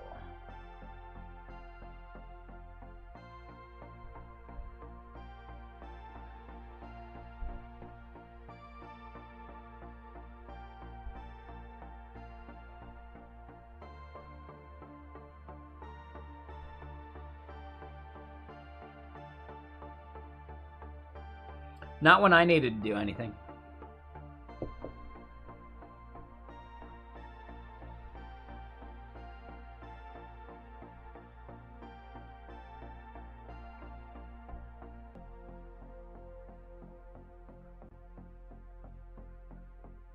Alright, so create universe defs Basil. We've got that right here. I don't think the order in which we're doing these matters. That'd be weird if it did.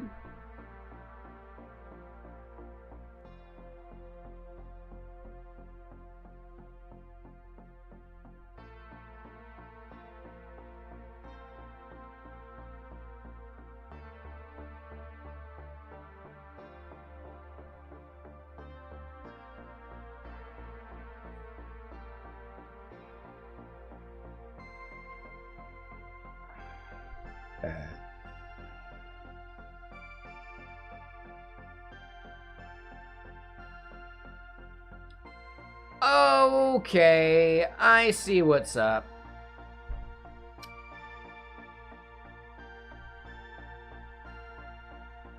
The vendor remote packages thing is actually irrelevant.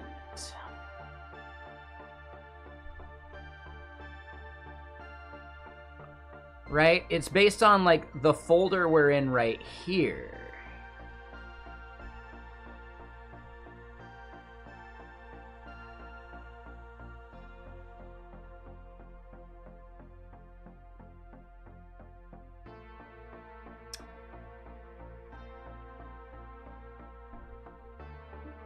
Okay. English only, please.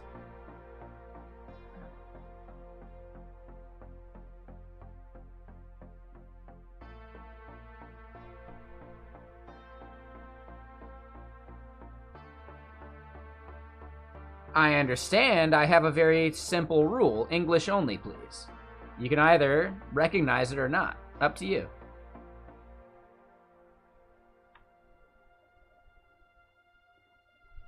Okay, I don't know what that word is either. So, later, man. Take 10 minutes and think about it.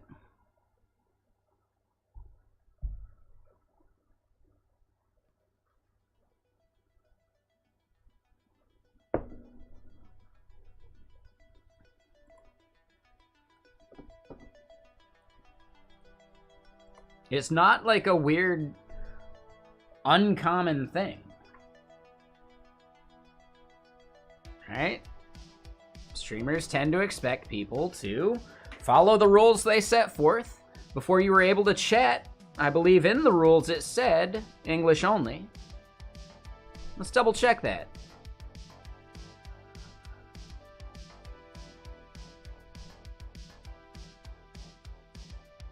There's a way to show that, right? No, he was asking Omar there based upon their name, which is questionable as well. Right? Just like watching, judging. Super weird, actually. Alright, so view chat rules right there. We don't say English only in the chat rules. I should update that. I did warn them asking for English only, and they decided to push the button. That's up to them. But I should at least add that to my chat rules. So let me go do that.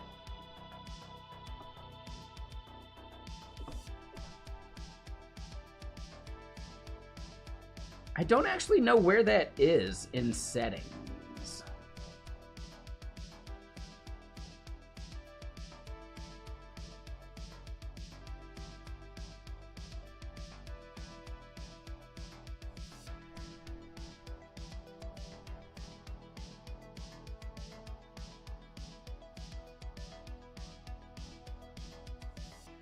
Ah, there it is. Cool.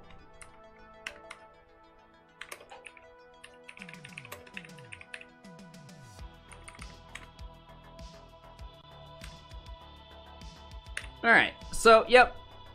That's why they're not permanently banned. It was just a timeout, but, yeah. When someone asks you for English only, maybe don't push the envelope. But now it's part of our actual rules, so now they have no excuse.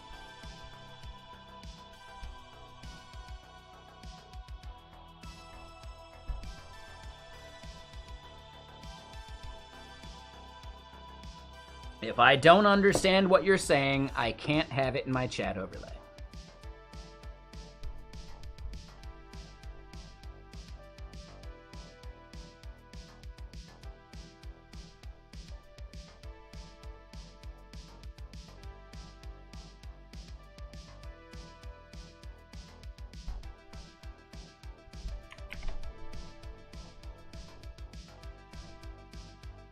No, I understand, but it's also a bit condescending to call me my dear in another language after I just told him English only.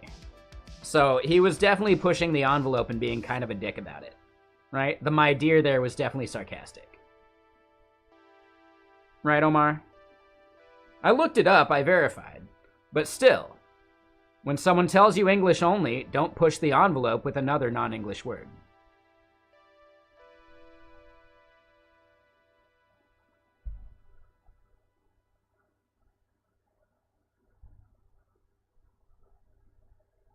And yes, right, Omar, from their phrasing, was it a bit like sarcastic or passive-aggressive? I think it was, right?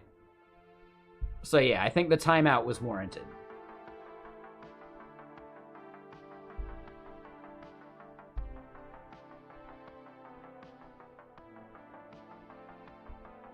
Thank you for the follow, though, Nestor and Omar. Appreciate you. Welcome. And yeah, you mentioned you're from Tunisia.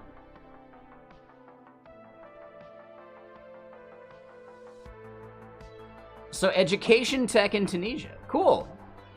I like it. What type of education? Are you focusing on like tech education or are you focusing on just like education in general? Yeah, I know where Tunisia is.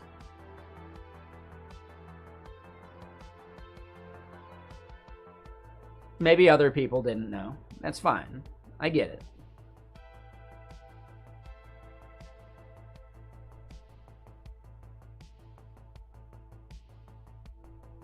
I'm curious more about the education tech.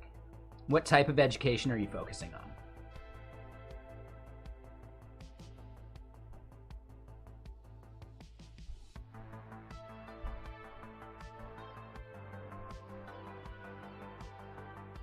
I would struggle to point out Tunisia on a map.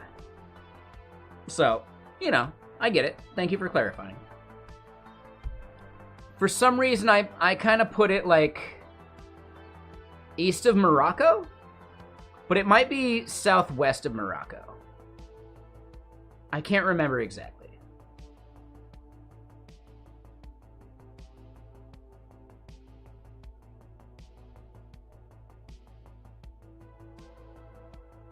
Yeah. It doesn't mean I'd be able to find it on a map, because again, like, I think it's somewhat near Morocco. I just gave two options that are basically like I left off one corner of Morocco, right? So like I hedged my bets. And it might not even be near there. Fuck.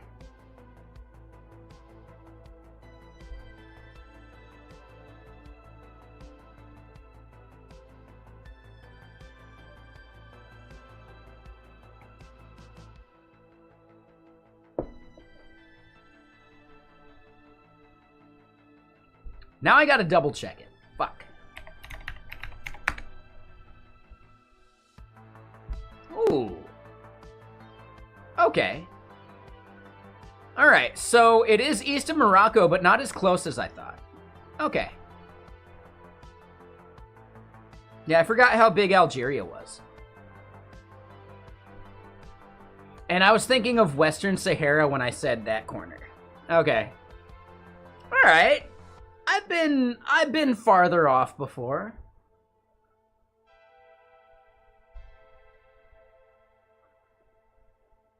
I'll consider that close enough.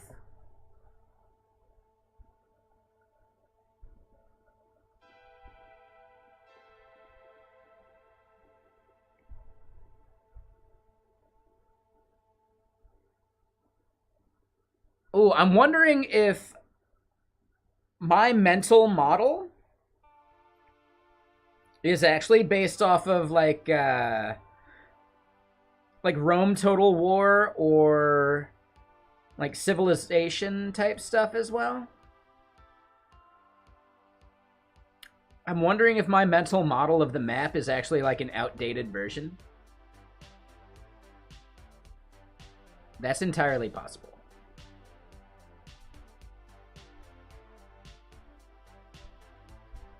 I don't remember that game specifically, but maybe in Rome Total War there was, you know, like those countries, etc. Shit, I think in Mountain Blade Bannerlord, there may be some semblance of like those territories as well.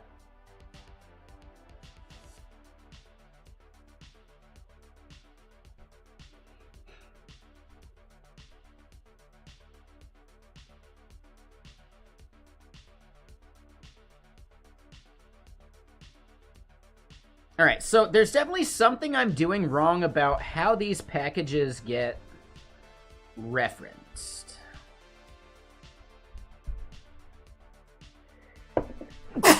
Excuse me. Sorry. So the main gist is...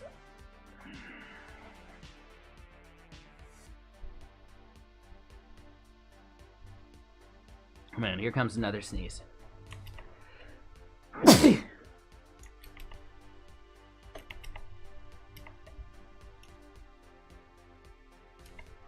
All right, so I think I definitely wanted to make sure we created that.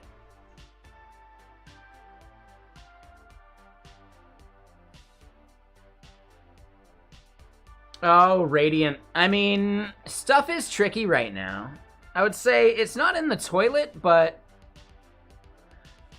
companies are dealing with inflation and interest in a way that they haven't had to deal with for a long time.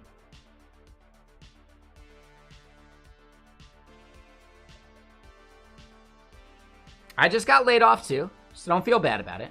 And the jerky, I'll allow that one, though I would say English only, please, in the future. Gesundheit is at least common enough here in the US for people that don't want to say bless you because they don't believe in a, you know, a specific higher power. All Gesundheit means is good health in German. But it's such a common enough word here in the US that it's probably okay.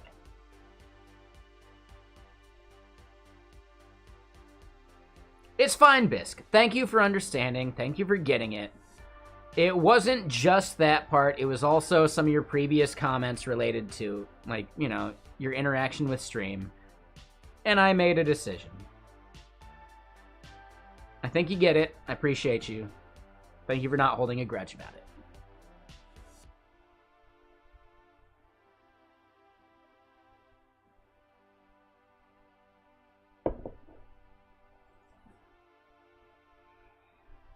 Yeah, nobody wants to spend money on anything new, and yeah, AI, whatever. Like, AI is a flash in the pan, right? So many people are recognizing that AI isn't actually going to solve all their problems, and they're going to have to keep hiring devs.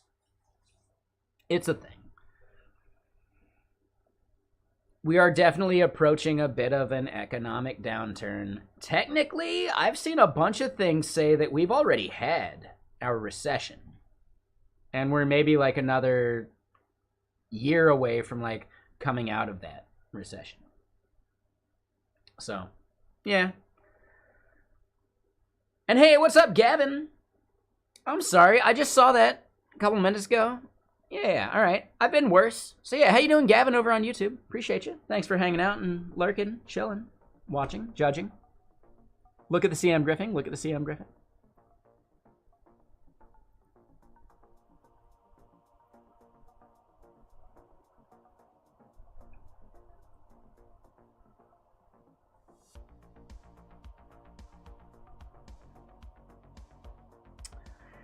AI equals NFTs? Not quite. I think there's more like realizable value from AI than there was from NFTs. But if you're equating the hype bubble around both things, then yeah, I totally get it. All right, if you're really talking about the hype bubble, yeah, that's a separate thing.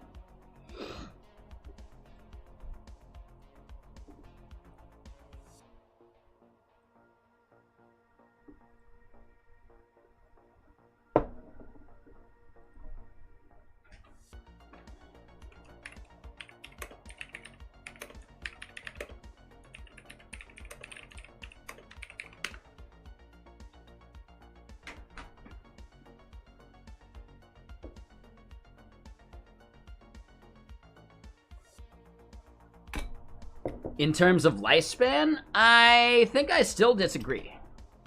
I think there is a longer lifespan for AI in general than NFTs. However, if you're looking at some of the fly-by-night AIs that have actually been priced out of even being competitive because OpenAI has eaten their lunch, such as parsing PDFs or parsing various things, yeah, there was definitely like a gold rush for creating AI-based things that really don't have any longevity because they're just consuming some provider like OpenAI. All it takes is OpenAI recognizing that there's value in implementing it in themselves. So there's going to be a huge, huge case for AI startups just dying because they didn't actually like create a moat of any kind. No. Like, parsing a PDF and understanding it is massively useful. Like, hugely useful. The businesses that built a business around that exact thing are done for because OpenAI can just do it themselves. Right? They were proxying to OpenAI anyway, you know? So yes, to that regard, there's going to be a whole bunch of fly-by-night indiepreneurs, right? Like entrepreneurs, like indie hackers, etc., that built AI tools that are totally going to be done for with no future once some of these other AI players implement the same thing that they've done. So yeah, it's the same thing actually for any service that is building their service off of another service. All it takes is the other service building the thing that you built and you're done for.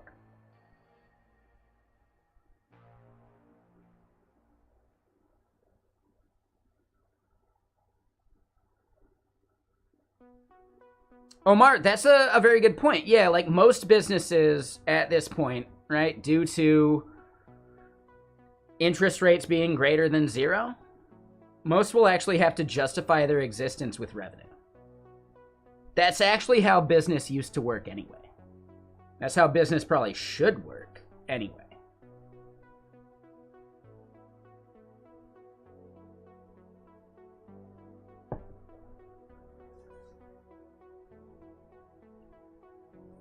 So don't even think about like companies financing themselves with debt. Think about venture capital. They can make the same return on investment, right? Like 8 to 10% just by putting their money in a bank now, rather than having to invest it into companies.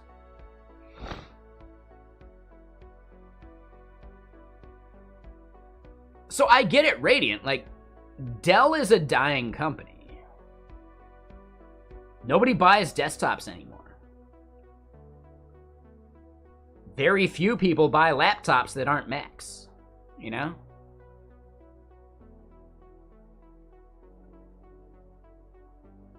Dell's main business unit is going to be servers. From here on out, basically.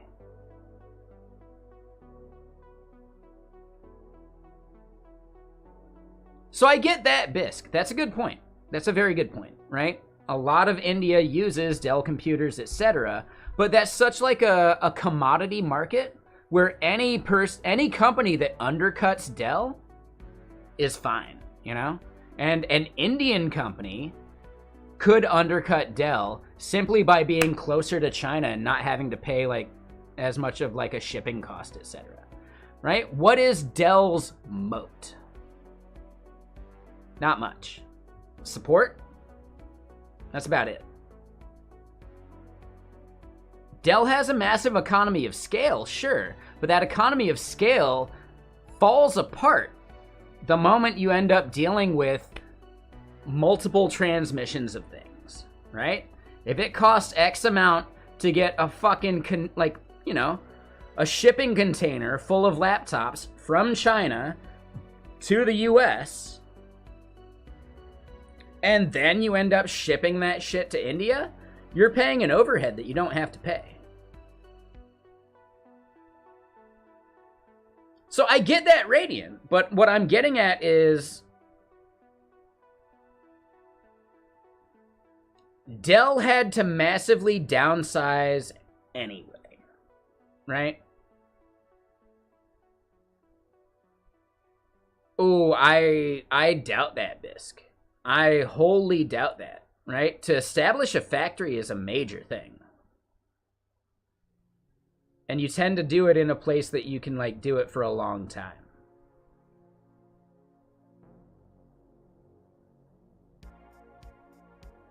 I think India has been enough of a, like, they kind of push out foreign investment in a way that you're probably not going to be able to build a factory in India and expect it to be there in 20 years. Are they actually moving to India? Okay. I did not realize that. I think one big point is Apple has enough, like, proprietary stuff that they're not stoked on China just taking anything proprietary and making it their own.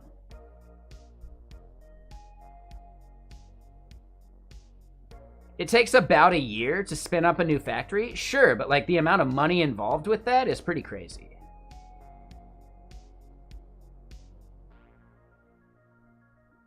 So Vietnam sounds a little more useful, right?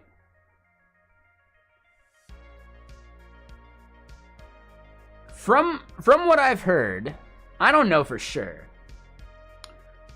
It seems like India likes to prioritize profits for Indian companies in very specific ways.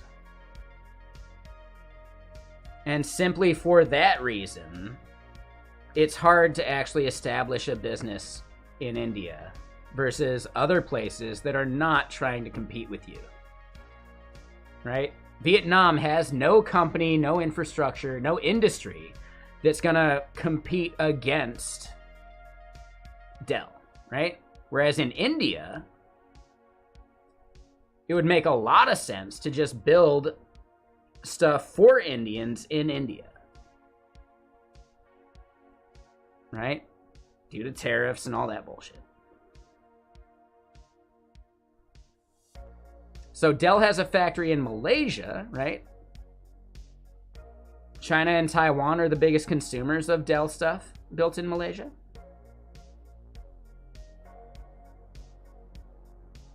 Yeah, so Bisque, I get that, but India's trying to do the exact same thing.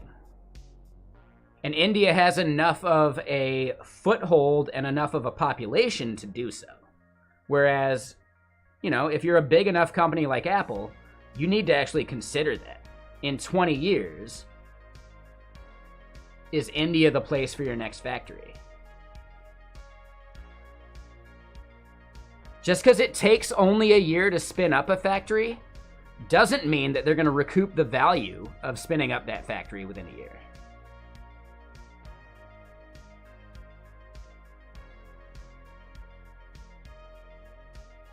Oh, I got you. So buyers and suppliers are separate things, hey Bales.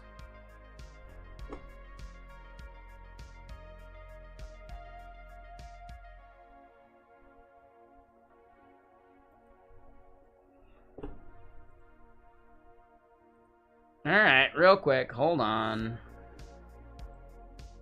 Let's check out over here on Creator Dashboard. We got an unban request. Oh, actually, I got to go to channel to see it.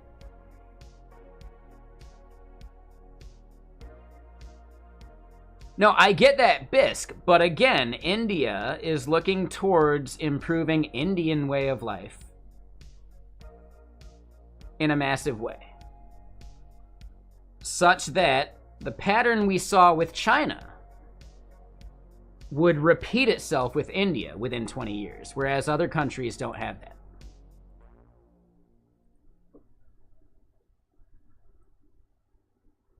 Right? Malaysia, etc.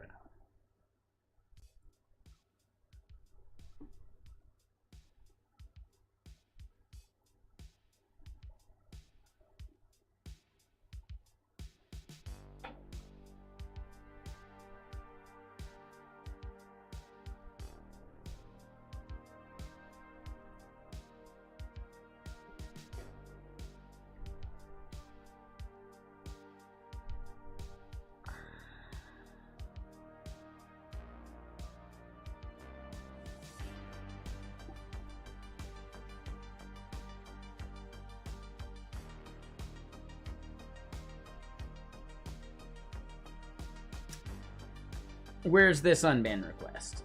To join chat. Okay, mods, what do you think about that unban request right now?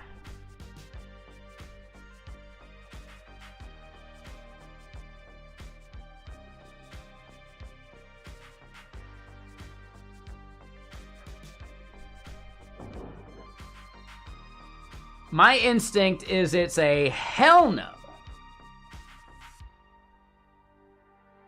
Based upon their only other comment here in chat.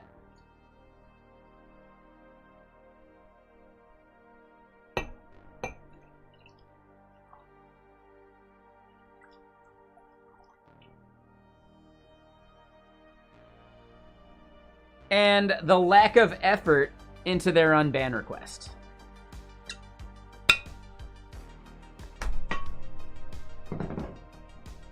So mods, if you want to pull the trigger in one direction or another, let me know. Go for it. I'm not going to fault anybody one way or the other.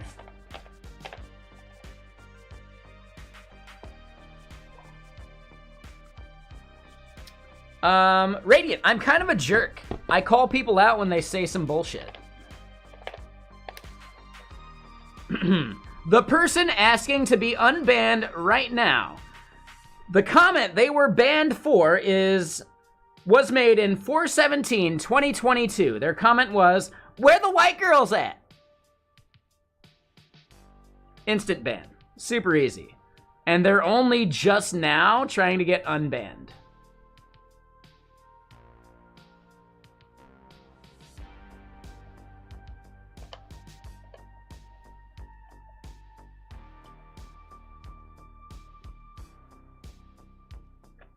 So yeah, is that someone we'd actually want to talk to? Probably not. It may be funny, it's not the type of jokes we like here.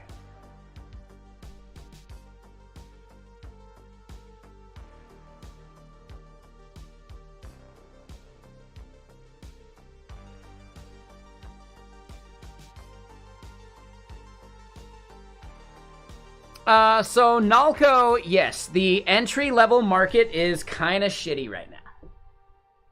It's kind of a bummer. It is just what it is.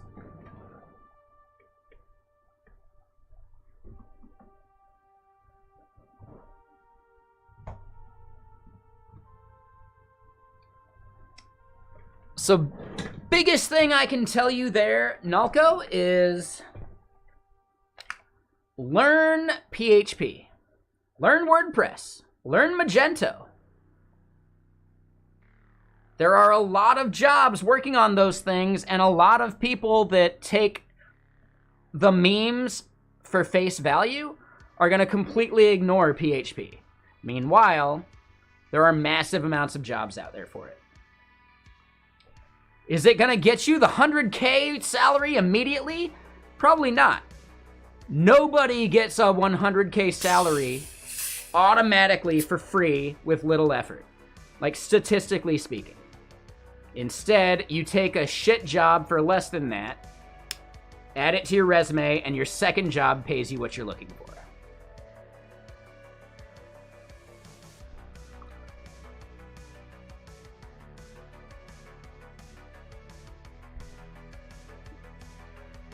Yeah, PHP WordPress is massively overlooked in the market right now.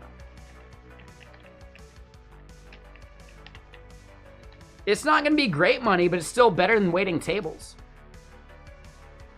Statistically speaking.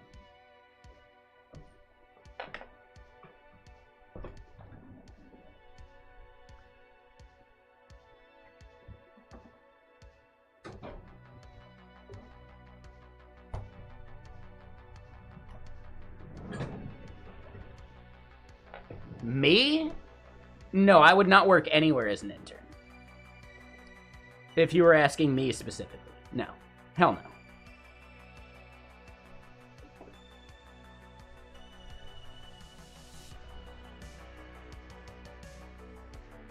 No one can make that decision for you, Bisque. Figure that shit out yourself. Nobody can make that decision for you.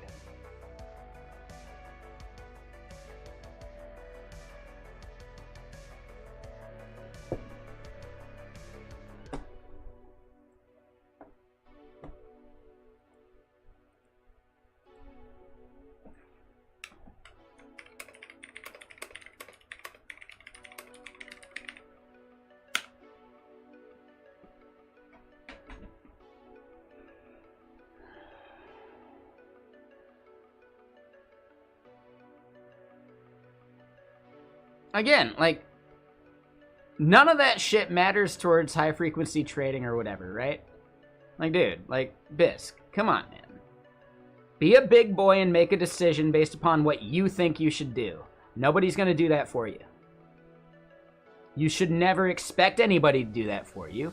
And if you actually outsource an opinion like that, you're gonna regret it the rest of your fucking life. So no, make a decision, own it, and accept the consequences. That's part of being an adult.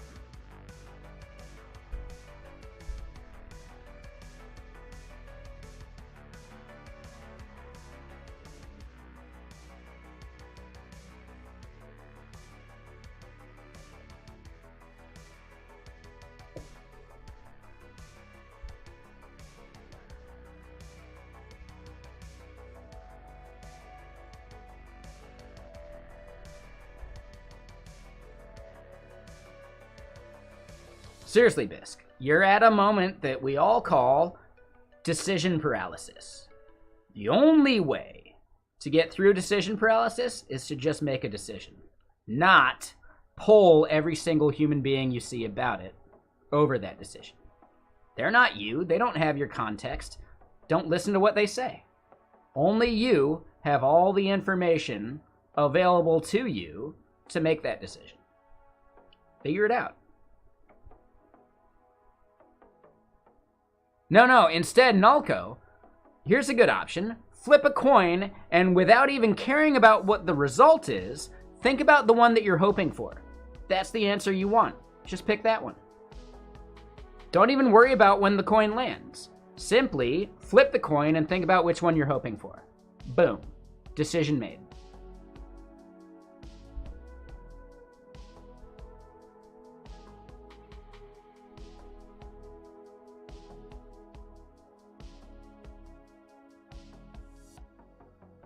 But nobody can do that for you.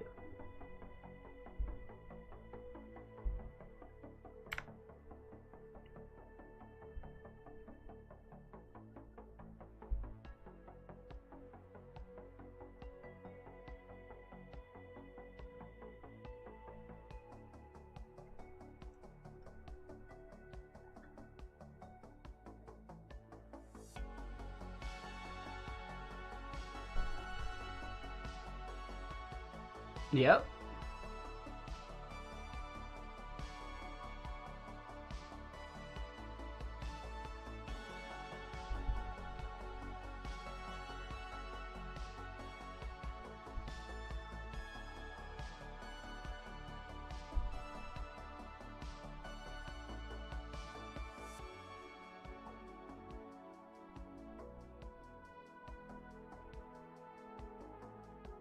Oh, hey, Bills. Yeah. That one's good. That one's awesome, right? Because, again, it's just simply trusting yourself to make the decision.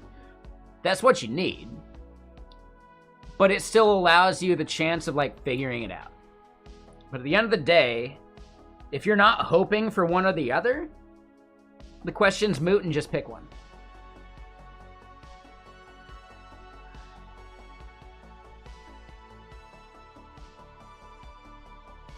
Ooh, I mean, Bisc. That's one of those pithy statements that seems good, but no, luck is luck. Hard work has nothing to do with luck. Hard work can get you opportunities. Luck also gets you opportunities. Never the twain shall meet. They are separate things.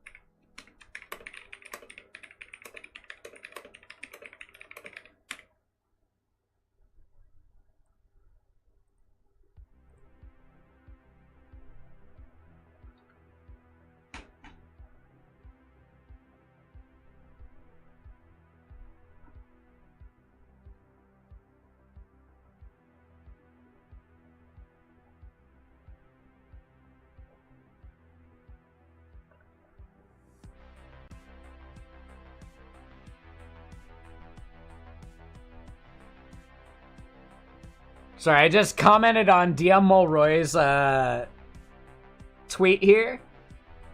I mean, as a foodie, there's a lot I could judge about it. Just saying. That sear could have been way better. Them taters got way too much carbon on them, unless you're trying to, like, clean your gut biome.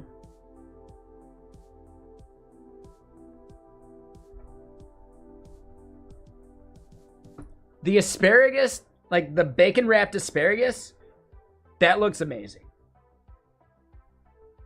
That actually looks pretty good.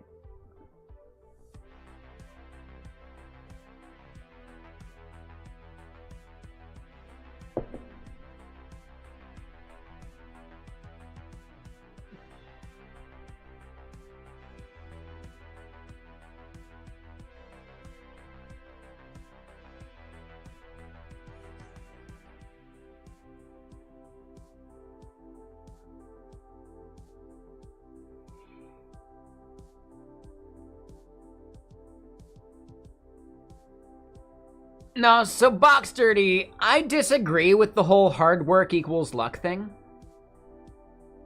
I just disagree. I'm sorry. Luck is luck. That's all it is. Luck is just great timing. You know? No matter how hard you work, sometimes timing just isn't there for you.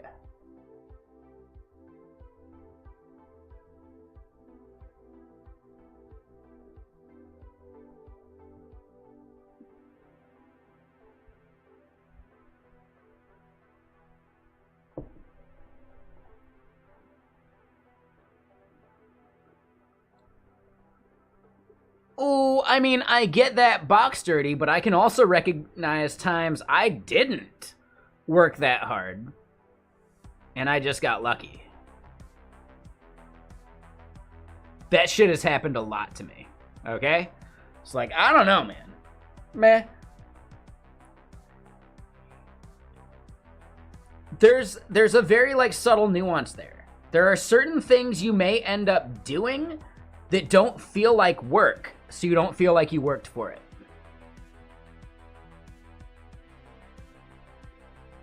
So I want to point that out. That's an important distinction. As a snowboard bum, I snowboarded every fucking day the same way I stream, right? Only reason I ended up getting free gear is because I went and rode a very specific rail jam that happened on a rope tow, which was my exact fucking, like, forte. If I don't have to unstrap and hike something, man, yeah, put me on a rope tow and I will compete with the best of them at a rail jam. Like, oh man, yeah, just set me loose. Woo! Right? And that's the only reason I ended up getting free boards, boots, and bindings from Rome Snowboards, right? Even outerwear at one point. I only had that shit happen because, number one, due to timing, I was riding a Rage snowboard. Those were snowboards that were sold at, like, Target. So I had a Rage snowboard. And I did pretty damn good in a snowboard, like, rail jam. And due to timing, I had someone walk up to me from Rome, right, from the regional group, and say, hey man, we need to talk. Was it just because I put in the effort, or was it really the confluence of all these things coming together? It was the confluence of all these things coming together, right? There are plenty of people that snowboard every day that never get that chance.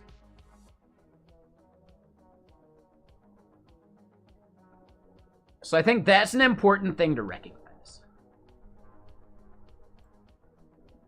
You can snowboard a shitload and never get that opportunity.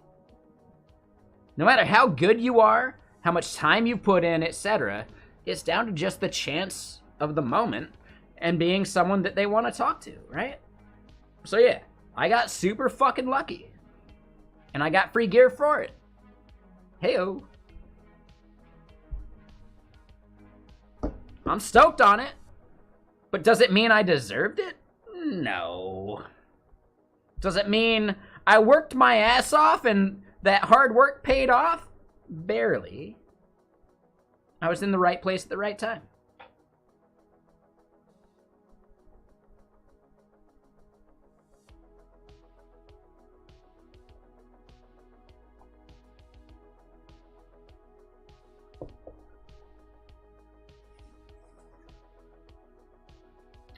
First time I got free energy drinks from Rockstar. I was just in downtown Portland with a skier girl who also had an awesome fucking goggle tan from snowboarding all summer, right? We went to Portland, hanging out, hit up like the bins, which is like the bulk Goodwill like distribution center. That was super fun. And then we're just sitting there heading into like a Whole Foods or some shit. And we see the Rockstar van. And I'm like, hey, do you guys sponsor snowboarders? And he saw us two with our fucking goggle tans in summer in Portland. And he's like, yeah, here's a fucking case. Hit me up. Give me a call. And I did. Boom. Again, just total fucking luck. Hard work had nothing to do with it other than making sure I had the fucking goggle tan that made it obvious that I snowboarded.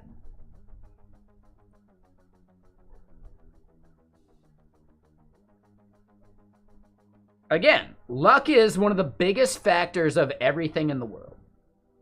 The only thing you can do to influence luck is being in the right place at the right time. And that's about it.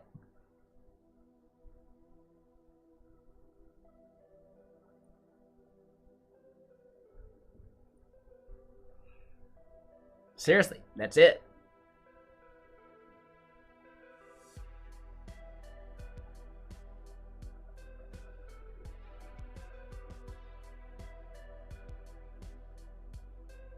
No, I've never been sandboarding.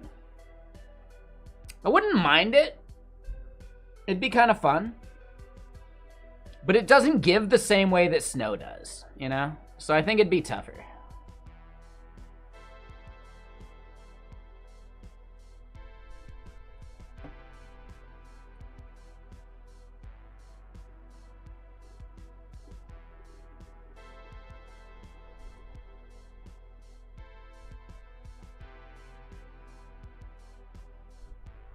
Alright, just double checking, looking at some shit.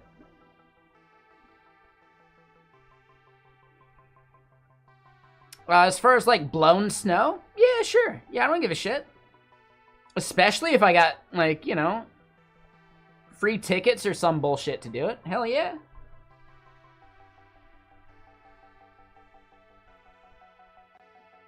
I think I need to massively build up my Griffing and Chill YouTube channel with snowboarding shit so I can get like, you know,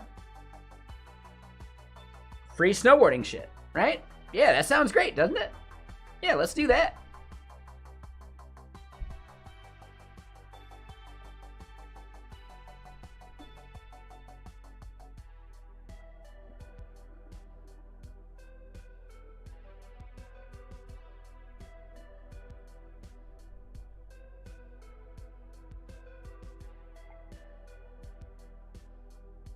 Dude, my trackpad is fucking up right now.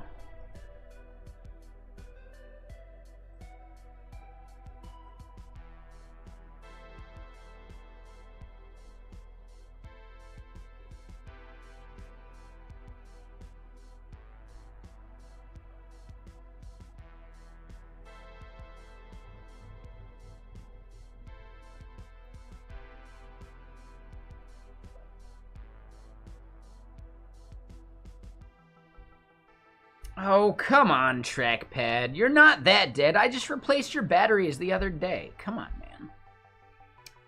All right, so I still don't know what the actual fix is for what we're doing here, right? Like,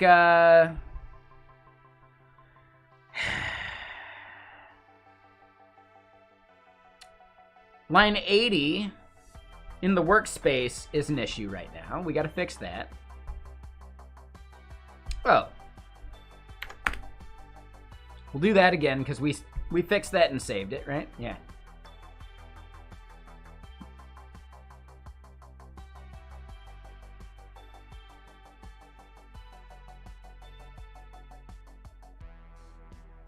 the whole vendor remote packages thing. Yeah, this is Vexilla client instead.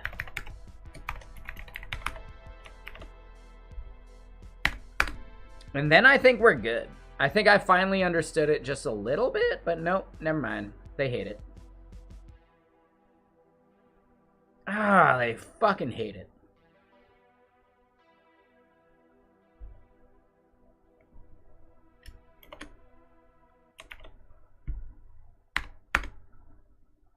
Nah, I'm good. Yeah, malformed load statements. That's not the issue.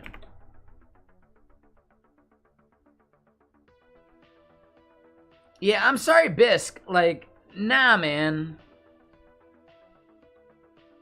Just nah.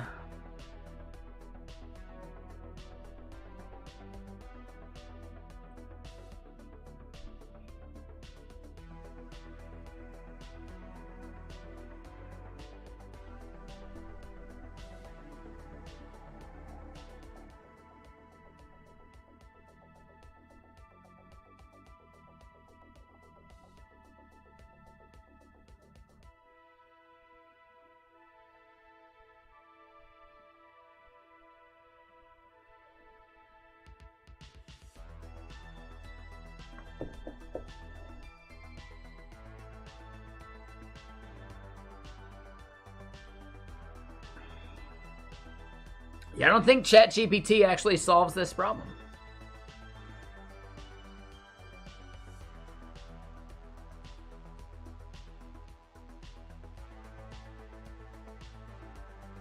Yeah. Like, the struggle bus is something you'll remember.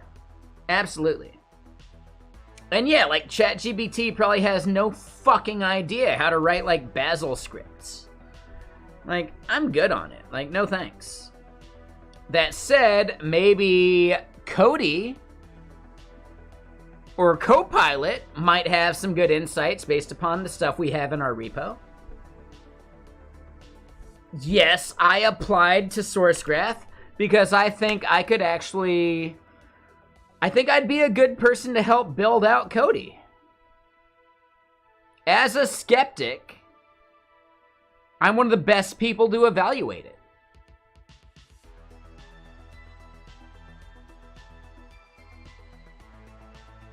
Right? I'm not fully skeptical, right? But I do think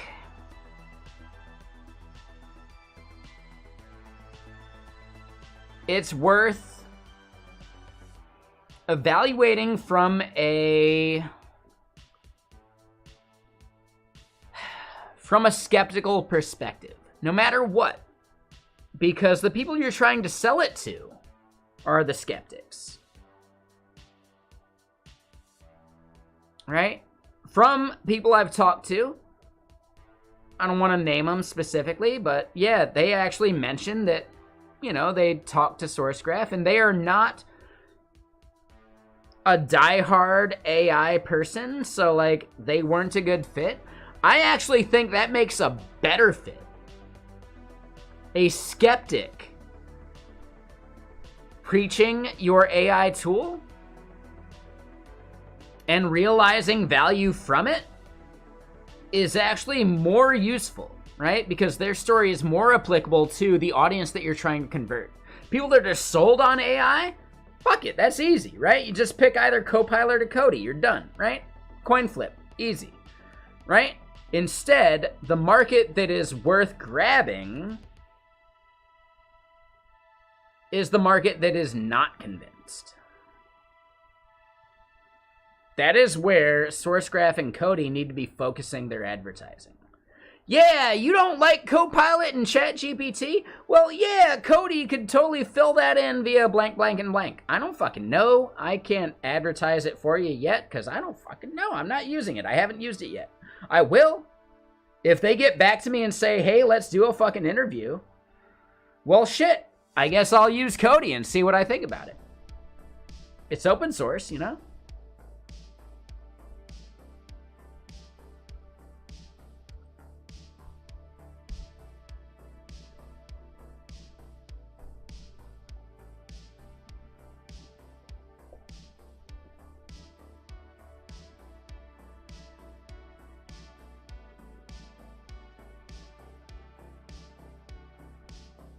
all together. Ooh. Okay, so Eltmon is dealing with four tools enter, one tool leave, right? It's like the Thunderdome.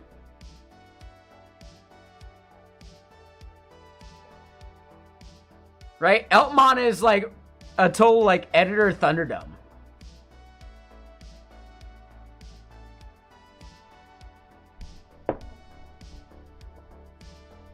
Yeah, I'm making a tweet about that right now. I hope you're okay with it. Would you like me to tag you, Eltmon? Do you have a Twitter account that I should tag?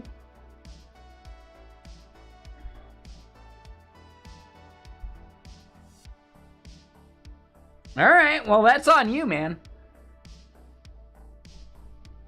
Okay, that's fine.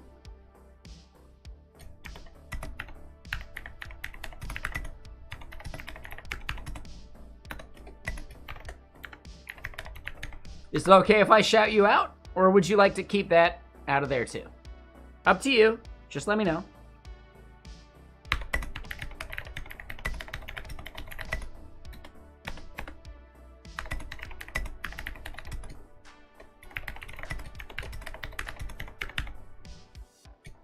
Okay.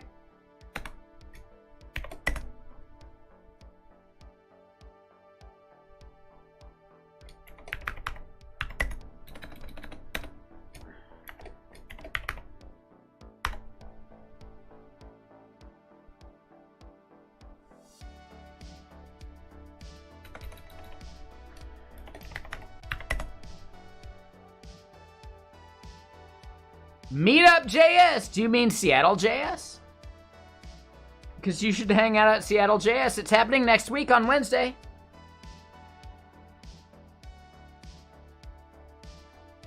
I might convince Melky to even show up. We'll see. We'll see. He mentioned an interest in going to one.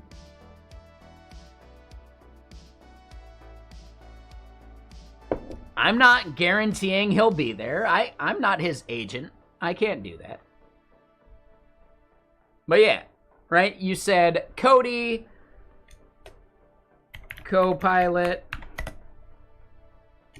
AWS Whisperer, and Codium.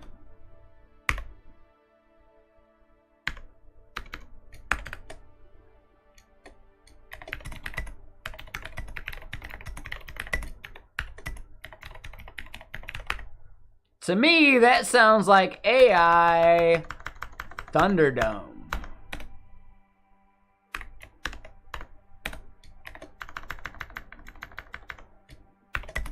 Four tools enter. One tool leave.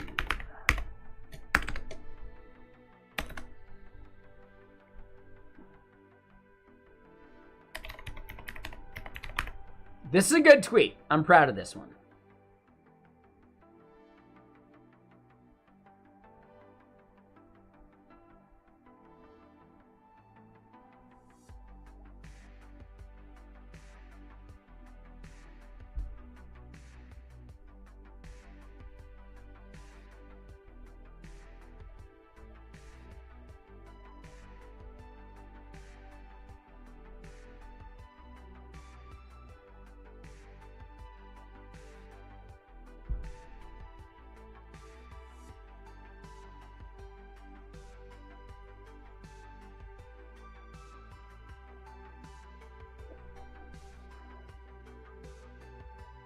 I like that GIF too.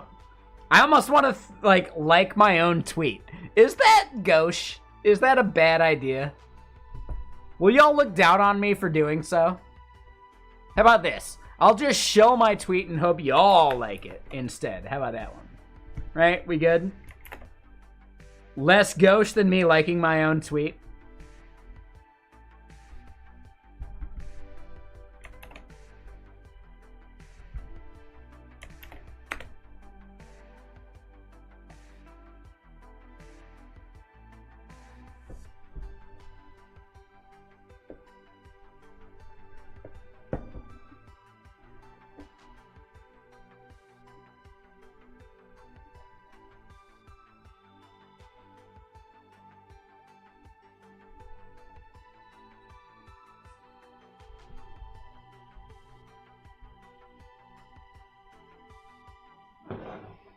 Alright, some fucking dude's about to pour some more whiskey. Oh no. This bottle is empty.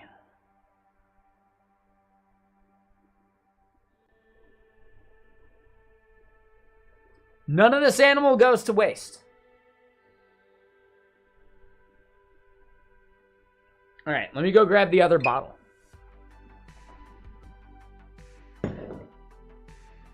I might have to restart the dryer real quick, too. On the way.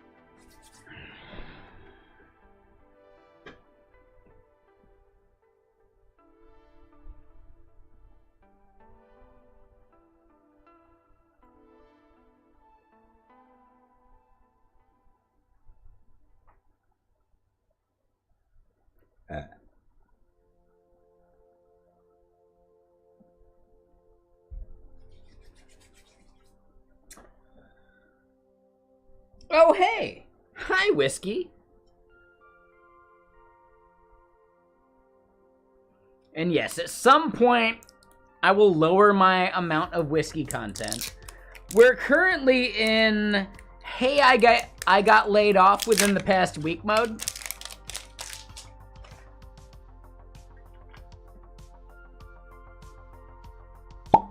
Which is a vibe.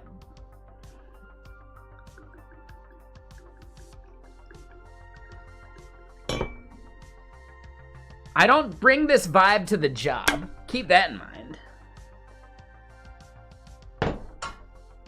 If you're gonna hire me, I'm not this dude.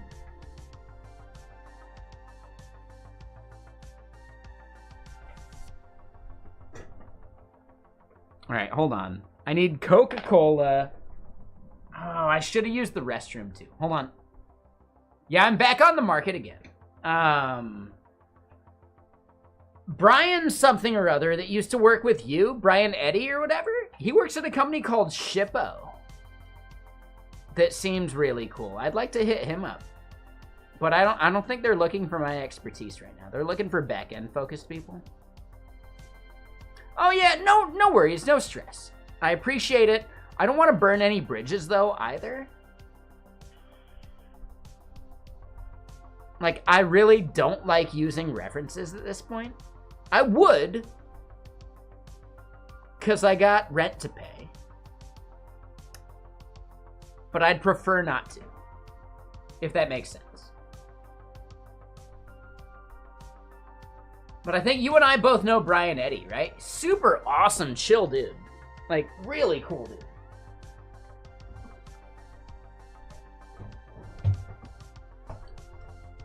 Right? Yeah, the company he's at, Shippo, seems actually really cool. I think shipping is a massive, awesome business to be in, because it's going to be more and more and more useful, like, as time goes on.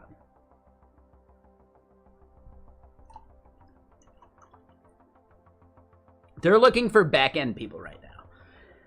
And while I think I could absolutely be productive as a back-end person, it's not where my like expertise lies. Understanding user experience stuff and accessibility and like all that junk.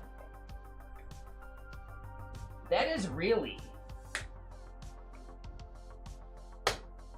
where I think I deliver value. So hold on, let me go use the restroom. I'll be right back. BRB, sorry.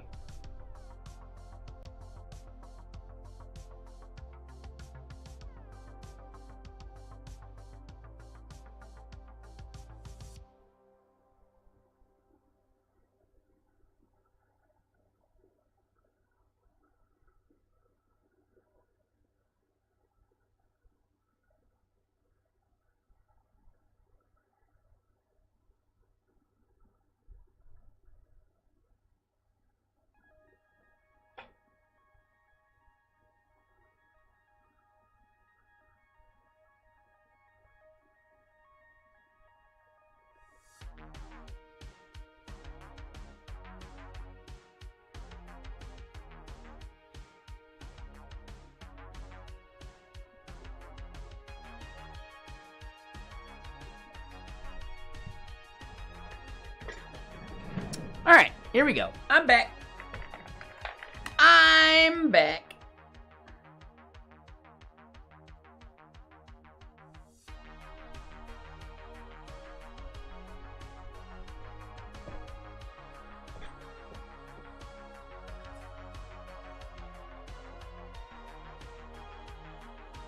Ooh, those are fun bugs, right? Like, yeah, there's the meme of, like, I don't understand why this doesn't work.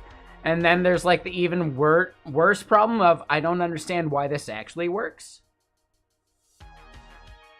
It's so much better to be in the first camp than the second camp. The second camp is mind-blowing and kind of sucks. Because it means you're eventually going to break something.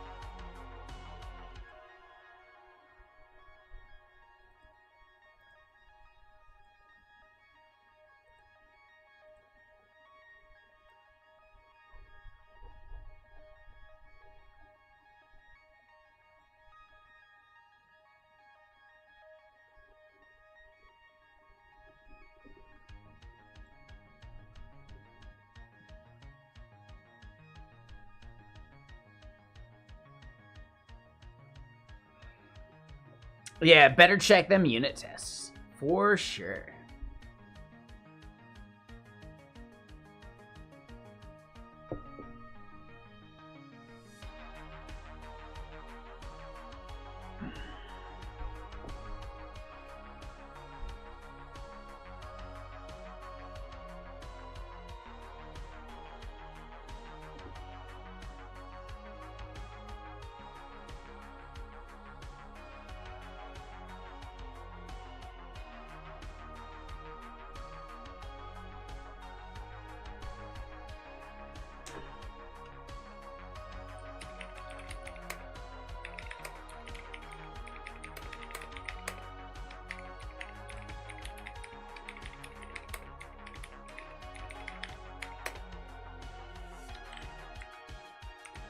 Hold on.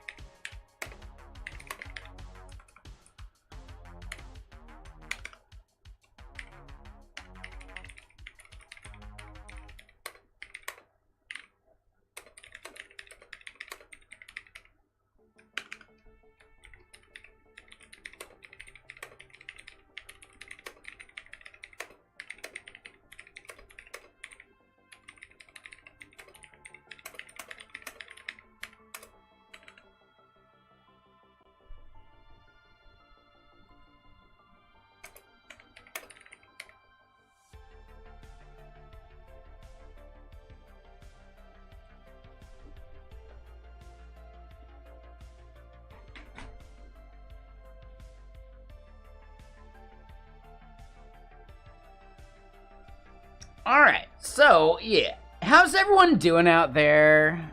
What's your Friday like? Anything fun you want to chat about?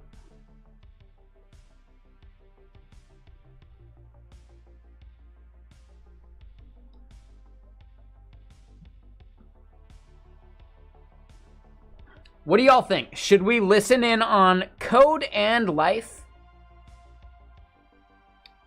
from Jacob MG Evans? I don't think it's worth me chiming in and chatting, but it's his first day back and I'd love to support it and give like a link to it and all that.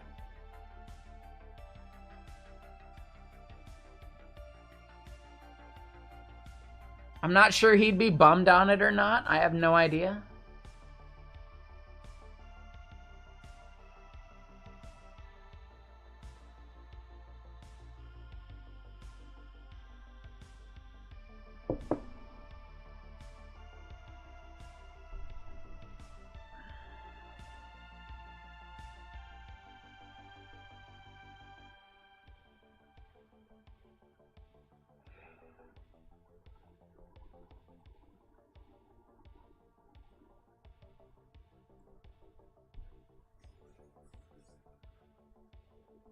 So yeah, Iceberg already integrated with Delta Lake. Ooh, so I've never dealt with like the data lake stuff. The NIC units? I don't know what NIC is. I know he's doing something through, like... Shit, Extra Life? That's like the charity specifically? What is NIC in that context?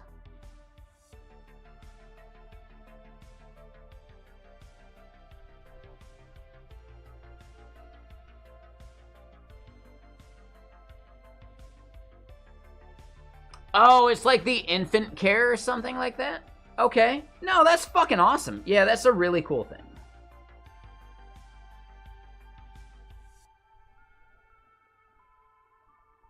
Alright, we're gonna listen to it because Twitter Spaces are public by default, so I don't think there's any problem with listening to it because it's public anyway.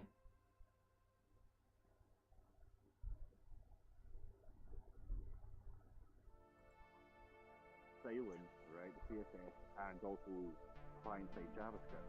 So put all four together in a design system language, a DSL called a .astro file, and Bob's your uncle, there you go, that's your co-location in Astro, right?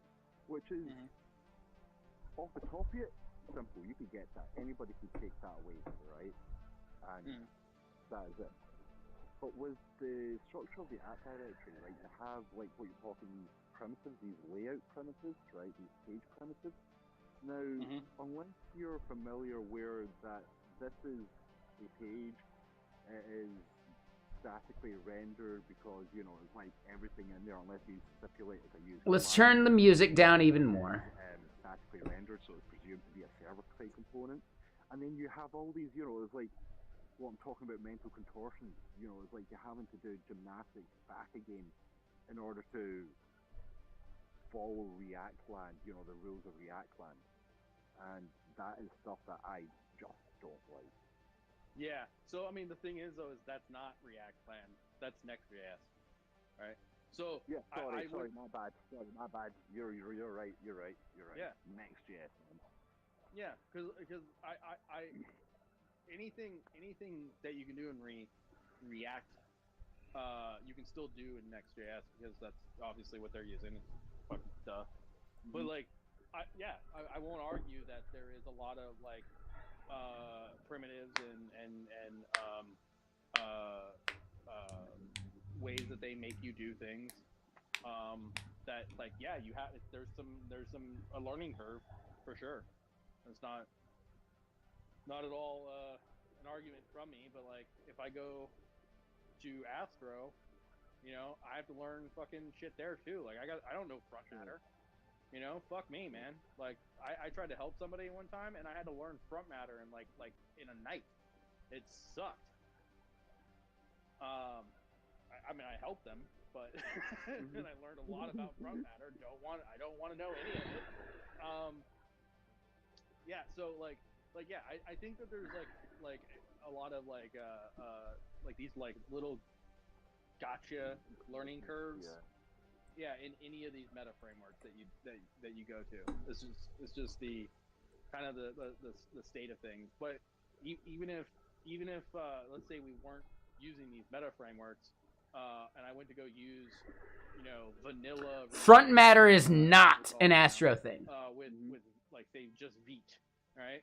Okay, how do you use effect, right? How do you use transition, right? These are things I got to go like look at like how these really low level primitives work and how to do them correctly. And if you next because the extra complications that came with it just to get things working. You know, it was like I was genuinely Flickr just doing imperative JavaScript. Yeah. You know. Yeah. I get it. I get it. But it was. But in saying that, it's like.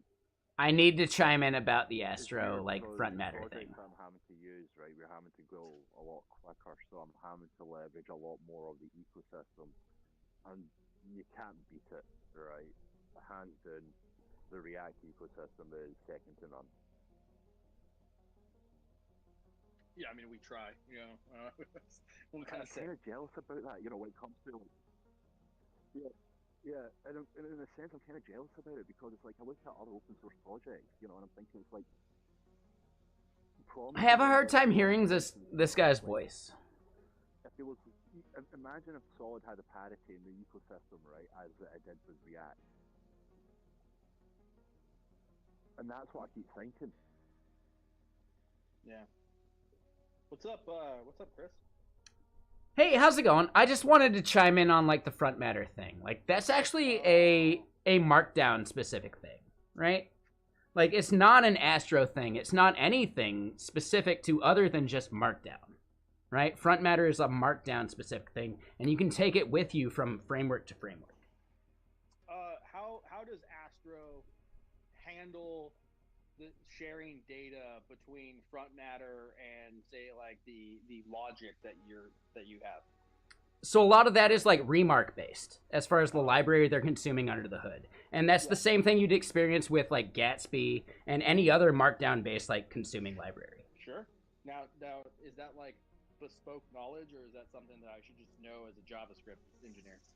As a documentation engineer, it's maybe something you should probably know. But if you're not using markdown in your day to day, then it's just a thing you have to learn. But I wouldn't blame Astro for that like learning like Well, a no, bit. no. I said front matter very generically, and Sure. that's on me. But like Sure. how Astro handles the front matter to the JavaScript logic and all that, I had to like go through the documentation in Astro and like figure out how is Astro doing this, how is it sharing this data over here, and how is like this goddamn markdown file getting hit. Like Sure, sure. these were all things I did have to figure out. But like I appreciate you elaborating and forcing me to specify. That's fair. No worries. Yeah, I get it. And Astro does do some very specific things with front matter as far as like collections are concerned and some other things. But like a lot of that is really just understanding how Markdown is going to be parsed and the metadata associated with it. That's all. Yeah. Yeah. Yeah. So that was just Not only that was that, I just just want to say, just for a marketing point, right, I would be doing my core status at like no favors if if I didn't say this right. But mhm. Astro kind of is like gives you type safe markdown front and back. It's pretty Mhm. damn cool what Ben came up with. Content collections is brilliant, and if you're not using, as like I would recommend using the data side of content collections. There's two sides. You could use Markdown, right, where you would just basically like, so with content collections, you define the structure of the data object for each Markdown file. So that way you I don't felt have bad. I didn't want to like be a jerk about it. I just felt like it was worth chiming in. I appreciate Jacob for allowing me to do Markdown so. that front matter data into your UI wherever you need it. It's pretty damn cool. So we kind of like have like a data store and a Markdown page together, right? But what you can also do with content collections is just use the data store, right, and not the markdown, and have that like just projected out to the UI as well. It is pretty cool. So you get two sides of a very sweet tie, is what I'm trying to say. And you Mhm. get full type safety all right the way through. Like legit, if you're building your own blog, right, you don't need a CMS, for instance, etc. Right, you're just using Markdown or MDX. There you go, content collections right the way through. It's great for like small projects, what do you call it, product pages as well. You can even create, you can go to town and create like actual schemas and models around your Markdown and get type definitions when you're calling it in your front end. Like, it's pretty damn dope. Yeah. Yeah. Yeah. I would say though, I totally understand what you mean by like nippy things in Astro, right? Because it's Well, everything. It's so I picked on Astro. Okay, all right, Chris, all right, Fuzzy. I picked on Astro because I know that's your jam. All right, man.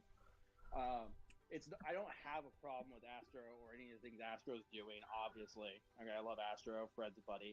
Um, I specifically was just calling out the point that like there's always gonna be like this like kind of like niche bespoke knowledge between these like meta frameworks and stuff, right? Um, that it's just kind of like a fact of like how these things work is it's like they're opinionated and they've built tooling and they've built like all these other architectural things and infrastructure things in some cases to specifically make our lives easier. But it also means that we have to like specialize in them a tad, right? Like it's not like this is just React. It's like this is React and then some. It's like this isn't just JavaScript and HTML. It's JavaScript and HTML and then some. You know, I think with Solid, it's like this isn't just JSX. It's JSX and then some, and then a shit ton of signals. No, you're totally spot on, dude. You're totally spot on. That's probably the best way of saying it. Dude, Ryan Carniato would probably have jumped up here faster than Chris did, to be honest.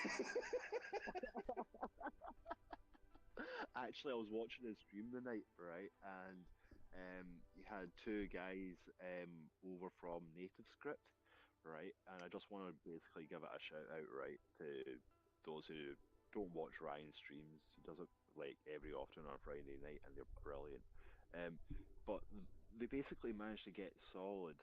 Well, solid native might be a potential future. Dang, that's pretty wicked. That's pretty cool. Yeah, yeah. I mean, if you're in your spare time, right, check out NativeScript. I for sure like that project has came a long way since I last looked at it.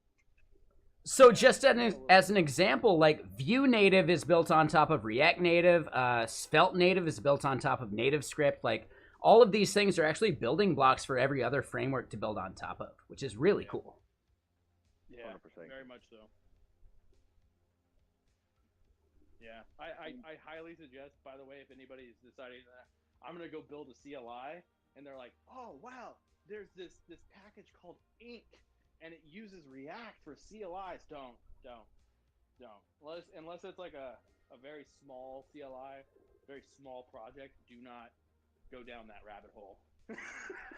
I would disagree. I think it's actually fantastic, but there are some quirks about building like a step-based like CLI tool, right? Like a thing where you have to do something and like do some stuff with.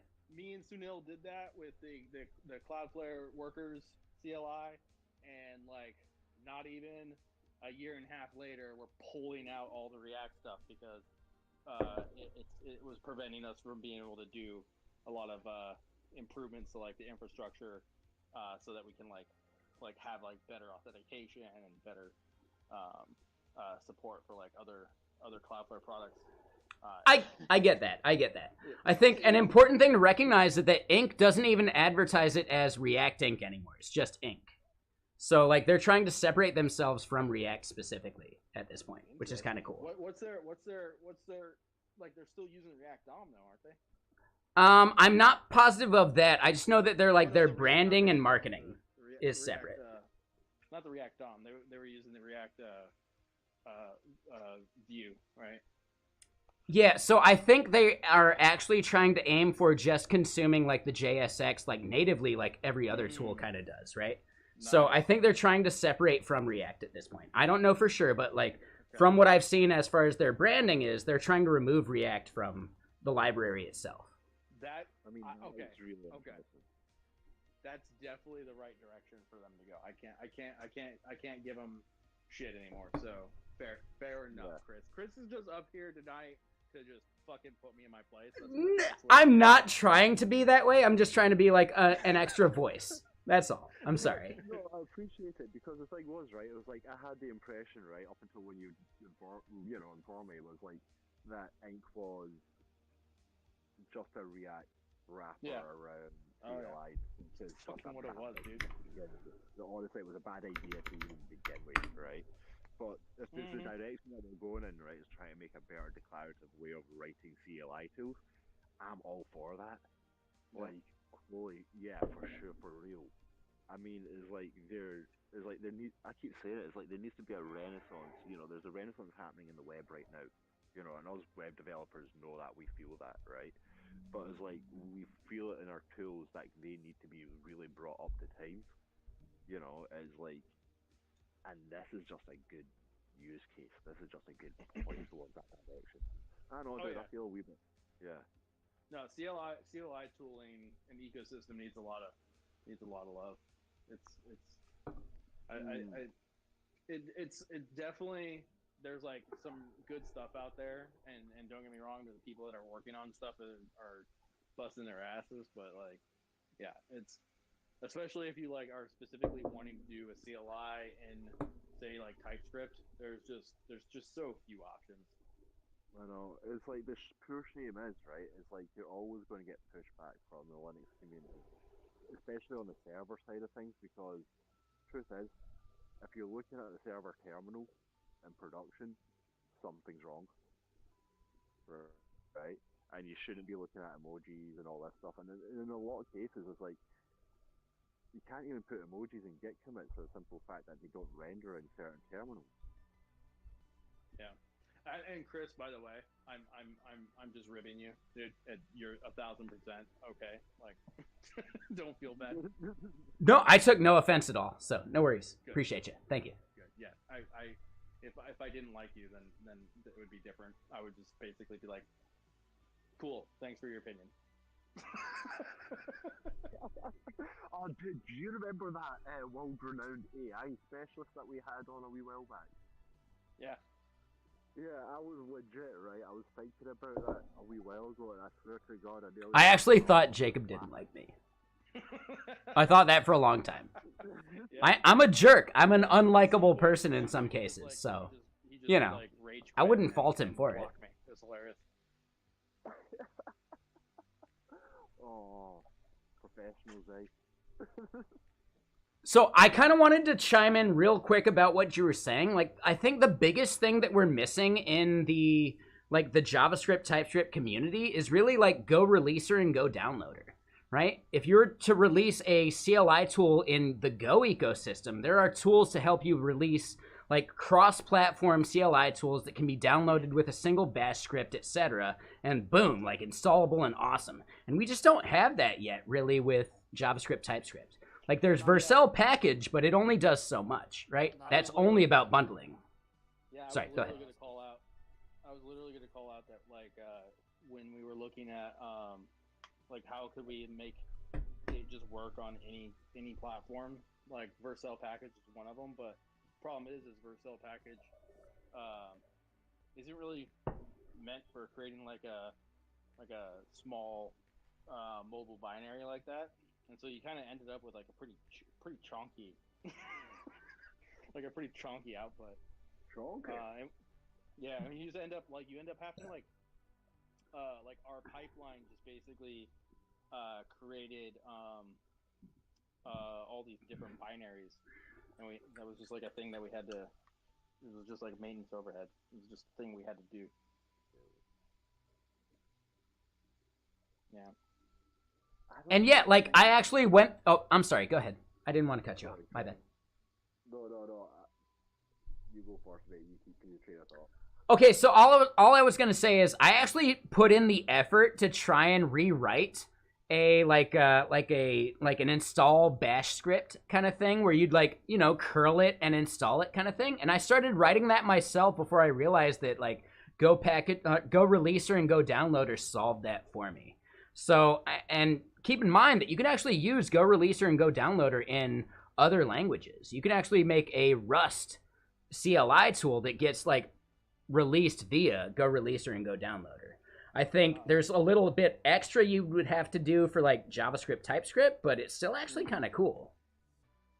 Yeah, that's cool. I don't work there anymore, but I will pass that along to see if that's something that will alleviate their infra burden a little bit. That is interesting. Yeah. But I was just gonna say, right? It's like there's a part of me when people talk about compiled languages. How do y'all like this? Is this fun? Is this okay to like chat and like you're okay like listening and me just jumping into someone's random thing? Because I might make this like a consistent Friday thing. I think there's value to this. I think that it's actually kind of fun. Everything else, nah. You know what? I just like I like JavaScript for the sheer fact. Be okay with this on like a Friday? I don't need to. It's on it. If it works, it works. All right, cool. I think it's worth working this into my regular like programming. You know, when you were talking about the CMS fuzzy, I was thinking somebody else was making a comment about how you can keep your markdown in GitHub, treat it as a CMS. It would be nice if they had some option to increase the storage amount, because I think you can have like a gig. You can like use large files, LFS or whatever it's called, so you can have like larger files or whatever. It's like kind of a pointer system rather than direct. But it would be nice if there was like some option rather than like storing all your media files in S3 and your code in GitHub and then combining them in like some site somewhere. It would be nice if you could just like store it all in GitHub and just have it your CMS and your code at the same time. To be honest, that is where Astro Studio kind of steps in, bro. Oh yeah, I hope you're doing all right, bro. But yeah, it's like what I was just about to say is like that's the whole purpose and concept behind Astro Studio is to try and give you like, in all honesty, nothing's better than your own database. And setting up databases is the worst thing possible. So Astro Studio is going a long way in that direction to basically help alleviate a lot of the developer burden when it comes to spinning up your own database. And yeah, and basically setting up tables, X, Y, Z, and then you're away. For the simple fact, because then you're not, you got a lot more control of your data, you can do a lot more fun things with it. And it really starts to take Astro to a whole new level. Yeah. So okay. Like, yeah, Astro Studio is something that I would recommend. But personally speaking, on that note, for general recommendation, I would say by all means you should be looking at a database at that point. Alright. So this is a dealio. I went like 20 minutes over because I came up here and I was like, man, that's a rare guest. I wanna stick around for that. So I'm gonna wrap it up now. However, we're back. We're back. We're back. We're so back. All right. Anyways, look, we're so back. All right. So this is the thing. Normally I have been cutting these super short and not even doing the plugs. But everybody's got personal plugs, I assume. So Nick usually doesn't have one. Do you have one this time, Nick? Can I still plug other people? Because there's a really cool app I just found. Sure. So, The someone side. in one of my Discords made like a Ultimate Guitar clone. Ultimate Guitar is the best website for sharing guitar tabs. It's like sheet music for guitar players. The cool thing about this website, it's like T3 and Clerk, top to bottom, custom theme, and it has web MIDI, so it like actually plays guitar sounds, so you can listen. Okay, my headphones just popped out. Right. I'm glad they didn't actually pop completely off. Share it, dog. Share it. It's called Auto Stream. You got the website link. Just put it in the comments. Done. Fuzzy, you got anything? You got anything to pitch, Fuzzy? You got a pitch? Personal pitch? What do you call Plug? Astro, obviously, I've mentioned them a couple of times. Astro Studio is a new thing that's coming that's being worked on at the moment, so it's pretty new in the Astro. Did you make it? Did you make it? This is personal plugs. Personal plugs. Personal plugs. I'm working on it. Honestly, dude, if I was to tell you the I'm gonna have to prepare a fucking lightning talk about like, no, Vexilla. You're fuzzy. You don't know how to develop. But it turns out I kinda do. We got this. I kinda do. I'm surprised too, guys. Yeah, there we go. That's my personal plug. I found out I could develop. All right. We'll keep our ears to the ground for the inevitable fuzzy unicorn startup. Look, Chris, you got a personal plug. You got something. So I'm working on a static file-based feature flagging tool made for indie developers, indie hackers, startups, etc. that can't afford something like LaunchDarkly, etc. right? To where you just put a static file somewhere on the CDN, and you can consume it with a client SDK in whatever language you want. And bam, you get feature flags for basically no fee. That's the main goal, and it's something I'm building right now. That's amazing. That's super cool. Y'all should go follow Chris at twitch.tv/CMGriffing, same as his name here. Oh, thank you. Yeah, go check him out. You can probably see him build stuff live. Sam, you got something? Boom! Yeah, I think I nailed it with that elevator pitch, didn't I? I'm good. Didn't I fucking nail it? I think I nailed it. All right. I'm gonna cheers y'all with it. All right. Doing your name right, okay? Because you came back. I appreciate you being here. Yes, sir. I guess. Personal plug. We're so back. I hate all these memers. All right. With that, Arliss is here. Arliss, plug away. No, I'm just learning how to ping 10 million URLs and I'll blow up my network. So I'm having a blast. Cloudflare hates me. I'm the worst nightmare, bro.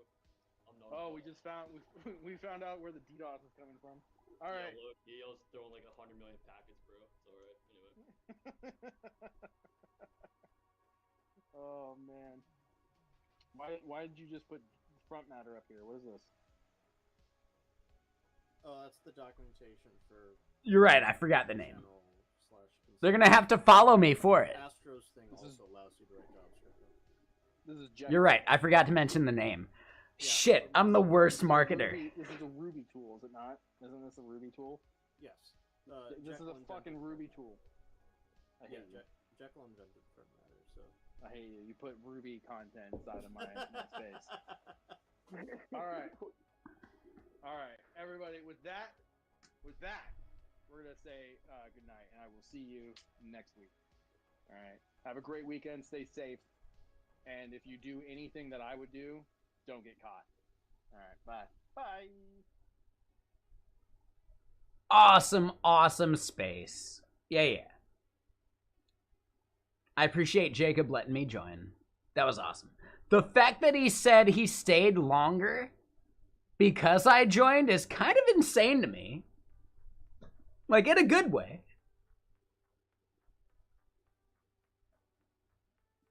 In a good way.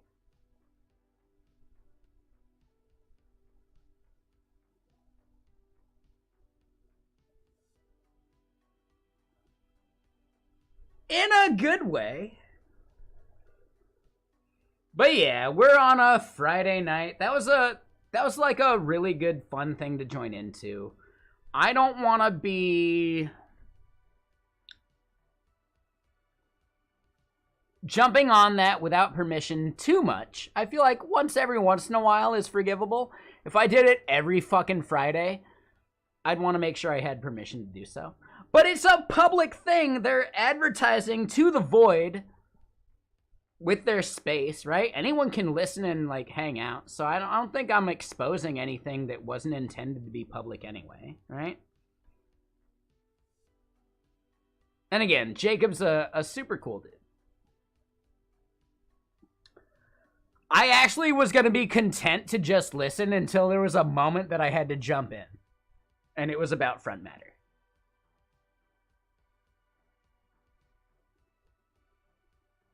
I don't think I was a jerk about it, though, right? I've been worse, okay? So real quick, who we gonna go raid? Because I need to eat some food, right? Food needs to be in my belly. Like, real soon. Food needs to be in and around my belly. Like, right now.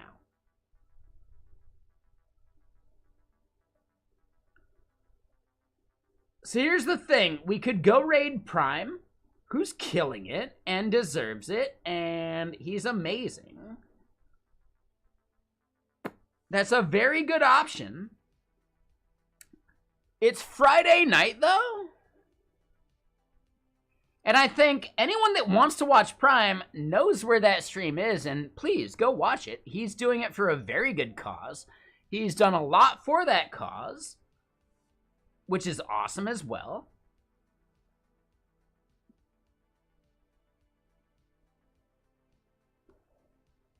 I kind of want to raid Evan J. Stern, though.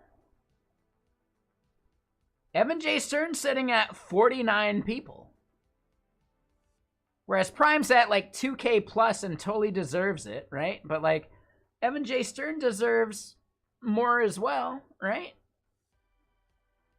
So here's the biggest thing. I bet I could head over to the Prime stream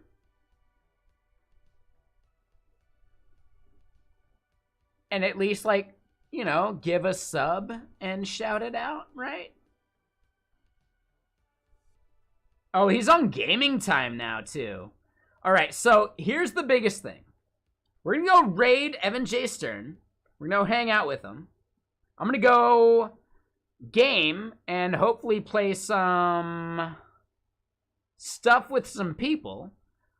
But I got a 53-month sub to shout out over in Prime, like in his chat.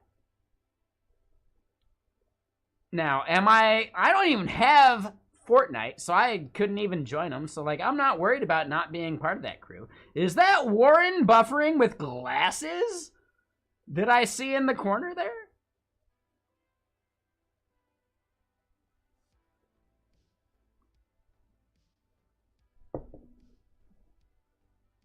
I feel like Warren Buffering has never advertised the fact that they wear glasses on a regular basis. Are they self-conscious about glasses?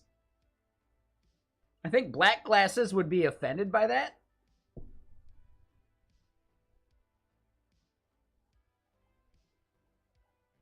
But yeah, so here's what we're going to do. We're going to go raid Evan J. Stern. I have no idea what I'm cooking for dinner tonight, but I got to figure something out. Dude, Evan J. Stern is like falling asleep playing this, it seems. Dude, it's a really good beard he's got. Holy shit, dude. We're gonna go give him the life he needs right now. And here's the coolest part. I got to meet Evan J. Stern at the partner party in Vegas. That shit was fucking awesome, dude. This dude's the man. Like, he's so fucking cool. He's easily as cool as everyone else from programming. I'm not going to say anyone's cooler than anybody. Like, Evan J. Stern easily sits within that level of awesomeness. So let's go say hi to him. I'll go shout out my sub to Prime. Over in Prime's chat, obviously. And, yeah. Let's go see what Evan J. Stern's up to, man. He's a good dude. Like, he's super awesome. Now, here's the thing. I'd love to go raid DM Mulroy. He's awesome. All right, hold on. Let me do this.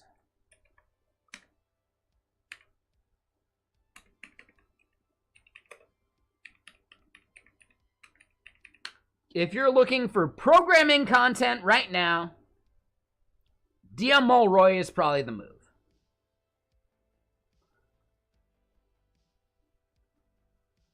So go check it out. Go chill. Totally fucking worth it. Dylan's awesome.